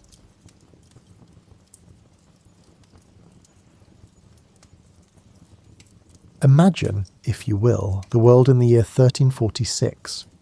Not the world as you might picture it from history books, all mud and misery, but the actual living, breathing medieval world that people loved and complained about and took completely for granted, just as you do with your own time. European cities in the mid-14th century smelled like a combination of baking bread, horse manure, wood smoke, and the particular mustiness of too many people living in too small a space without proper plumbing. The smell wasn't necessarily unpleasant to people who'd never known anything different. It was simply the smell of life, as familiar and unremarkable as the scent of your own home is to you now. Picture a typical morning in Florence, which was then one of the wealthiest cities in Christendom. The day would begin before dawn with church bells, dozens of them, each with its own voice, creating a bronze symphony that told people when to wake, when to pray, when to work, and when to rest. If you'd asked a Florentine to imagine a world without those bells, they would have looked at you as strangely as you'd look at someone who asked you to imagine a world without electricity. The streets filled early with craftspeople opening their shops.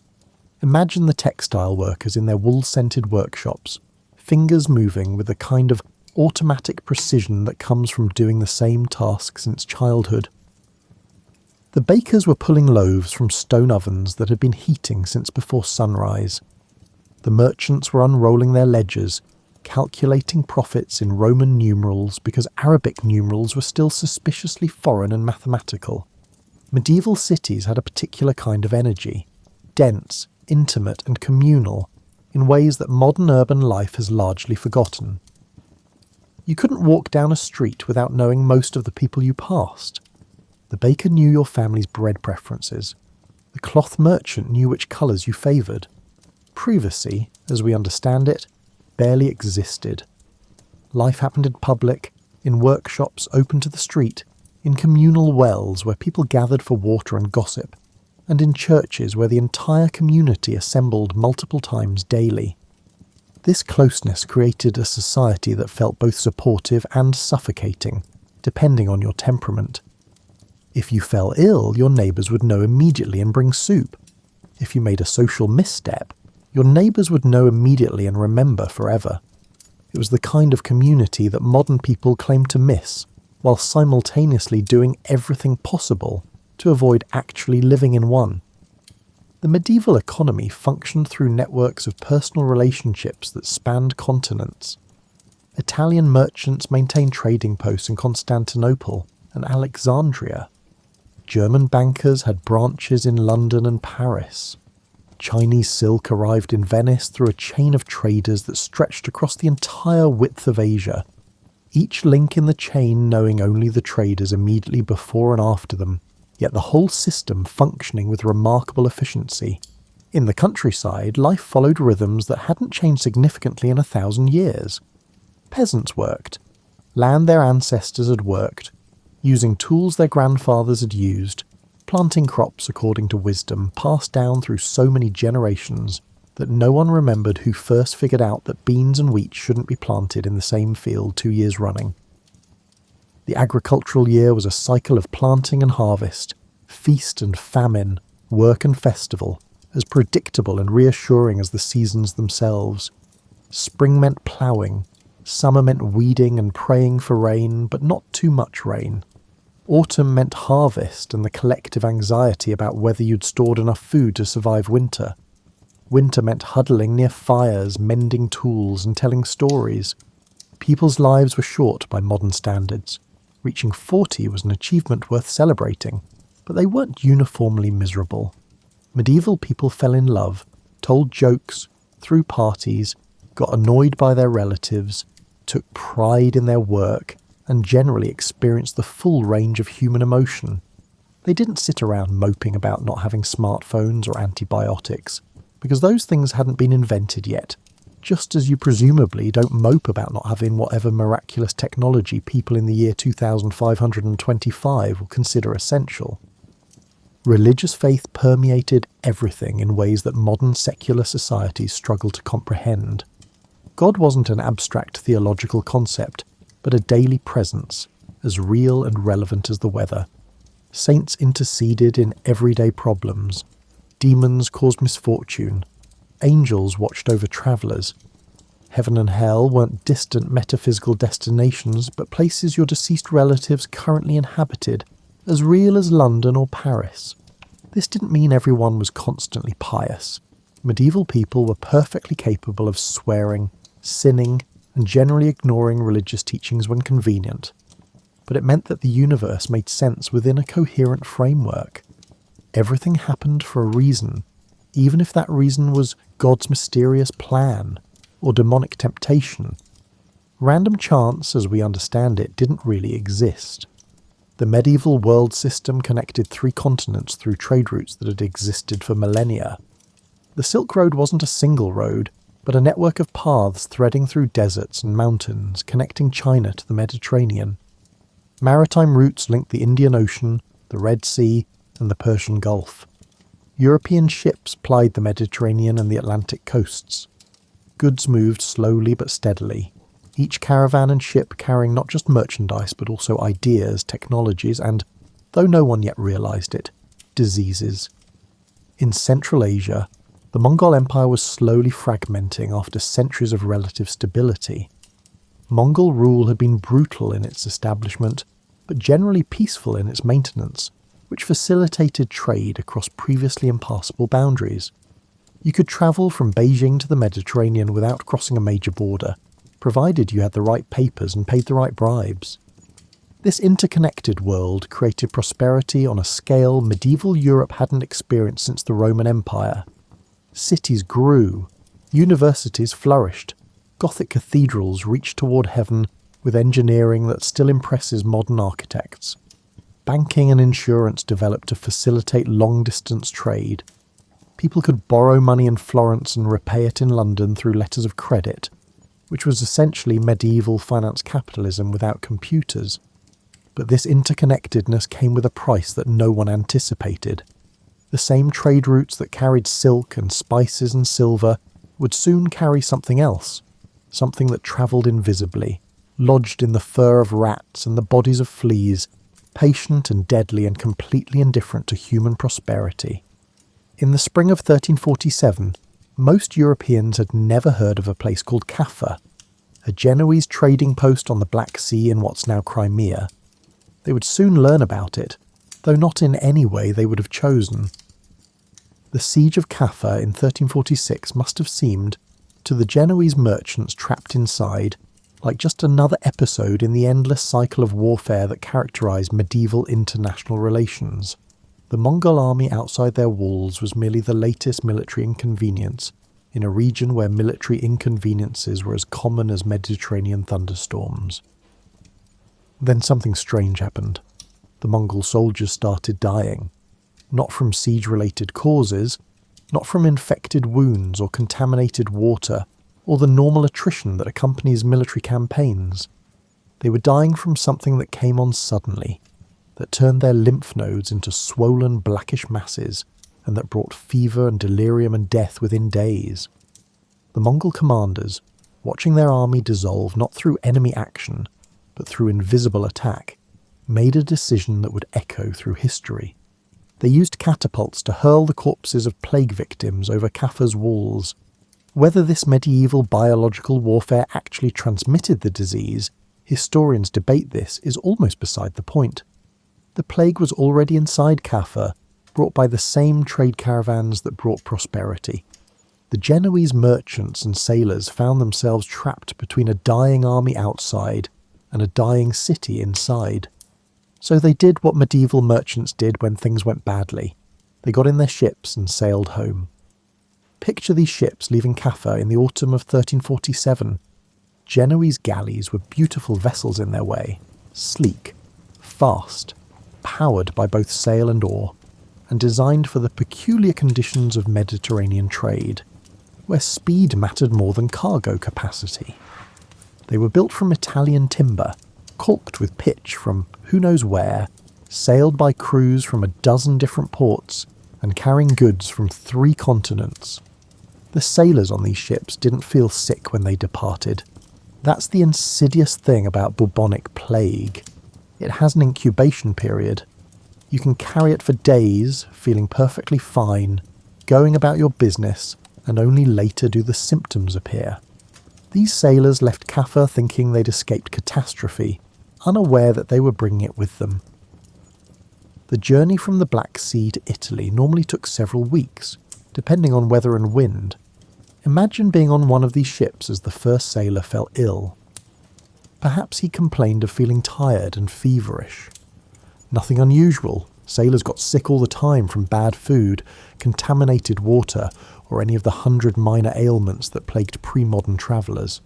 His shipmates probably told him to rest, drink some water, and stop complaining. Then the fever spiked. Then the buboes appeared. Those characteristic swellings in the lymph nodes of the groin, armpits and neck, darkening to purple-black as blood vessels burst beneath the skin. Then delirium. Then death, often within 3 days of the first symptoms. Now imagine being the ship's captain, watching your crew die one by one, knowing that something terrible has come aboard, but having no understanding of what it is or how to stop it. Medieval medicine understood illness through the theory of humours, imbalances of blood, phlegm, yellow bile, and black bile. This didn't fit any recognisable pattern. The speed, the symptoms, the mortality rate. Nothing in the medieval medical toolkit prepared anyone for this. Some ships probably tried to turn back, but where would they go? Kaffa was dead or dying. Other Black Sea ports were no better, and so they continued west, leaving a trail of dead sailors floating in the Mediterranean, wrapped in canvas shrouds with whatever rocks could be found for ballast. The first of these plague ships reached Sicily in October 1347. Messina, a prosperous port city on the island's northeastern tip, welcomed them with the hospitality traditionally extended to Italian merchants. Within days, Messina was dying. The authorities responded with what would become a familiar pattern: panic, denial, scapegoating, and eventually desperate measures that proved useless against an enemy no one understood. The city expelled the Genoese ships, which sailed north to other ports, spreading the disease with each landing. It was like trying to stop a fire by throwing burning embers in every direction. By November, the plague had reached Marseille on the southern coast of France. By December, it was in Pisa and Genoa. By January 1348, it had arrived in Venice, perhaps the wealthiest and most sophisticated city in Europe, and proceeded to demonstrate that wealth and sophistication offered no protection whatsoever. The plague travelled faster than news of the plague. Medieval communication moved at the speed of horses and ships, which meant word of catastrophe arrived days or weeks after the catastrophe itself. Imagine being a merchant in Barcelona, hearing vague rumours about a disease in Italy, maybe worrying a little, and then one day noticing that your neighbour seems unwell, and then within a week half your neighbourhood is dead, and you're wondering where this came from, having no idea that the answer was a ship from Genoa that docked 3 weeks ago. The disease spread through multiple routes simultaneously. Overland trade routes carried it north through Italy into France and Germany. Ships carried it to every port in the Mediterranean and then out into the Atlantic, reaching England by June 1348 and Scandinavia by 1349. It moved like water, finding every crack in a foundation, following the established channels of human commerce and settlement. Different regions experienced different timelines, but the pattern was consistent. Arrival, denial, panic, mass death, and finally a strange quiet as there weren't enough people left to maintain normal activity. Cities that had hummed with commercial energy fell silent except for the sounds of the dying and the bells tolling for the dead, assuming there were still people healthy enough to ring them. The plague travelled inland along rivers and roads, spread by refugees fleeing infected cities who carried the disease to previously untouched areas. Merchants, pilgrims, soldiers, beggars, anyone who travelled became a potential vector for transmission. The very mobility that had created medieval prosperity now ensured medieval catastrophe. In some ways, the disease's journey mirrored the structure of medieval society itself. It struck hardest in cities, where density made transmission easy. It followed trade routes, which meant commercial centres suffered first and worst. It ravaged the poor, who lived in cramped conditions with poor nutrition and no ability to flee, but it also killed the wealthy, demonstrating the disease's essential democracy. By the end of 1348, roughly a year after those first ships left Kaffa, the plague had spread across most of Europe. It would continue spreading for several more years, reaching into Russia, penetrating to the furthest inhabited regions of Europe, and establishing itself as a recurring nightmare that would return periodically for the next 4 centuries. But in that first wave, in 1347 to 1353, it achieved something unprecedented in human history. It reduced the population of Europe by somewhere between 1/3 and 1/2. 30 to 50% of all Europeans alive in 1347 were dead by 1353. To put this in perspective, World War I, probably the most catastrophic event in modern European history, killed about 2 to 3% of Europe's population. The Black Death killed 20 times that proportion. It was as if every third person you knew, family members, friends, colleagues, neighbours, simply disappeared within a few years. And it happened quietly. Not with the drama of war or natural disaster, but with a kind of inevitable progression that made resistance seem futile. City by city, region by region, the world fell silent. There's a peculiar stillness that comes to places that have suddenly lost most of their people. Not the comfortable quiet of evening, or the peaceful silence of snowfall, but an empty, abandoned quality that makes even small sounds seem wrong, like coughing in a cathedral during prayer. This is the quiet that settled over Europe in 1348 and 1349, and if you could travel back to experience it, which mercifully you cannot, it would unsettle you in ways that no amount of preparation could prevent. Your modern mind, accustomed to the background hum of human activity, would register the wrongness immediately, even if you couldn't articulate exactly what felt off. Picture a village in rural England in the autumn of 1348. 6 months earlier, it might have held 300 people. Now perhaps 100 remain, and many of those are too weak or traumatized to work. The fields that should have been harvested stand unharvested, grain rotting on the stalk because there aren't enough hands to bring it in. The mill wheel turns slowly or not at all. The blacksmith's forge sits cold because the blacksmith died, and no one has claimed his tools. Church bells still ring, but less frequently now, partly because there are fewer people to ring them, and partly because people have stopped keeping track of time with quite the same diligence. When death can come in 3 days, the difference between morning and afternoon seems less pressing. Survivors move through their days with a kind of numb automaticity, doing what needs to be done without quite believing in the purpose of any of it. The silence extended beyond individual communities to entire regional networks. Trade routes that had hummed with activity fell quiet as merchants died or stopped travelling. Markets that had met weekly now couldn't gather enough participants. Roads went unrepaired because the officials responsible were dead, and no one had clear authority to organise maintenance. Bridges collapsed. Irrigation systems broke down. The infrastructure of daily life required constant human attention, and suddenly that attention was in drastically short supply. In cities, the quiet had a different quality. Urban life depends on population density, on having enough people to support specialisation. You need enough customers to keep a baker in business, enough sick people to keep a physician employed, and enough students to justify a school. When population drops suddenly by 40 or 50%, these systems collapse like a tower losing its foundation stones. Imagine walking through Florence in late 1348. Normally the streets would be nearly impassable with traffic. People, carts, and animals all competing for limited space in medieval thoroughfares designed for a smaller population and no vehicles. Now you could walk down main streets without encountering anyone. Shops stood shuttered, their owners dead and no heirs to claim the premises. Grand houses sat empty.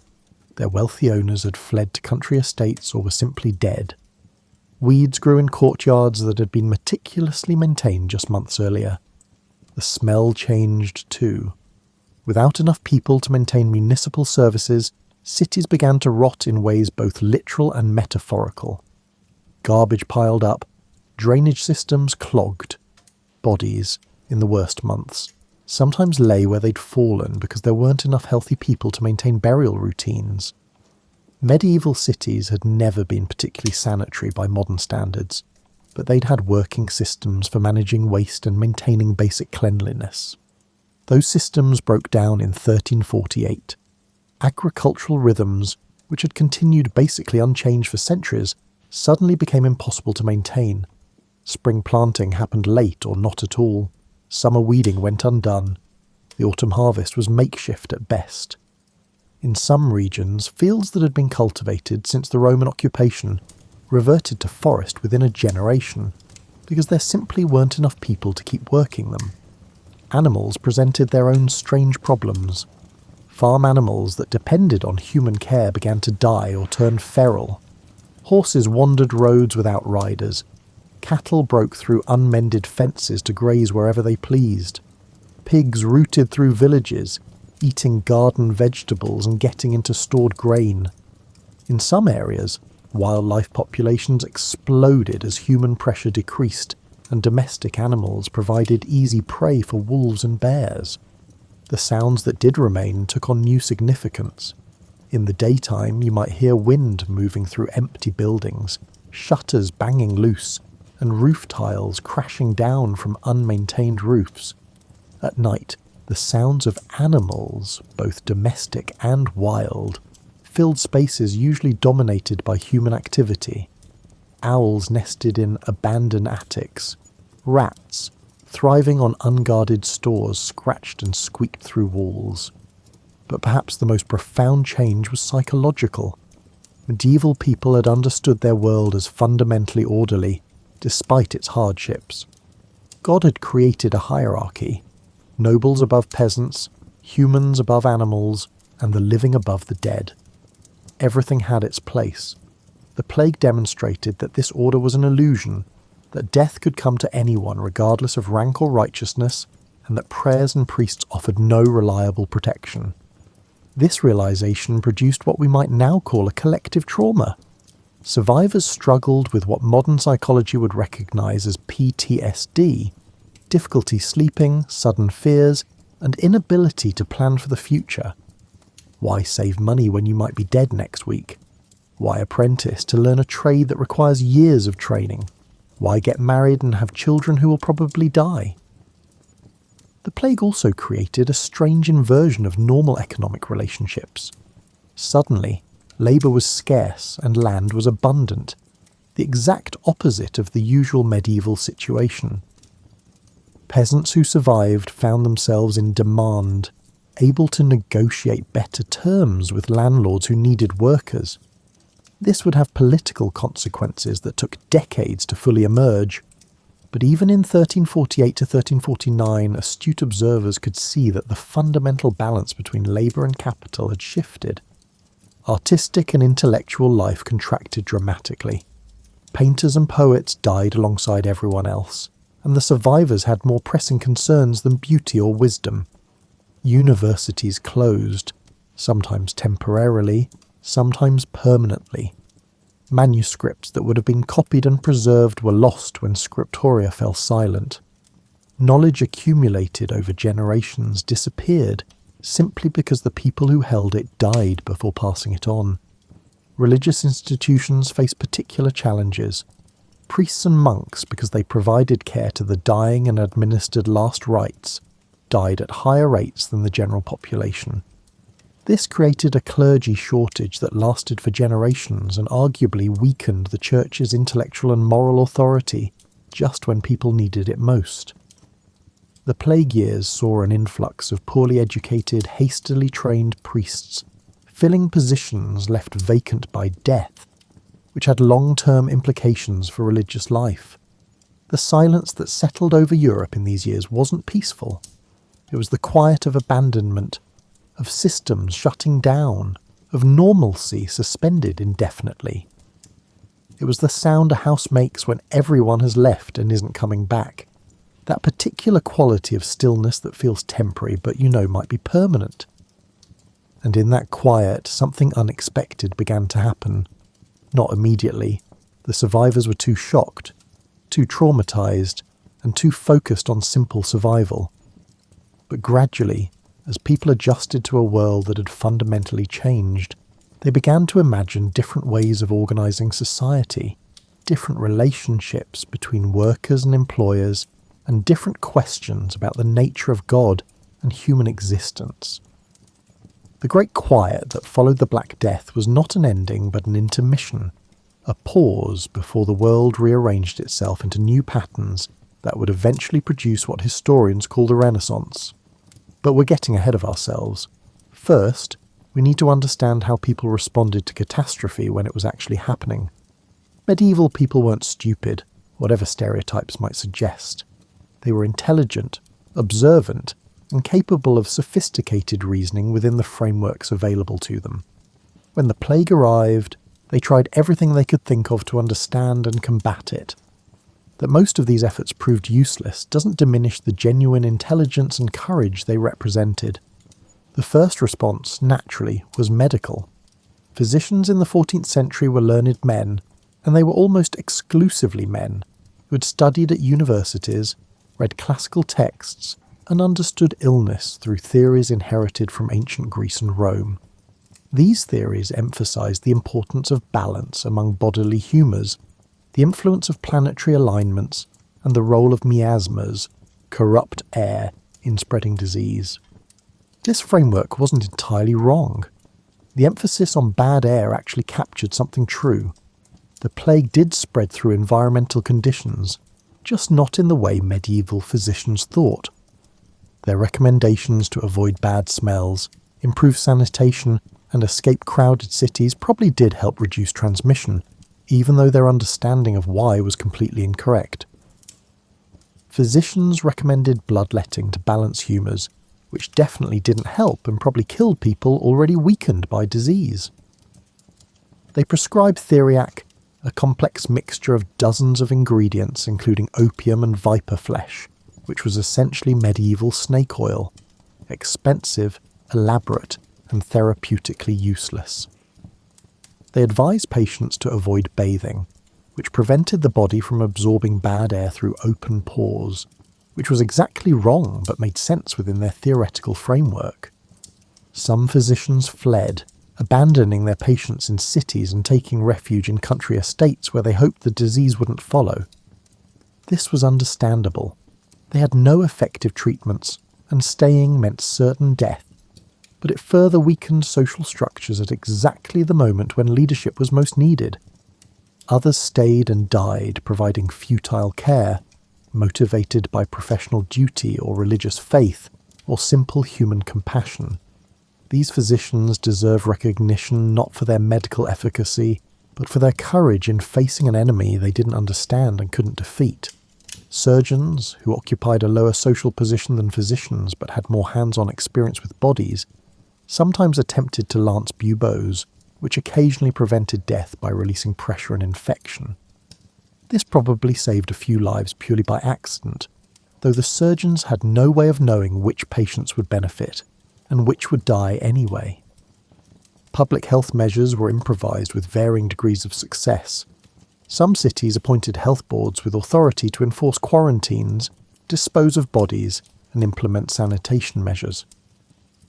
Venice pioneered the quarantine system, requiring ships to wait 40 days before unloading, which is where we get the word quarantine, from the Italian 40 giorni, 40 giorni.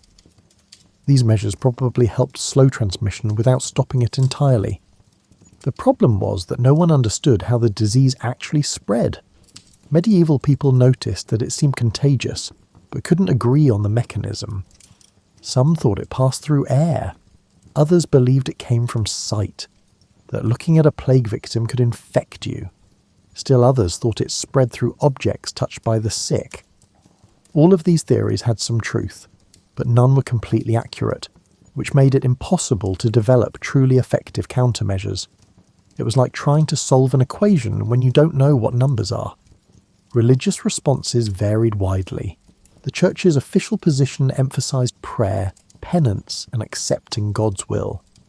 Plague was understood as divine punishment for sin, which meant the solution was spiritual reform. This made sense within medieval Christian theology, and probably provided genuine comfort to believers who needed to understand their suffering within a moral framework. Mass processions wound through cities, featuring penitents praying for divine mercy. In some regions, flagellants appeared, groups of lay people who whipped themselves publicly to atone for humanity's sins, believing that if they suffered enough, God would end the plague. Church authorities generally disapproved of flagellants, seeing them as theologically suspect and socially disruptive, but couldn't stop the movement during the crisis years. Scapegoating emerged as a darker response. When people needed someone to blame for incomprehensible catastrophe, they often turned on minority communities, particularly Jews. The logic was medieval, but the psychology was timeless. Something terrible has happened. Someone must be responsible, and let's blame people who are already marginalized and different. Pogroms swept through Europe, especially in Germany, where entire Jewish communities were murdered by Christians convinced that Jews had poisoned wells or deliberately spread disease. Some authorities tried to protect Jewish populations, recognizing the accusations as false. But mob violence is difficult to stop once started. It was humanity at its worst, fear and anger directed at innocent victims.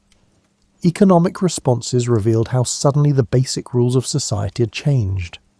Landlords accustomed to an abundance of cheap labour now competed for scarce workers. Peasants who had previously accepted poverty as divinely ordained suddenly demanded higher wages and better conditions. Prices for agricultural goods rose while prices for luxury goods fell. You can't eat silk or wear wheat. Governments tried to enforce pre-plague economic relationships through law. England's Statute of Labourers in 1351 attempted to freeze wages at pre-plague levels, forbidding workers from demanding more money despite the changed circumstances. It was economic policy based on wishful thinking, attempting to legislate away supply and demand, and it worked about as well as you'd expect, which is to say not at all. Some people responded to catastrophe with what we might call existential hedonism. If death could come at any moment, why not enjoy life while you can? Contemporary sources describe increased gambling, drinking, sexual license, and general disregard for traditional morality. This scandalized religious authorities, but was probably a psychologically understandable response to trauma and uncertainty. Others became more religious, not less, interpreting the plague as a call to deeper faith rather than evidence of God's absence. New religious movements emerged, emphasizing personal piety, mystical experience, and direct relationship with the divine without institutional mediation. These movements would later contribute to religious reforms that reshaped Christianity. Artistic responses captured something of the period's psychological state. The dance of death motif became popular, showing skeleton figures leading people from all social classes to the grave. It was memento mori art taken to extremes, a visual reminder that death comes to everyone regardless of wealth or status.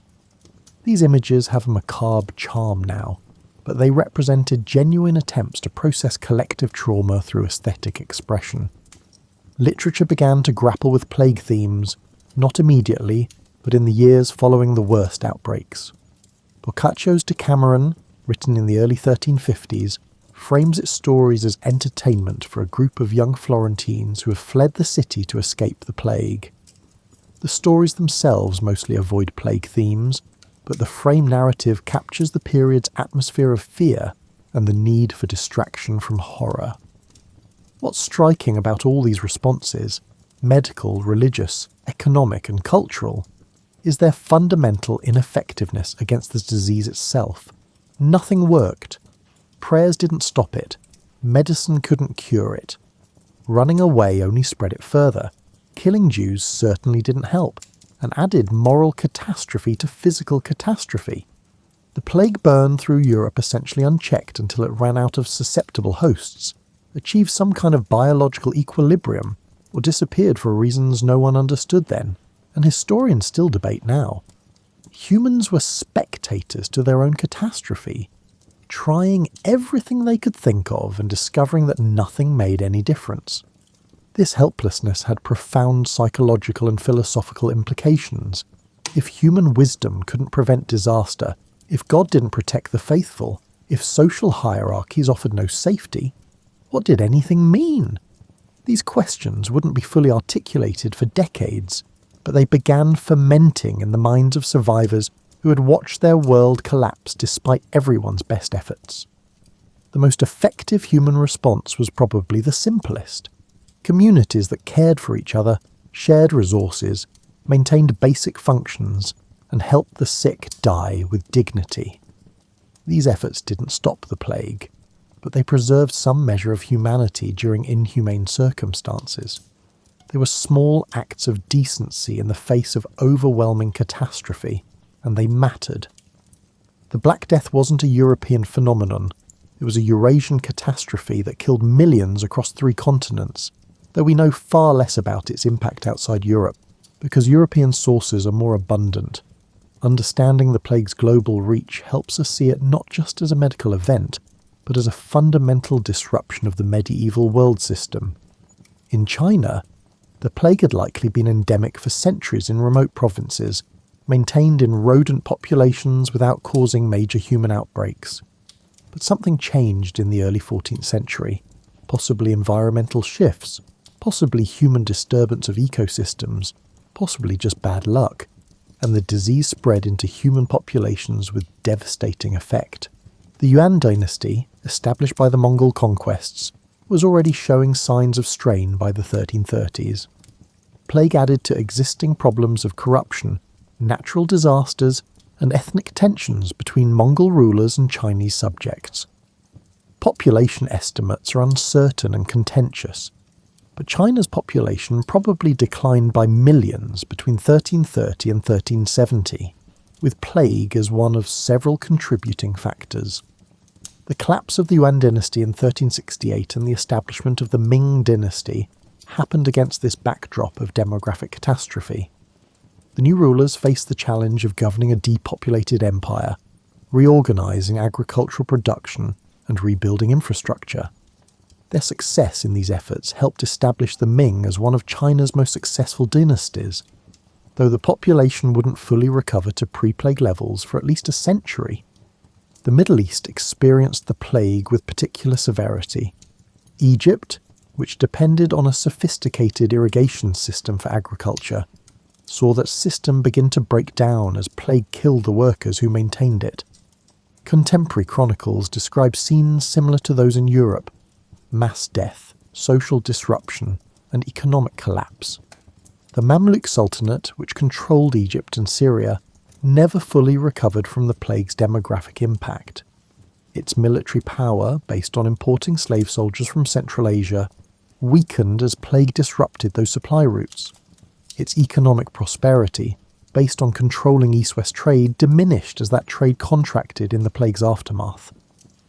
In Persia and Mesopotamia, cities that had been major trade centres suffered population collapses that permanently altered regional power balances. Baghdad, which had already been devastated by Mongol conquest in 1258, experienced further decline during the plague years. The intricate irrigation systems that had sustained Mesopotamian agriculture for millennia continued deteriorating, never to fully recover. India's experience with the plague is poorly documented, but appears to have been somewhat less severe than in Europe or the Middle East. This might reflect better healthcare infrastructure, different climatic conditions, or simply different patterns of human settlement that made transmission more difficult. Or it might reflect gaps in historical records rather than actual differences in mortality. North Africa, integrated into Mediterranean trade networks, experienced mortality comparable to southern Europe.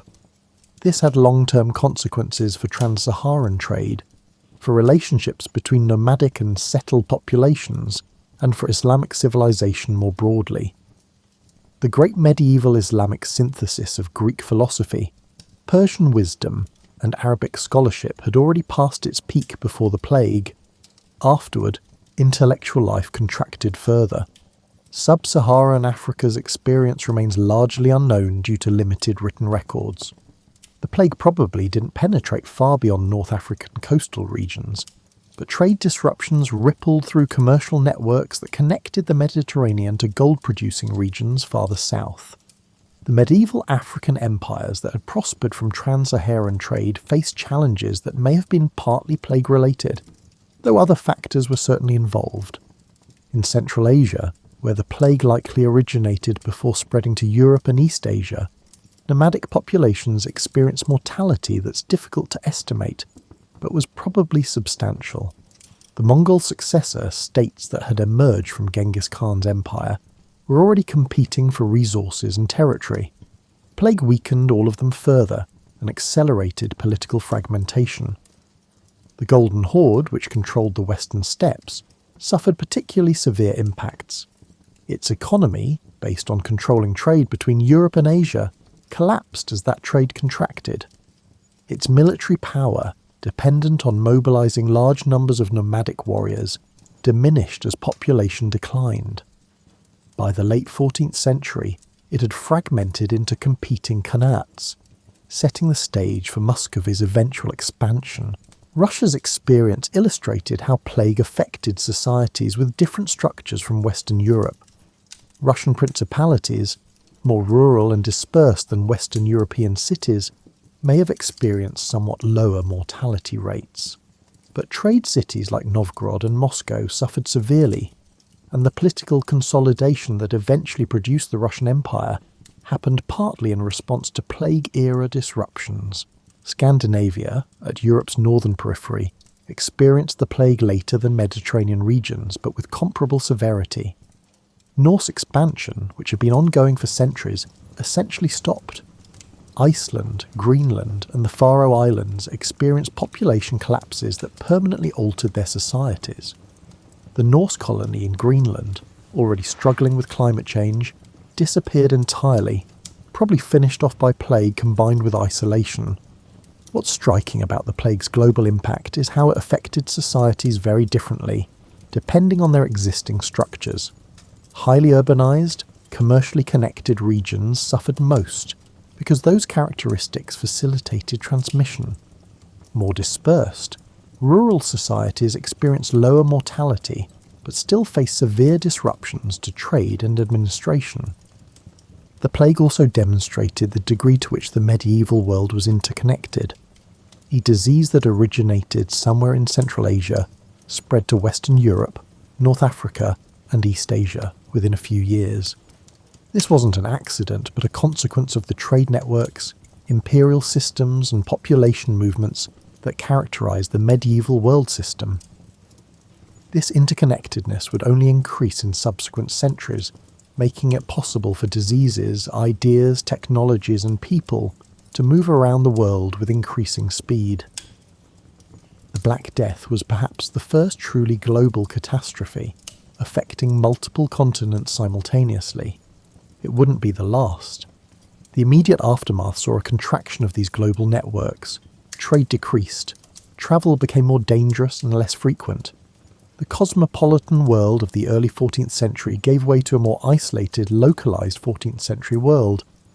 This trend would eventually reverse, but it took generations. Different societies interpreted and remembered the plague differently. Europeans understood it primarily in religious terms, as divine punishment requiring a spiritual response. Middle Eastern sources also emphasized religious interpretation, but with more practical focus on public health measures derived from Islamic legal traditions. Chinese sources treated it as one of several concurrent disasters, famine, flood, political chaos, that collectively explained dynastic transition. These different interpretations reflected different cultural frameworks, but they all shared a common thread: the recognition that the world had fundamentally changed. The plague was not just an epidemic, but a watershed moment that divided history into before and after. People who lived through it understood instinctively that they were experiencing something that would reshape human civilization. The plague didn't end suddenly. It faded gradually, like a storm that passes over the horizon rather than stopping all at once. By 1353, the worst was over in most of Europe, though local outbreaks continued for decades, and the disease would return periodically for the next 4 centuries. But survivors began the slow, difficult process of rebuilding a world that had been shattered. Imagine being a survivor in 1355, perhaps 7 or 8 years after the plague first arrived in your region. Enough time has passed that the initial shock has worn off, but not enough that you've forgotten what was lost. You're perhaps in your 30s, which makes you middle-aged by medieval standards, but young enough to rebuild. The question is, what kind of world do you want to build? The first challenge was purely practical. Fields needed planting, buildings needed repair, trade routes needed re-establishing. Life's basic functions had to resume before anyone could think about larger questions. Survivors threw themselves into this work with a kind of manic energy, partly from necessity, partly from the psychological need to do something, anything, after years of helpless watching. Agricultural recovery happened faster in some regions than others. Areas with good land and surviving populations rebounded relatively quickly. Marginal land that had been cultivated during the population boom of the 12th and 13th centuries was simply abandoned, reverting to forest or pasture. This wasn't necessarily bad. It meant the remaining population could focus on the best land, actually improving agricultural productivity per capita even as total production declined. The labour shortage that had begun during the plague years became a permanent feature of the post-plague economy. Workers, understanding their newfound bargaining power, demanded and often received better wages, shorter hours, and improved conditions. Landowners who couldn't attract workers had to offer tenancy agreements that were far more favourable to peasants than the exploitative arrangements common before the plague. This shift occurred despite vigorous opposition from traditional authorities. Legislation attempted to freeze wages and restrict worker mobility, but economic reality proved stronger than law. You can pass all the wage controls you want, but if there aren't enough workers to harvest the crops, you either pay what the market demands or watch your grain rot in the fields. The social implications rippled outward. Peasants who had always accepted their subordinate position began questioning why God's supposed hierarchy placed them at the bottom. If nobles couldn't protect them from plague, what justified noble privileges? If the church's prayers hadn't stopped the disease, why should priests receive tithes and deference? These questions wouldn't immediately produce revolution, but they planted seeds of doubt that would flower in subsequent generations. The Peasants' Revolt in England in 1381, though it failed, demonstrated that traditional hierarchies were no longer simply accepted as natural and inevitable. The social contract had been renegotiated through catastrophe. Urban revival took different forms than rural recovery. Some cities rebounded quickly, their commercial advantages proving more important than population loss. Others never recovered their pre-plague prosperity. Their former vitality transferred to rival cities better positioned for post-plague economic realities. What's fascinating is how quickly human ingenuity adapted to new circumstances. Faced with labour shortages, people developed labour-saving technologies. Water mills and windmills, which had existed before the plague, proliferated afterward. Mechanical devices for textile production became more common. It was as if losing so many people forced the survivors to think more carefully about efficiency and productivity. Trade networks, which had contracted during the plague years, gradually re-established themselves, but with altered patterns. Some trade routes that had been primary before the plague became secondary. New commercial centres emerged while old ones declined. Venice and Genoa remained important, but cities like Amsterdam began their rise to prominence, positioning themselves to dominate commerce in ways that would fully emerge in subsequent centuries. Banking and finance evolved to meet changed circumstances. The great banking families, the Medicis, the Fuggers, and others, built fortunes by adapting financial techniques to post-plague economic realities. Credit became more sophisticated. Insurance developed to manage the risks of long-distance trade in a still dangerous world. The tools of capitalism, which had been emerging before the plague, accelerated their development afterward. Cultural and intellectual life recovered with surprising vigour. The generation that came of age after the worst outbreak seemed determined to celebrate life, beauty, and human achievement. The Italian Renaissance, which had been stirring before the plague, accelerated afterward. Artists began painting with new realism and emotional depth. Architects designed buildings that emphasized human proportion and classical ideals. Writers explored secular themes with an enthusiasm that would have seemed somewhat suspect in more pious times. This cultural flowering wasn't a rejection of religion. Medieval people remained deeply religious, but it represented a rebalancing, a determination to celebrate earthly life alongside preparing for the afterlife. It was as if, having seen how quickly life could end, people wanted to make the most of it while they had it. Education rebounded as survivors recognised that knowledge lost during the plague needed to be preserved and transmitted. Universities that had closed reopened. New universities were founded. The printing press, invented in the mid-15th century, made books affordable and accelerated the spread of learning in ways that would have been impossible in a purely manuscript culture.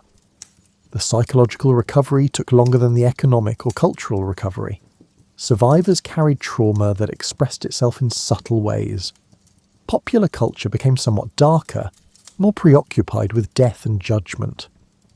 The cheerful optimism of the 13th century gave way to a more sober, sometimes cynical 14th and 15th century sensibility. But humans are remarkably resilient. Within a generation, children were being born who had no memory of the plague years. To them, the post-plague world was simply the world, not a recovery from catastrophe. They took for granted conditions that their grandparents would have found revolutionary: higher wages, more mobility, and greater social fluidity. Religious life underwent complex transformations. The institutional church emerged weakened from the plague years, its moral authority questioned, its practical effectiveness doubted. This didn't mean people became less religious, but it did mean they became more willing to question church teachings and seek alternative forms of religious expression. Mysticism flourished as people sought direct experience of the divine without institutional mediation. New religious orders emphasized poverty, simplicity, and service to the poor, partly in reaction to the wealth and corruption that had made the church seem ineffective during the plague. These movements would eventually contribute to the Protestant Reformation, though that was still more than a century away. Women's lives changed in complex ways. The labour shortage created opportunities for women to work in occupations previously closed to them. Widows, who were numerous after the plague, sometimes inherited property and businesses, giving them economic independence rare in medieval society.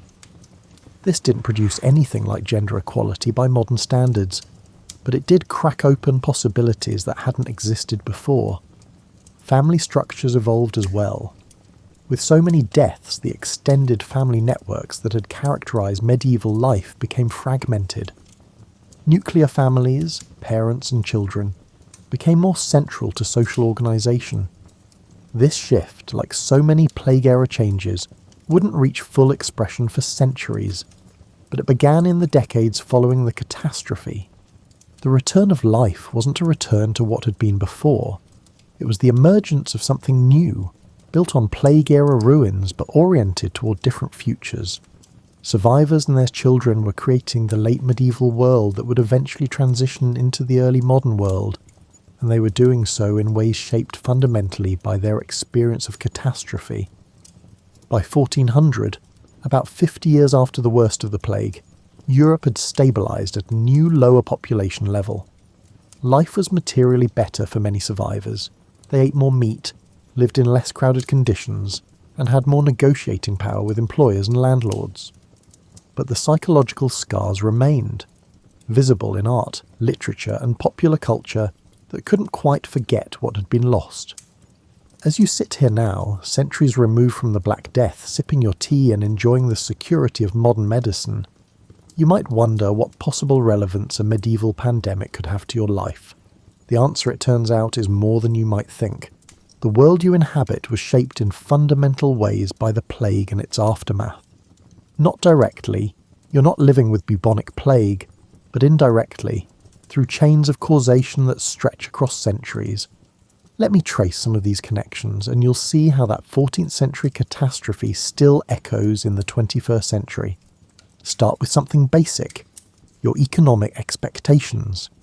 The idea that workers deserve fair wages, that labour has value that must be respected, and that you can negotiate with employers from a position of relative strength. These concepts have deep roots in the post-plague labour shortage. Before the Black Death, labour was abundant and cheap. Afterward, it was scarce and valuable, which fundamentally altered the relationship between workers and employers. This shift didn't happen overnight or without resistance, but it began a process that eventually produced modern labour rights, minimum wage laws, and the expectation that work should provide a decent standard of living. The direct line from the 14th century to your paycheck isn't obvious, but it exists. The medical legacy is more visible. The plague forced medieval societies to develop public health institutions, hospitals, quarantine systems, and health boards, with authority to enforce measures during epidemics. These institutions evolved over centuries into the public health infrastructure you now take for granted. When you get vaccinated, when restaurants undergo health inspections, and when disease outbreaks are tracked and contained, you're benefiting from systems whose roots trace back to plague-era innovations. Modern epidemiology, the science of how diseases spread through populations, emerged directly from attempts to understand the plague. Early epidemiologists in the 16th and 17th centuries studied plague patterns, trying to discern rules governing transmission.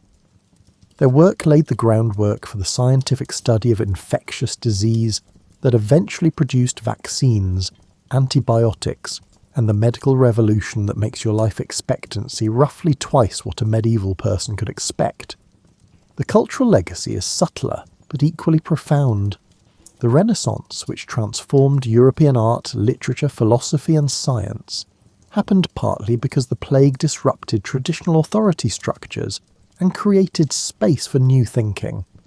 When you visit an art museum and admire Renaissance paintings, you're looking at work created in a post-plague world by artists who thought differently about humanity, beauty, and knowledge because the catastrophe had shaken traditional certainties. The printing press, invented about a century after the plague's first wave, succeeded partly because post-plague Europe was ready for new technologies that could preserve and spread knowledge more efficiently than manuscript culture. The knowledge economy that eventually produced the scientific revolution, the Enlightenment, and the modern world you inhabit required technologies for sharing information. The plague created conditions that made people receptive to such technologies. Political transformations in the wake of the plague contributed to the development of nation-states, centralized governments, and eventually democratic institutions. The feudal system, already showing strain before the plague, collapsed afterward as labour shortages and social mobility undermined traditional hierarchies. The absolute monarchies that replaced feudalism eventually gave way to constitutional governments and democracies, but the process began with plague-era disruptions. Religious transformations matter too. The Protestant Reformation, which split Christianity and redefined the relationship between individuals and religious institutions, happened partly because the plague had weakened the Catholic Church's authority and encouraged people to seek direct religious experience. The religious pluralism you now enjoy, the separation of church and state, and the idea that individuals should follow their own conscience. These concepts have roots in post-plague religious ferment. Even something as abstract as the concept of progress reflects plague influence. Medieval people generally thought the world was in decline, falling away from a golden age. The catastrophe of the plague seemed to confirm this pessimism. But the subsequent recovery, the material improvements in survivors' lives, and the cultural flowering of the Renaissance, all of this suggested that maybe things could get better, that human effort could improve circumstances. This idea that the future might be better than the past, that human ingenuity can solve problems, that progress is possible, became a foundational assumption of modern Western culture. It's so deeply embedded in your worldview that you probably don't even notice it, but it would have been alien to people before the plague demonstrated that societies could survive catastrophe and emerge transformed. The Black Death also provides perspective on more recent events. The COVID-19 pandemic, which you lived through, killed millions worldwide and disrupted life in ways that seemed unprecedented. But compared to the Black Death, which killed perhaps half the population and disrupted every aspect of society for generations, COVID was almost mild. This isn't to minimise COVID's impact, every death matters, every disruption causes suffering, but to recognise that humanity has survived worse and rebuilt. The resilience that carried medieval people through the plague years is the same resilience that helps you navigate contemporary challenges. The plague also offers lessons about how societies respond to crisis. The scapegoating of Jews during the Black Death parallels modern tendencies to blame minority groups for problems they didn't cause. The spread of misinformation about the plague's origins and cures resembles contemporary struggles with medical misinformation. The tension between individual liberty and public health, measures that you saw during COVID, echoed similar tensions during historical plague outbreaks. Medieval people faced these dilemmas without benefit of scientific knowledge or democratic institutions, which makes their struggles simultaneously more tragic and more instructive. They did the best they could with what they knew, which is all anyone can do. Recognising this connects you to those long-dead ancestors, making their experiences feel less remote. The environmental legacy deserves mention too. The post-plague population decline meant forests regrew, wildlife populations recovered, and human pressure on ecosystems decreased.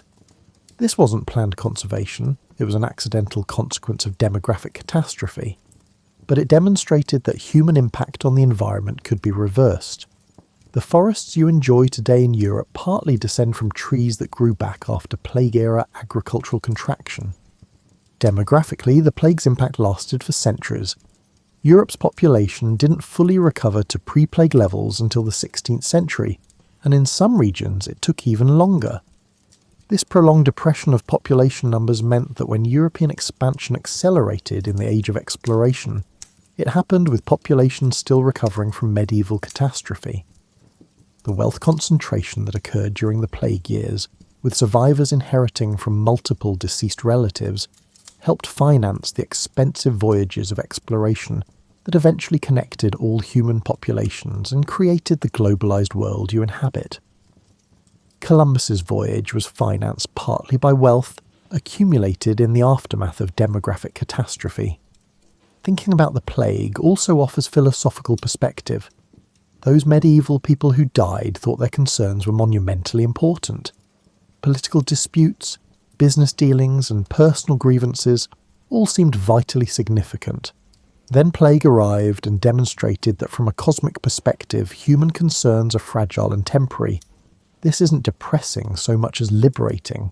If medieval people's seemingly all-important problems now seem quaint and irrelevant, probably your current anxieties will seem equally trivial in a few centuries.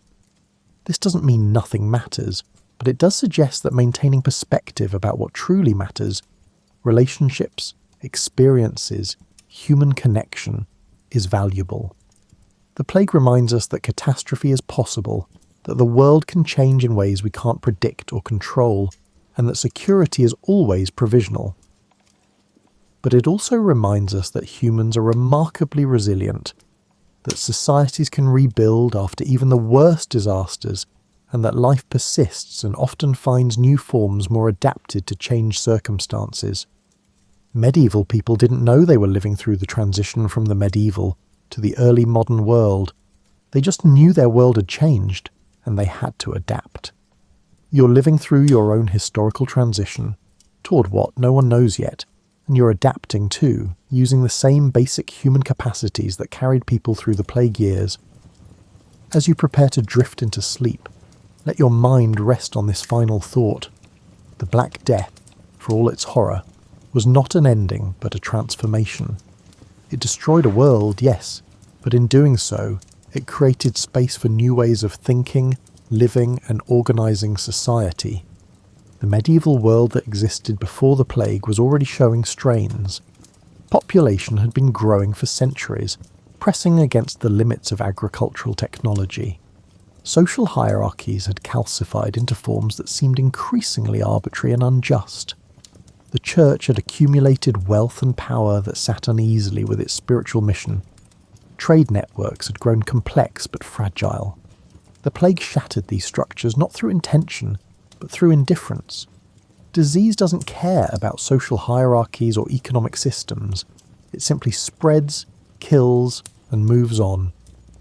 This very indifference made it an equal opportunity catastrophe that affected everyone regardless of status. What emerged from the ruins was a world that, while still unjust and difficult by modern standards, was materially better for many survivors. They worked less, ate better, and had more choices about their lives. The plague had inadvertently redistributed wealth, shifted power balances, and created opportunities that hadn't existed before. This doesn't justify the catastrophe. Millions of deaths can't be justified by any subsequent improvements. But it does illustrate how historical change often emerges from the unexpected places, how catastrophe can inadvertently produce transformation that deliberate reform couldn't achieve. The survivors who rebuilt medieval Europe weren't heroes or villains, just people trying to make the best of terrible circumstances. They grieved their losses, adapted to new realities, and gradually constructed a world that worked differently than the one they'd lost. Their pragmatism and resilience deserve recognition. The quiet that settled over Europe in 1348 to 1349 was the sound of a world ending. But endings contain beginnings. In the emptied villages and silent cities, in the abandoned fields and shuttered workshops, new possibilities were germinating. It would take generations for those possibilities to fully emerge, but they were there, waiting. As you close your eyes tonight, safe in your bed with modern medicine protecting you from the diseases that terrified medieval people, remember that your security is built on foundations laid by those who survived the unsurvivable. Their struggles created the world you inherited. Their resilience echoes in your ability to face contemporary challenges. The Black Death teaches that catastrophe is survivable, that humans adapt, and that life finds a way forward even through the darkest circumstances. Medieval people couldn't have imagined your world any more than you can imagine the world your descendants will inhabit in 2525. But the human capacities that carried them through their catastrophe, resilience, creativity, hope, and determination, are the same capacities you possess. Sleep well, knowing that you're part of a human story that has survived plagues, wars, famines, and countless other catastrophes. This same spirit that rebuilt Europe after the Black Death lives in you, ready to face whatever challenges your own time presents. The great quiet that followed the plague eventually gave way to new voices, new ideas, and new ways of being human. Your quiet tonight is not a catastrophe but rest, the peaceful silence that precedes tomorrow's possibilities. And in that silence, across the centuries, you might almost hear the echoes of those medieval survivors going about their lives, rebuilding their world, choosing hope over despair, and proving that even the worst disasters cannot permanently defeat human resilience. Sweet dreams.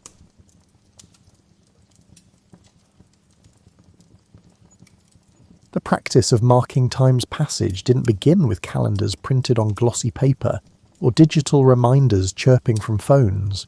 It started with observation, with people noticing that stars moved in predictable patterns, that certain plants bloomed when specific constellations appeared, and that rivers rose and fell with dependable regularity.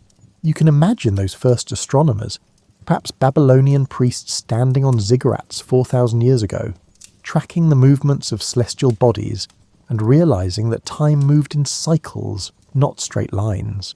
The Babylonians celebrated their new year in late March, when spring arrived and the barley crops needed planting. Their festival, called Akitu, lasted 11 days and involved elaborate rituals meant to help the god Marduk defeat the forces of chaos for another year. But here's the thing that makes you smile. They also used this time to settle debts and return borrowed farm equipment. Even in ancient Mesopotamia, the new year meant finally giving back your neighbour's plough that you'd been meaning to return for months. The Romans, never ones to leave a good idea alone, borrowed heavily from everyone around them and eventually settled on January 1st as their new year, thanks to Julius Caesar's calendar reforms in 46 BCE. They named the month for Janus, the two-faced god who simultaneously looked backward at the past and forward into the future. A rather perfect metaphor, though the Romans probably didn't realise how perfect. Janus was the god of doorways, of transitions, of beginnings. His two faces weren't meant to suggest duplicity, but rather the wisdom of learning from what came before while stepping into what comes next. You find variations of this same impulse everywhere humans have gathered. The Chinese New Year, based on a lunisolar calendar, falls between late January and mid-February, and has been celebrated for over 3,000 years. The Jewish New Year, Rosh Hashanah, typically arrives in September or October. The Islamic New Year moves through the seasons over time because it follows a purely lunar calendar. Nowruz, the Persian New Year, arrives precisely at the spring equinox. Each culture looked at the sky, at the earth, at their particular corner of the world and decided, here, this moment, this is when we begin again. What's remarkable isn't the diversity of dates, but the similarity of impulses. Almost every culture developed some form of year-end reflection. The Japanese practice of Bonenkai, forgetting the year parties, encourages people to leave behind the previous year's troubles over food and drink with colleagues and friends. It's like a socially mandated fresh start, which honestly sounds rather civilised. In Scotland, the tradition of Hogmanay includes first footing, where the first person to cross your threshold after midnight should ideally be a dark-haired male carrying gifts of coal, salt, shortbread and whiskey. The specificity is delightful. Not just any person, not just any hair colour, and definitely not showing up empty-handed. The Ethiopian calendar runs about 7 years behind the Gregorian calendar due to different calculations about the date of Christ's birth, which means Ethiopians get to celebrate the year 2017, while the rest of the world is in 2017, 1024. Their new year, called Enkutatash, falls on September 11th and coincides with the end of the rainy season, when fields burst into bloom with yellow daisies. Children gather these flowers and go door to door, singing songs and offering bouquets, receiving small gifts of bread or coins in return. It's charming without being saccharine, a practical way for communities to share what they have at the season's turn. The Thai New Year, Songkran, happens in April and revolves around water, lots of water.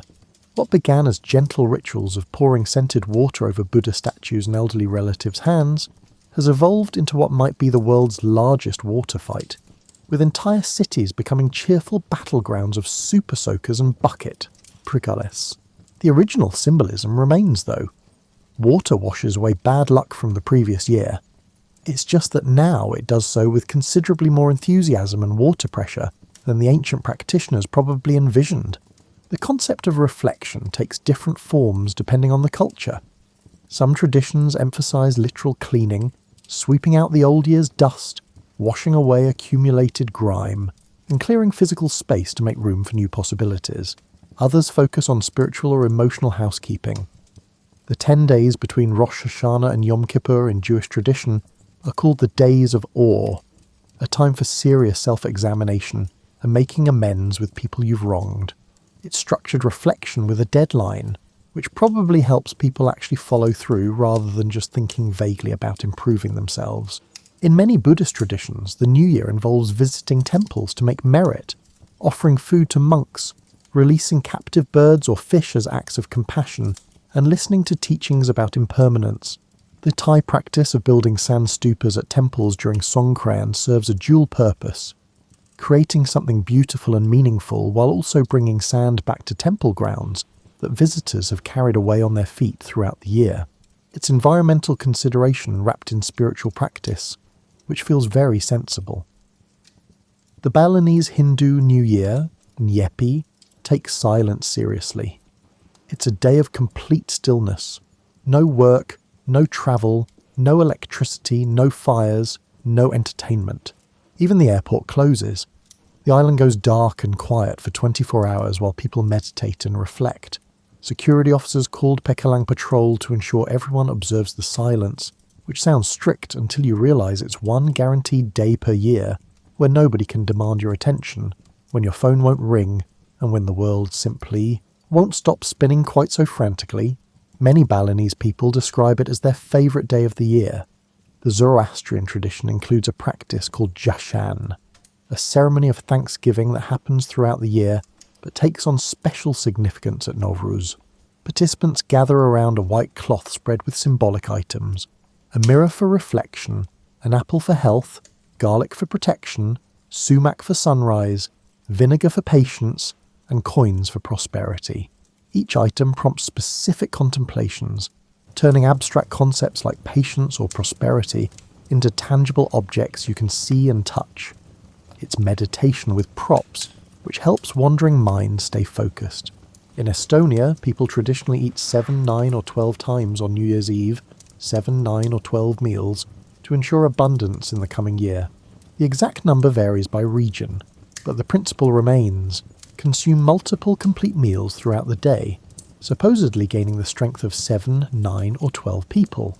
It's wonderfully impractical and probably quite uncomfortable, but imagine the sense of community around preparing and sharing all that food. The conversations that happen over the 5th or 6th meal of the day, when everyone's too full to do anything but talk lazily and laugh. The Aboriginal Australian peoples have multiple New Year celebrations depending on their specific nations and regions, often tied to environmental markers, like the first thunderstorms or the flowering of certain plants.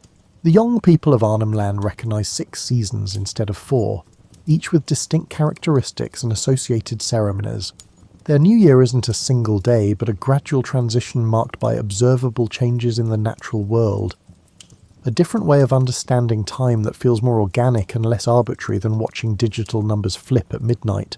What emerges from all these traditions is a recognition that time's passage matters, and that marking transitions helps humans process change. Whether you're releasing fish in a Bangkok temple, sitting in complete silence in Bali, or sharing your 12th meal in Estonia, you're participating in humanity's collective agreement that some moments deserve acknowledgement, that pausing to reflect isn't wasted time but essential maintenance for your interior life. Not every New Year celebration involves fireworks and champagne toasts at maximum volume. Some of the most meaningful traditions happen in whispers and candlelight, in moments so quiet you can hear your own breathing sync with the rhythm of something larger than yourself. In Japan, the practice of Joya no Kane involves ringing temple bells 108 times on New Year's Eve. The number corresponds to the Buddhist belief in 108 earthly desires that cause human suffering, things like greed, anger, ignorance, and the inexplicable compulsion to check your phone every 30 seconds. Each bell's resonance is meant to dispel one of these afflictions, these sound waves literally carrying away your attachments and aversions. Temple bells in Japan are massive bronze instruments that produce deep, reverberating tones you feel in your chest, as much as hear with your ears. The ringing begins before midnight and extends past it, so you cross into the new year wrapped in that low, humming vibration. Visitors to temples during this time often light incense and stand in the courtyard, eyes closed, letting the bell tones wash over them. There's no rushing, no countdown, no manufactured excitement, just the bell, the incense smoke curling upward, and the understanding that you're participating in a ritual that's been performed exactly this way for centuries. The 108th ring sounds different from the others, not in pitch but in significance, because it's the last, because it completes the set, because after it comes silence and a new beginning. In many Christian Orthodox traditions, particularly in Eastern Europe, the New Year arrives during a period of religious fasting before Christmas, which follows the Julian calendar. This means celebrations are naturally quieter and more introspective. Families gather for modest meals, attend church services that last several hours, and spend time in prayer. The Serbian tradition of Badnjak involves bringing a young oak tree into the house on January 6th, Orthodox Christmas Eve, and burning it throughout the night while family members take turns keeping watch over the fire. It's companionable without being chatty, the kind of shared silence where everyone feels comfortable just existing together. The Quaker practice of silent worship, while not specific to New Year's Eve, offers a template for quiet reflection that some people adopt for marking the year's turning. Participants sit together in a plain room, no music, no liturgy, no planned programme. People speak only if they feel moved by the Spirit to share something, and often an entire hour passes with no one saying a word. For those accustomed to constant noise and stimulation, this depth of silence can feel uncomfortable at first. You become acutely aware of your chair creaking, your stomach gurgling, and your brain throwing up random thoughts like a poorly trained dog, bringing you dead birds. But if you sit with it long enough, the silence stops feeling empty and starts feeling full, pregnant with possibility. In Finland, people practice a tradition called molybdomancy, or tin casting, on New Year's Eve. You melt small pieces of tin in a ladle over the stove, then quickly pour the molten metal into a bucket of cold water. The tin solidifies into abstract shapes that you hold up to lamplight, examining the shadows cast on the wall to interpret what the coming year might hold. It's divination, yes, but quiet divination, just you. A candle and a blob of solidified metal throwing strange shadows. The interpretations are wonderfully subjective. That might be a ship, indicating travel, or it might be a horse, suggesting hard work ahead, or it might just be a lumpy bit of tin that looks like nothing in particular, which probably means you should stop looking for omens and just live your life. The Amish observe New Year's Day as a day of rest, visiting and quiet celebration. No grand parties, no alcohol, no dancing, just families moving between houses, sharing meals, singing hymns, and sometimes holding church services. Young people might play quiet games or go for walks together. Older people nap without apology, which sounds entirely reasonable. The day's pace is deliberate, the opposite of the frantic energy that characterises mainstream New Year's celebrations. There's something countercultural about choosing slowness in a world that insists on speed. In Tibetan Buddhism, New Year celebrations called Lusar include quiet practices like clearing debts, cleaning the house thoroughly, and settling disagreements before the year ends. The night before Losar, families eat a special soup called guthuk that contains 9 ingredients, some of which are dumplings with symbolic items hidden inside. White pebbles for long life, coal for dark hearts, you're supposed to examine your behaviour if you get that one, and wool for good-heartedness. Everyone laughs when someone bites into a suspicious dumpling, but gently, affectionately. After the meal, people perform a ritual called driving out the ghosts by making loud noises and carrying torches. But before that chaos comes hours of quiet preparation, cooking, and contemplation. The Zoroastrian practice of staying awake throughout the last night of the year, called Shabichela, involves gathering with family and friends to read poetry, particularly the works of Hafez, eat watermelon and pomegranates, and share stories until dawn. Poetry reading might not sound inherently quiet, but the way it's practiced in this tradition emphasises listening, savouring language, and thinking about meaning. Someone reads a ghazal by Hafez, and everyone sits with it for a moment before discussing the imagery, the metaphors, and what it suggests about love or divinity or human nature. The conversation meanders like a stream, following interesting tributaries, in no particular hurry to arrive anywhere. In some Scandinavian countries, people practice watching the old year out, which involves sitting quietly as midnight approaches, often looking out windows at the dark sky, thinking about the year that's ending. There's no agenda, no structured meditation, just permission to sit with your thoughts without judgment. If you want to cry about losses, you cry. If you want to smile about triumphs, you smile. If you want to stare blankly at the middle distance while your mind wanders through disconnected memories, that's fine too. The point isn't to reach any particular emotional state, but simply to be present with whatever arises. The practice of writing down regrets or disappointments from the past year, then burning the paper, appears in various forms across many cultures. Some people do this alone, sitting at their kitchen tables after everyone else has gone to bed. The writing itself is meditative. You have to think clearly enough to articulate what you're releasing, which often makes you realise that some of your anxieties are fuzzier than you thought, less monster and more shadow. Then you light the paper on fire, watching ink and pulp transform into ash and smoke, watching your words literally disappear. It's symbolic, sure, but symbols work on our psyches whether we believe in them intellectually or not. In convents and monasteries around the world, New Year's Eve often involves extended prayer vigils. Participants move through different forms of prayer, recited liturgies, silent meditation, contemplative reading and chanting, creating a rhythm that carries them from one year into the next. There's something powerful about marking time through practices that humans have performed for hundreds or thousands of years, about connecting your individual experience to a vast chain of people who've performed these same actions, spoken these same words and sat in the same quality of silence. Humans have always understood that eating is never just about nutrition. Every shared meal tells a story, carries meaning, and connects people to their histories and their hopes. When you combine food with fire, humanity's first technology, our oldest friend and most useful servant, you create layers of symbolism deep enough to get lost in. The Scottish Hogmanay tradition includes making a pint, a hot drink of ale, whiskey, beaten eggs, and spices that's prepared in a large pot over a fire and shared at midnight. The fire's heat transforms the raw ingredients into something greater than their sum, and the sharing from a common pot reinforces community bonds. Everyone drinks from the same source, literally and figuratively. The recipe has been passed down through generations, and people argue good-naturedly about the proper proportions, whether you should use more whiskey or less, and if the eggs should be beaten separately or added directly to the pot. These arguments matter because they're not really about ingredients. They're about maintaining connections to ancestors who made hot pint the same way, in the same pots, probably having the same arguments. In Spain and several Latin American countries, eating 12 grapes at midnight, one for each chime of the clock, supposedly brings good luck for each month of the coming year. This is harder than it sounds. Grapes are slippery. You're trying to swallow them quickly while the bells are ringing, and inevitably someone starts giggling, which makes everyone else laugh and accidentally inhale grape bits.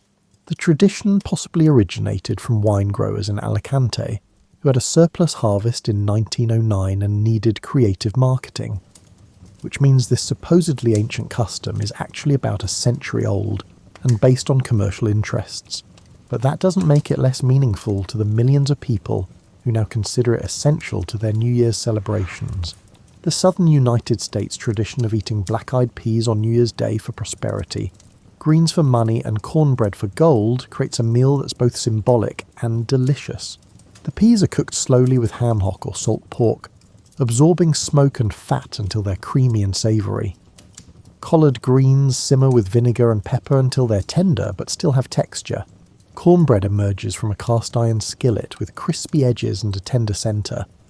You pile these together on your plate, and whether or not they bring actual prosperity, they definitely bring satisfaction. The tradition possibly stems from the Civil War, when Union troops raided Confederate food supplies but left behind black-eyed peas, considering them fit only for livestock, which meant Southerners had peas to eat when other foods were scarce. Eating them on New Year's became a way to remember that survival is its own form of wealth. The Dutch tradition of eating oliebollen, oil balls, which are deep-fried dough balls dusted with powdered sugar, on New Year's Eve supposedly dates back to Germanic tribes who believed the fat would help protect them from the sword strikes of Perchta, a goddess who would supposedly slice open bellies during Yule to see if people had eaten well. The sword defence theory is probably nonsense, but oliebollen are definitely delicious, and watching them bubble in hot oil, waiting for them to turn golden, then burning your mouth because you couldn't wait for them to cool, that's part of the tradition too. In Greece, the Vassilopita cake contains a hidden coin, and whoever finds it in their slice receives special blessings for the coming year. The cake is cut at midnight with great ceremony, with the first slice for Christ, the second for the poor, and subsequent slices for family members by age. There's genuine suspense as people eat carefully, watching for the glint of the coin, trying not to crack their teeth on it. Sometimes the coin goes to someone who clearly needs good fortune, and you wonder if the person cutting the cake managed that through skill, or if it really was luck. Either way, the ritual creates a moment of shared anticipation, everyone's attention focused on the same object, the same possibility. The Austrian and German tradition of Bleigießen is similar to Finnish tin casting, but uses lead instead, or used two until they realised lead poisoning wasn't an ideal way to start the year. So now they use tin or wax. The principle remains: you melt the substance, pour it into water and interpret the shapes. But the more interesting tradition happens afterward, gathering around the fire to toast bread on long forks and share stories while eating the toast with butter and jam. The fire's heat on your face, the smell of browning bread, the butter melting into still warm toast. These sensory experiences anchor the memory, making it distinct from every other night of the year. In Iran, the Haftzin table prepared for Nowruz includes 7 items starting with the Farsi letter S, each symbolising something essential. Sabze, wheat or lentil sprouts; for rebirth. Samanu, sweet pudding; for affluence. Senjed, dried or Easter; fruit for love. Sirka, vinegar for patience. Seb, apple for beauty and health. Sur, garlic for medicine and protection. And Somak, sumac, for sunrise and new beginnings. Families spend days preparing this table, growing the sprouts, making the pudding, and arranging everything beautifully.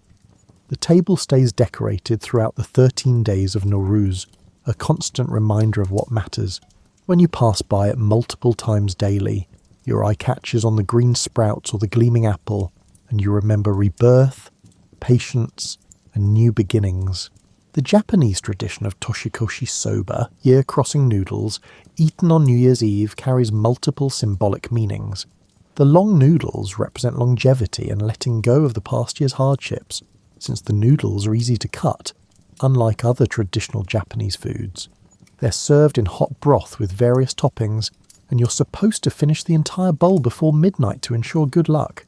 Slurping is not just permitted but encouraged. The sound is considered proof of appreciation. The soba must be buckwheat noodles specifically, not other types, because buckwheat plants are resilient and bounce back after storms knock them down, which is the kind of characteristic everyone wants to embody. In the Philippines, round fruits dominate New Year's tables because round shapes symbolise coins and prosperity. People display 12 different round fruits, one for each month, in bowls and on platters. The fruits range from common to exotic: oranges, grapes, watermelons, apples, pomelos and longans. The tradition says you should jump at midnight while holding coins and keeping your pockets full of change, which sounds exhausting if you've also been eating steadily since dinner. But the combination of fruit circles and jumping coins and general roundness is meant to attract circular money.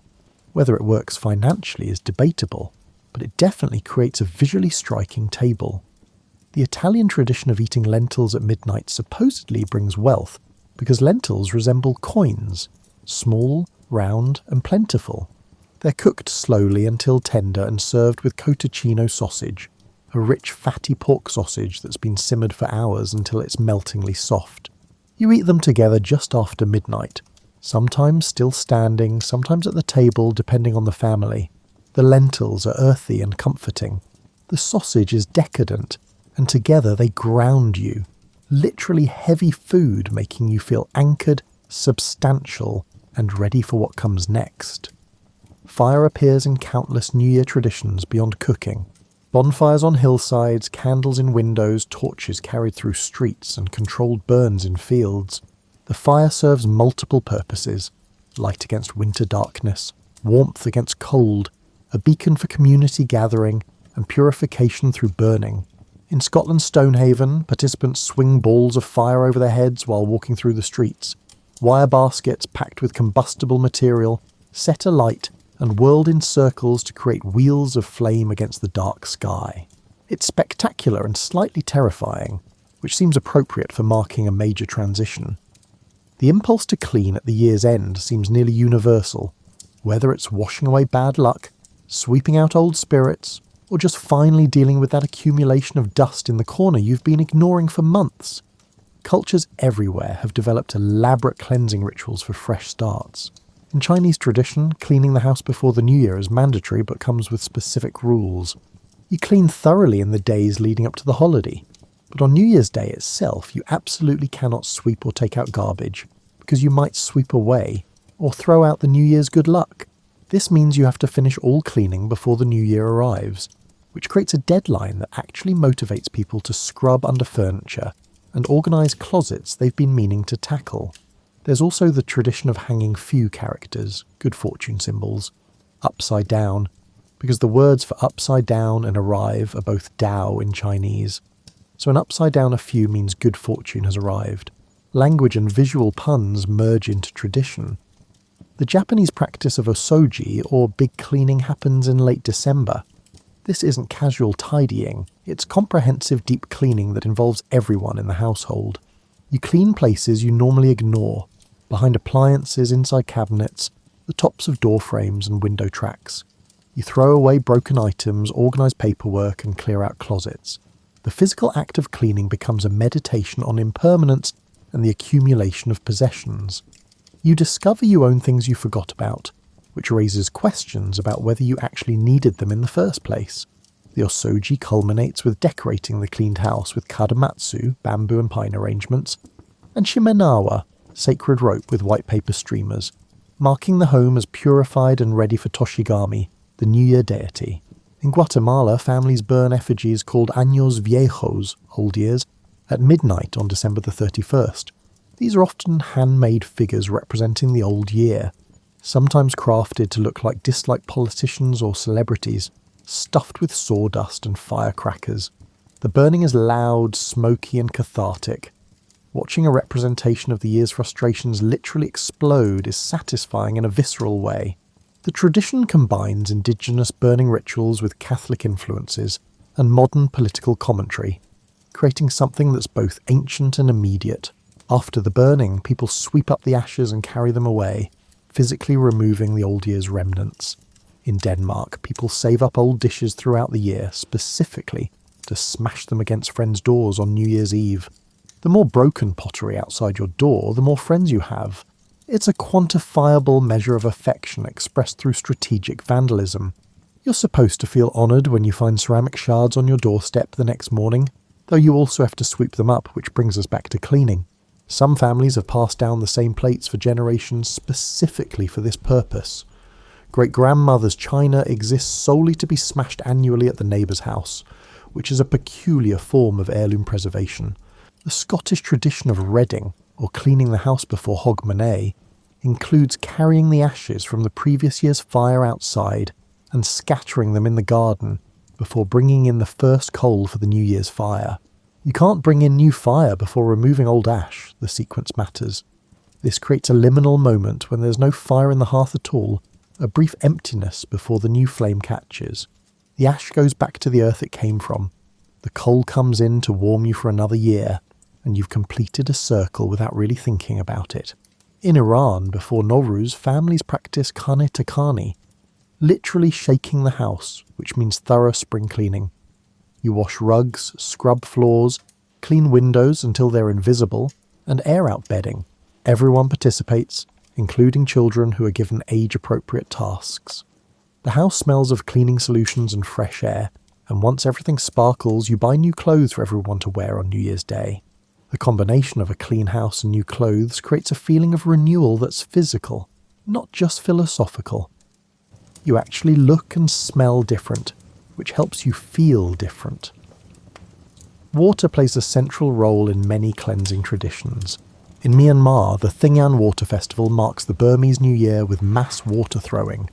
What began as gentle anointment with blessed water has evolved into full-scale water warfare, with people throwing buckets from balconies, spraying hoses from trucks, and setting up elaborate water cannon stations. Everyone gets completely drenched, which in the hot season is actually pleasant. The water symbolically washes away the old year's sins and bad luck, and the sheer volume of water involved means you're definitely clean by the end, at least temporarily. The Jewish practice of tashlich during Rosh Hashanah involves walking to a body of flowing water, a river, stream or ocean, and symbolically casting away your sins by throwing breadcrumbs or small stones into the water while reciting prayers. You watch the crumbs float away on the current, physically releasing your mistakes. Different communities have different practices about what you throw. Some say the bread feeds the fish, completing a cycle, while others point out that bread isn't particularly good for fish, and suggest using birdseed instead, which leads to theological discussions about whether the point is the symbolism or the ecological impact. In Korea, the practice of burning written wishes or worries from the past year creates smoke that carries your concerns away. You write specific things, not vague anxieties but particular worries, on small pieces of paper. Then you burn them in a controlled fire, watching the paper blacken and curl, the ink disappearing, and your handwriting turning to ash. The smoke rises and dissipates, and your worries rise and dissipate with it. You know intellectually that burning paper doesn't solve actual problems, but the ritual provides permission to release worry, at least temporarily, which is its own form of problem solving. In parts of South America, people wear coloured underwear on New Year's Eve according to what they want to attract. Yellow for money, red for love, white for peace, and green for health. You wear the appropriately coloured underwear all day and especially at midnight, which means you've thought about your priorities and literally clothed yourself in your intentions. The tradition is both serious and playful. People shop together for lucky underwear, comparing shades of yellow and debating whether burgundy counts as red.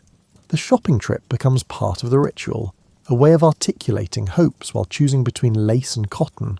The practice of smudging with sage, cedar, or sweetgrass in various indigenous North American traditions involves burning dried plants and using the smoke to cleanse spaces, objects, and people. You light the bundle, let it catch, then blow out the flame so it smoulders and produces smoke. Then you move the smoke around with your hand or a feather, directing it into corners, around doorways, and over your own body. The smoke has a distinct smell, sharp, resinous, and green, even though you're burning dried plants. Different plants carry different purposes: sage for purification, cedar for protection, and sweetgrass for blessing. The smoke is visible evidence of cleansing happening, tangible proof of intention made manifest. Once you've cleaned house and released the past, the question becomes, what do you want to invite into the emptiness you've created? Intention setting takes countless forms, from private promises to public declarations, from written lists to symbolic actions. The Western tradition of New Year's resolutions has ancient roots, but took its modern form during the early 20th century. Gym memberships spike in January, diet books sell briskly, and self-improvement courses find eager audiences. The cynical view is that most resolutions fail by February, which statistics support. Approximately 80% of resolutions don't make it past the first month. But perhaps the point isn't success rates, but the practice itself.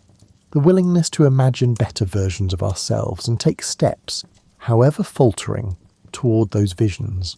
In many Latin American countries, people write down wishes for the new year on small pieces of paper, then tuck them into their shoes. You wear these wishes as you walk into the new year, literally stepping into your intentions. Some people keep the papers in their shoes for the entire first day, while others transfer them to wallets or pockets, keeping their wishes close. The papers gradually wear and fade from contact with your life, which seems metaphorically appropriate. Your intention should be lived, not preserved in pristine condition. The Babylonian practice during Akitu involved making promises to the gods and to neighbours, particularly about returning borrowed property and paying debts. These weren't private vows, but public declarations made in temple ceremonies. The accountability built into the practice, promising in front of your community, probably improved follow-through rates considerably. It's harder to forget your resolution when multiple people witnessed you making it and will definitely ask how it's going. In some Buddhist traditions, people write intentions for the coming year on small wooden tablets called iyame, which they hang at temples.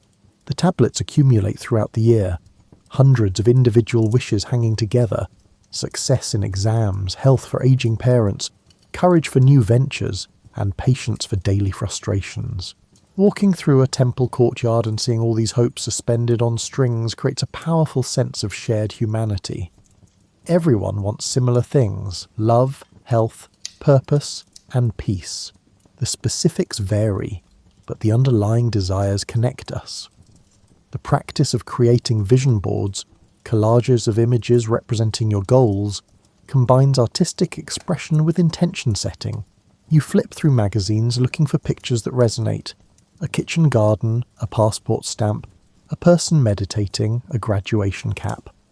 You arrange these images on poster board, creating a visual map of your aspirations. Then you hang the board somewhere you'll see it daily. The regular visual reinforcement keeps your intentions accessible to your conscious mind rather than letting them drift into forgetfulness. Some people swear by vision boards, others find them embarrassingly earnest. The effectiveness probably depends less on the board itself than on the clarity of thought required to create one. In Japan, people buy Daruma dolls at New Year markets. These are hollow, rounded dolls modelled after Bodhidharma, the founder of Zen Buddhism. The dolls come with blank white eyes. When you buy one, you colour in one eye while setting a goal for the year. The doll sits in your home, its single eye watching you, a constant reminder of your intention. If you achieve your goal by year's end, you colour in the second eye, completing the doll. Then you return it to the temple to be burned in a ceremonial fire, releasing the commitment. If you don't achieve your goal, you can keep the one-eyed doll or return it incomplete, acknowledging that you weren't ready or the goal wasn't right. The one-eyed doll staring at you all year creates gentle pressure without crushing guilt. The practice of choosing a word for the year, one word that captures your intention or focus, has gained popularity as a less overwhelming alternative to detailed resolutions. Instead of lose £20, save $5,000, learn Spanish and read 50 books, you choose something like balance or courage or simplicity. The word becomes a lens through which you evaluate decisions throughout the year. When facing a choice, you ask, does this align with my word? It's simultaneously more flexible and more focused than traditional resolutions, allowing for interpretation while maintaining direction. In some Hindu traditions, people visit temples on New Year to seek blessings for specific intentions. You bring offerings, flowers, fruit and incense, and explain to the deity what you hope to accomplish. Some temples have priests who bless you and offer guidance. The practice combines personal intention with spiritual petition, acknowledging that while you'll work toward your goals, you also recognize forces beyond your control and ask for divine support. It's practical humility. I'll do my part, but I could use some help from greater powers. The Kemetic practice of making oaths to Ma'at, the goddess of truth and balance, involved publicly stating your intentions and understanding that Ma'at would weigh your heart against her feather of truth in the afterlife. The severity of that eventual judgment supposedly encouraged people to follow through on their promises. Modern practitioners of Kemetic traditions often write intentions during the New Year and place them on altars devoted to Ma'at, understanding that truth and balance should guide their actions. The feather weighing your heart creates memorable motivation. Letter writing as intention setting appears in many cultures. Some people write letters to their future selves, describing current hopes and sealing them to open in 1 year. Reading last year's letter becomes part of the next year's ritual. You discover which intentions you forgot about entirely, which ones evolved into something unexpected, and which ones you achieved without consciously trying. The gap between who you thought you'd be and who you actually became holds valuable information about the difference between wishful thinking and genuine aspiration. In some Caribbean traditions, people make packets of herbs, spices and other ingredients corresponding to their intentions, then bury these packets in their gardens or at crossroads under the new moon closest to the new year. The packet deteriorates in the earth, releasing its contents slowly, symbolising intentions gradually manifesting throughout the year.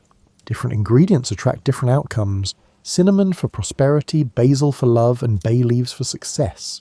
You choose your ingredients thoughtfully, construct your packet with care, bury it with ceremony, then trust the earth to do its work while you do yours.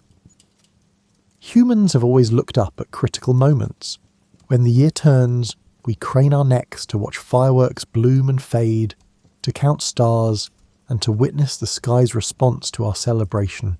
The practice connects us to our astronomical origins and reminds us that we're part of something vastly larger than our individual concerns. The aurora borealis has influenced northern culture's New Year traditions for millennia. In Scandinavia, the dancing lights were sometimes interpreted as spirits of the dead celebrating, sometimes as reflections of the Valkyrie's armour, and sometimes as bridges between worlds. Watching the aurora on New Year's Eve was considered particularly auspicious. You stood in brutal cold, looking up at curtains of green and purple light undulating across the sky, and felt very small in a way that was somehow comforting. The lights dance regardless of human activity, indifferent to your hopes and fears, just physics and magnetism creating beauty. In Polynesian cultures, navigation by stars wasn't just practical but sacred. Star watchers held honoured positions, maintaining knowledge of which stars appeared when and what their positions indicated about seasons and directions. The new year in traditional Hawaiian culture coincided with the rising of Makalii, the Pleiades star cluster, signalling the start of the 4-month Makahiki season. During Makahiki, war was forbidden, taxes were suspended, and people celebrated with sports, dancing and feasting. The entire social structure shifted based on stars appearing in particular positions. Astronomy literally governed society. Meteor showers near New Year's, particularly the quadrantids, which peak in early January, give modern sky watchers something to search for during cold winter nights. You find a dark location away from light pollution, bring blankets and thermoses of hot drinks, and lie on your back looking up. Your eyes adjust to darkness over 20 minutes, and then you wait. Meteors appear unpredictably. A streak in your peripheral vision, gone before you can properly see it, then nothing for 10 minutes, then 3 in quick succession. The waiting becomes meditative. You're not scrolling, not multitasking, just lying still watching for light. The Chinese tradition of Tianwen, or celestial patterns, involved careful observation of astronomical phenomena and their interpretation as omens. A particularly bright star might indicate the birth of a great leader. A comet could suggest impending change. Imperial astronomers held powerful positions because their readings influenced national policy. While modern science has explained these phenomena in ways that remove the supernatural, the practice of paying attention to the sky remains valuable.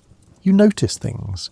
How quickly clouds move, the moon's changing position throughout the night, and which stars are visible in different seasons. In Zoroastrian tradition, fire temples maintain eternal flames that should never be extinguished. On New Year's Eve, families add special wood to their home fires and stay awake watching flames while telling stories and reading poetry. The fire connects earth to sky, smoke rising, sparks ascending, and heat radiating upward. You feed the fire throughout the night, watching how different woods burn differently, how flames find whatever oxygen they can, and how fire is simultaneously destructive and life-giving. The smoke carries your prayers and intentions skyward, or at least that's the belief. Even without supernatural intercession, watching fire remains hypnotic, the oldest television. The practice of releasing sky lanterns, though now banned in many places due to fire hazards, originated in China and spread throughout Asia. Paper lanterns with small flames inside lift on heated air, rising into the night sky like reversed stars. Hundreds or thousands released simultaneously create a stunning sight, an artificial constellation ascending, each light representing someone's wish or prayer. From the ground, you watch your lantern join others, become indistinguishable, and become part of a collective illumination. Then the flames burn out and the lanterns drift back to Earth, which poses obvious problems but created beautiful moments while aloft. In parts of Mexico, people practice the tradition of las 12 uvas at midnight, but do so outside, looking at the sky between grapes. The logic is that wishes made under open sky have clearer paths to whatever forces grant wishes. This probably doesn't work mechanically, but eating grapes while looking at stars does create a memorable sensory combination. The sweet burst of fruit, the cold air on your face, and the vast darkness above sprinkled with ancient light. The Maori tradition of star observation, called wetu, tied navigation, agriculture, and spiritual practice together. Different star clusters signified different seasons and activities. Matariki, the Maori New Year celebrated when the Pleiades rise, involves gathering before dawn to watch these stars appear.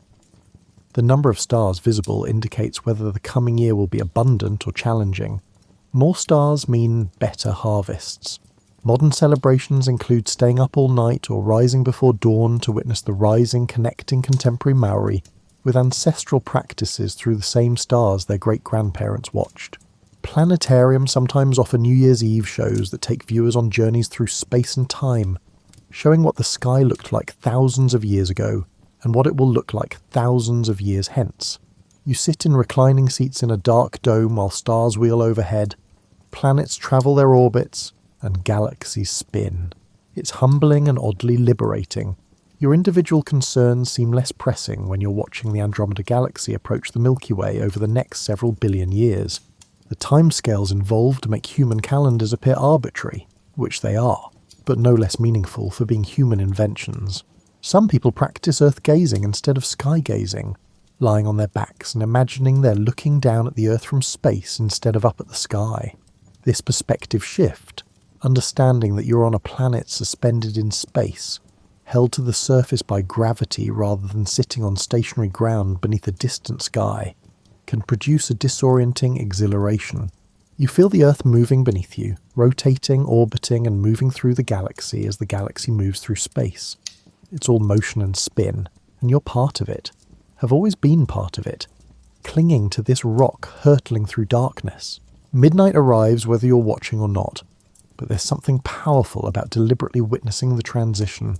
Different cultures mark this moment in ways ranging from reverent to raucous, but all recognise that the instant of change deserves attention. In Times Square, approximately 1 million people gather to watch a Waterford crystal ball drop precisely at midnight, a tradition that began in 1907, though the current LED-lit sphere with 32,000 colours wasn't introduced until 2008. The countdown is broadcast globally, and people in living rooms and bars worldwide count down together. 10, 9, 8. The synchronization creates temporary unity among people who agree on nothing else. For 60 seconds, everyone's counting the same numbers toward the same moment. In Greece, the moment of midnight involves card games. Families play games of chance, believing that winning at midnight predicts good luck for the year. The games are often simple: war, high card, dice rolls, with small stakes. Children stay up to participate, learning that sometimes you win, sometimes you lose, and neither outcome defines you permanently. The next hand, the next year, offers fresh possibilities. In Brazil, the first moments of the new year involve running into the ocean, preferably jumping over 7 waves while making wishes. Beach communities like Rio de Janeiro become masses of people dressed in white, running into the water together. The waves are cold shock, salt spray, and tidal power, nature indifferent to human celebrations but providing a stage for them anyway. 7 waves because 7 is lucky. There are 7 days in the week, 7 colours in the rainbow, and 7 musical notes. The number accumulates meaning through repetition. The Scottish tradition of first footing requires the first person to enter your home after midnight to be a dark-haired male bearing gifts. In areas where most people are fair-haired, this creates logistical challenges. Some families arrange first footers in advance. Others leave their doors unlocked and hope appropriate strangers arrive. The gifts are specific: coal for warmth, salt for flavour, shortbread for food, and whiskey for cheer. A first-footer shouldn't arrive empty-handed, shouldn't speak before delivering the gifts, and should only enter through the front door, the same door they'll exit from, not crossing through the house, which might bring bad luck. In the Philippines, families believe that jumping at midnight makes children grow taller. Every child jumps as high as possible precisely at 12, which creates hilarious videos and slightly chaotic moments as everyone leaps simultaneously. The physics don't support the growth claim, but the collective jumping creates joy and memory, which might be the actual point. You jump, you laugh, and you land in the new year already smiling. In Denmark, people stand on chairs and jump off them at midnight, literally leaping into the new year. This combines the jumping impulse from the Philippines with furniture, which adds an element of adventure. You stand on a chair, count down, then jump into the year ahead. It's a small action with clear symbolism, leaving the old year behind, taking a leap and trusting you'll land safely. In some Native American traditions, the first sunrise of the new year calls for ceremony. You wake before dawn, prepare yourself through prayer or meditation, then face east and wait. The sky gradually lightens, black to deep blue to pale blue to pink to gold, and then the sun appears, a sliver of fierce light that grows until you have to look away. That first light touches your face, and you've witnessed the year's first sunrise and participated in the cycle's continuation. Each sunrise is technically the same as the previous one, but this one you've marked as special through attention. In Japan, the first shrine visit of the year, called Hatsumode, typically happens in the first 3 days of January. Shrines become crowded with people waiting in long lines to pray, buy lucky charms and receive blessings. The waiting is part of the experience. Standing in a queue with strangers who are all there for the same purpose creates a temporary community. You might chat with the people around you, or you might stand in companionable silence, but you're together in intention. When you finally reach the shrine, you throw a coin in the offering box, bow twice, clap twice, bow once more, and say a prayer. The ritual's precision is comforting. You know exactly what to do and have seen countless others do the same. In Spain's Basque region, people dress as the mythological character Olentzero, a charcoal maker who brings gifts on New Year's. Groups of Olentzeroque parade through streets, singing traditional songs and carrying staffs. The character represents the old year departing, rural tradition continuing despite urbanization, and connection to the land even in cities. Children watch these parades, learning stories their grandparents knew, maintaining cultural memory through costume and song. The practice of kissing someone at midnight supposedly comes from English and German folklore, suggesting that the first person you encounter in the new year sets the year's tone. A kiss was meant to purify and strengthen bonds. Now it's become an expectation in many Western cultures, sometimes creating pressure to have someone to kiss at midnight, as though your romantic status determines your year's quality. But a kiss between people who genuinely care for each other, chosen freely rather than performed out of obligation, can be a lovely way to begin a year. Connection, affection, and warmth against winter cold. In some cultures, the first words spoken in the new year matter. You choose them carefully. A blessing, a wish, a hope. Some people remain silent until they've formulated exactly what they want their first words to be. Others shout joyfully, claiming the year with exuberance. The choice reflects personality. Some of us are thoughtful, some spontaneous, some quiet, and some loud. The year accommodates all of us. After the celebration comes the morning. While some people wake with regret and headaches, many cultures have developed traditions that make New Year's Day itself meaningful, quiet, and a gentle beginning rather than a loud continuation. In Japan, New Year's Day morning involves special breakfast foods called osechi ryori, elaborately prepared dishes packed in beautiful lacquer boxes. Each dish has symbolic meaning. Black soybeans for health, herring roe for fertility, and sweet rolled omelette for scholarship. The foods were traditionally prepared in advance so women wouldn't have to cook during the first days of the year, giving everyone rest. Families eat together slowly, discussing the past year and hopes for the coming one. The meal isn't rushed. There's nowhere to go, nothing that can't wait. In the southern United States, New Year's Day often means staying home in comfortable clothes and cooking that traditional meal of black-eyed peas, collard greens and cornbread. The house smells of simmering greens and baking bread. Someone might have a football game playing on television, volume low, just pleasant background noise. The meal simmers for hours, flavours deepening, while family members drift in and out of the kitchen, sampling, adding seasonings, and telling stories about previous New Year's. The Dutch practice of Nieuwjaarsduik involves jumping into cold ocean water on New Year's Day, which sounds terrible but apparently attracts thousands of participants annually. You change into your swimsuit in freezing temperatures, run screaming into icy water, splash around briefly, then run back out and wrap yourself in towels while laughing uncontrollably. The shock of cold water creates an endorphin rush. You feel intensely alive, every nerve alert absolutely present in your body. Then you drink hot chocolate and warm up slowly, feeling victorious for reasons you can't quite articulate. In many cultures, New Year's Day is for visiting.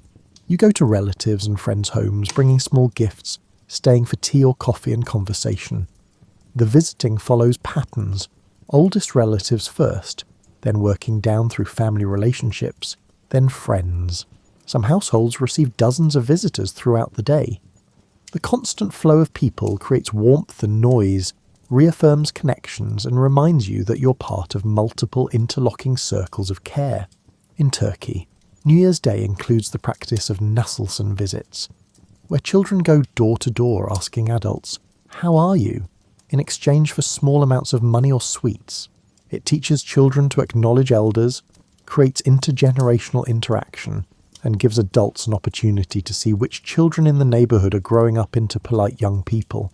The children accumulate modest amounts of money that feel like fortunes, and the adults get to participate in tradition and community maintenance. For people who celebrated too enthusiastically the night before, New Year's Day is for recovery. Different cultures have different hangover cures. Menudo in Mexico, a spicy tripe soup that supposedly restores balance. Prairie oyster in the English-speaking world, a raw egg in a glass with Worcestershire sauce and hot sauce that seems designed to punish bad decisions, and pickled herring in Germany and Poland, the salt and vinegar cutting through wooziness. Whether these work medicinally or just distract you from your headache with intense flavours is unclear, but the ritual of cure-seeking creates structure for an otherwise shapeless day.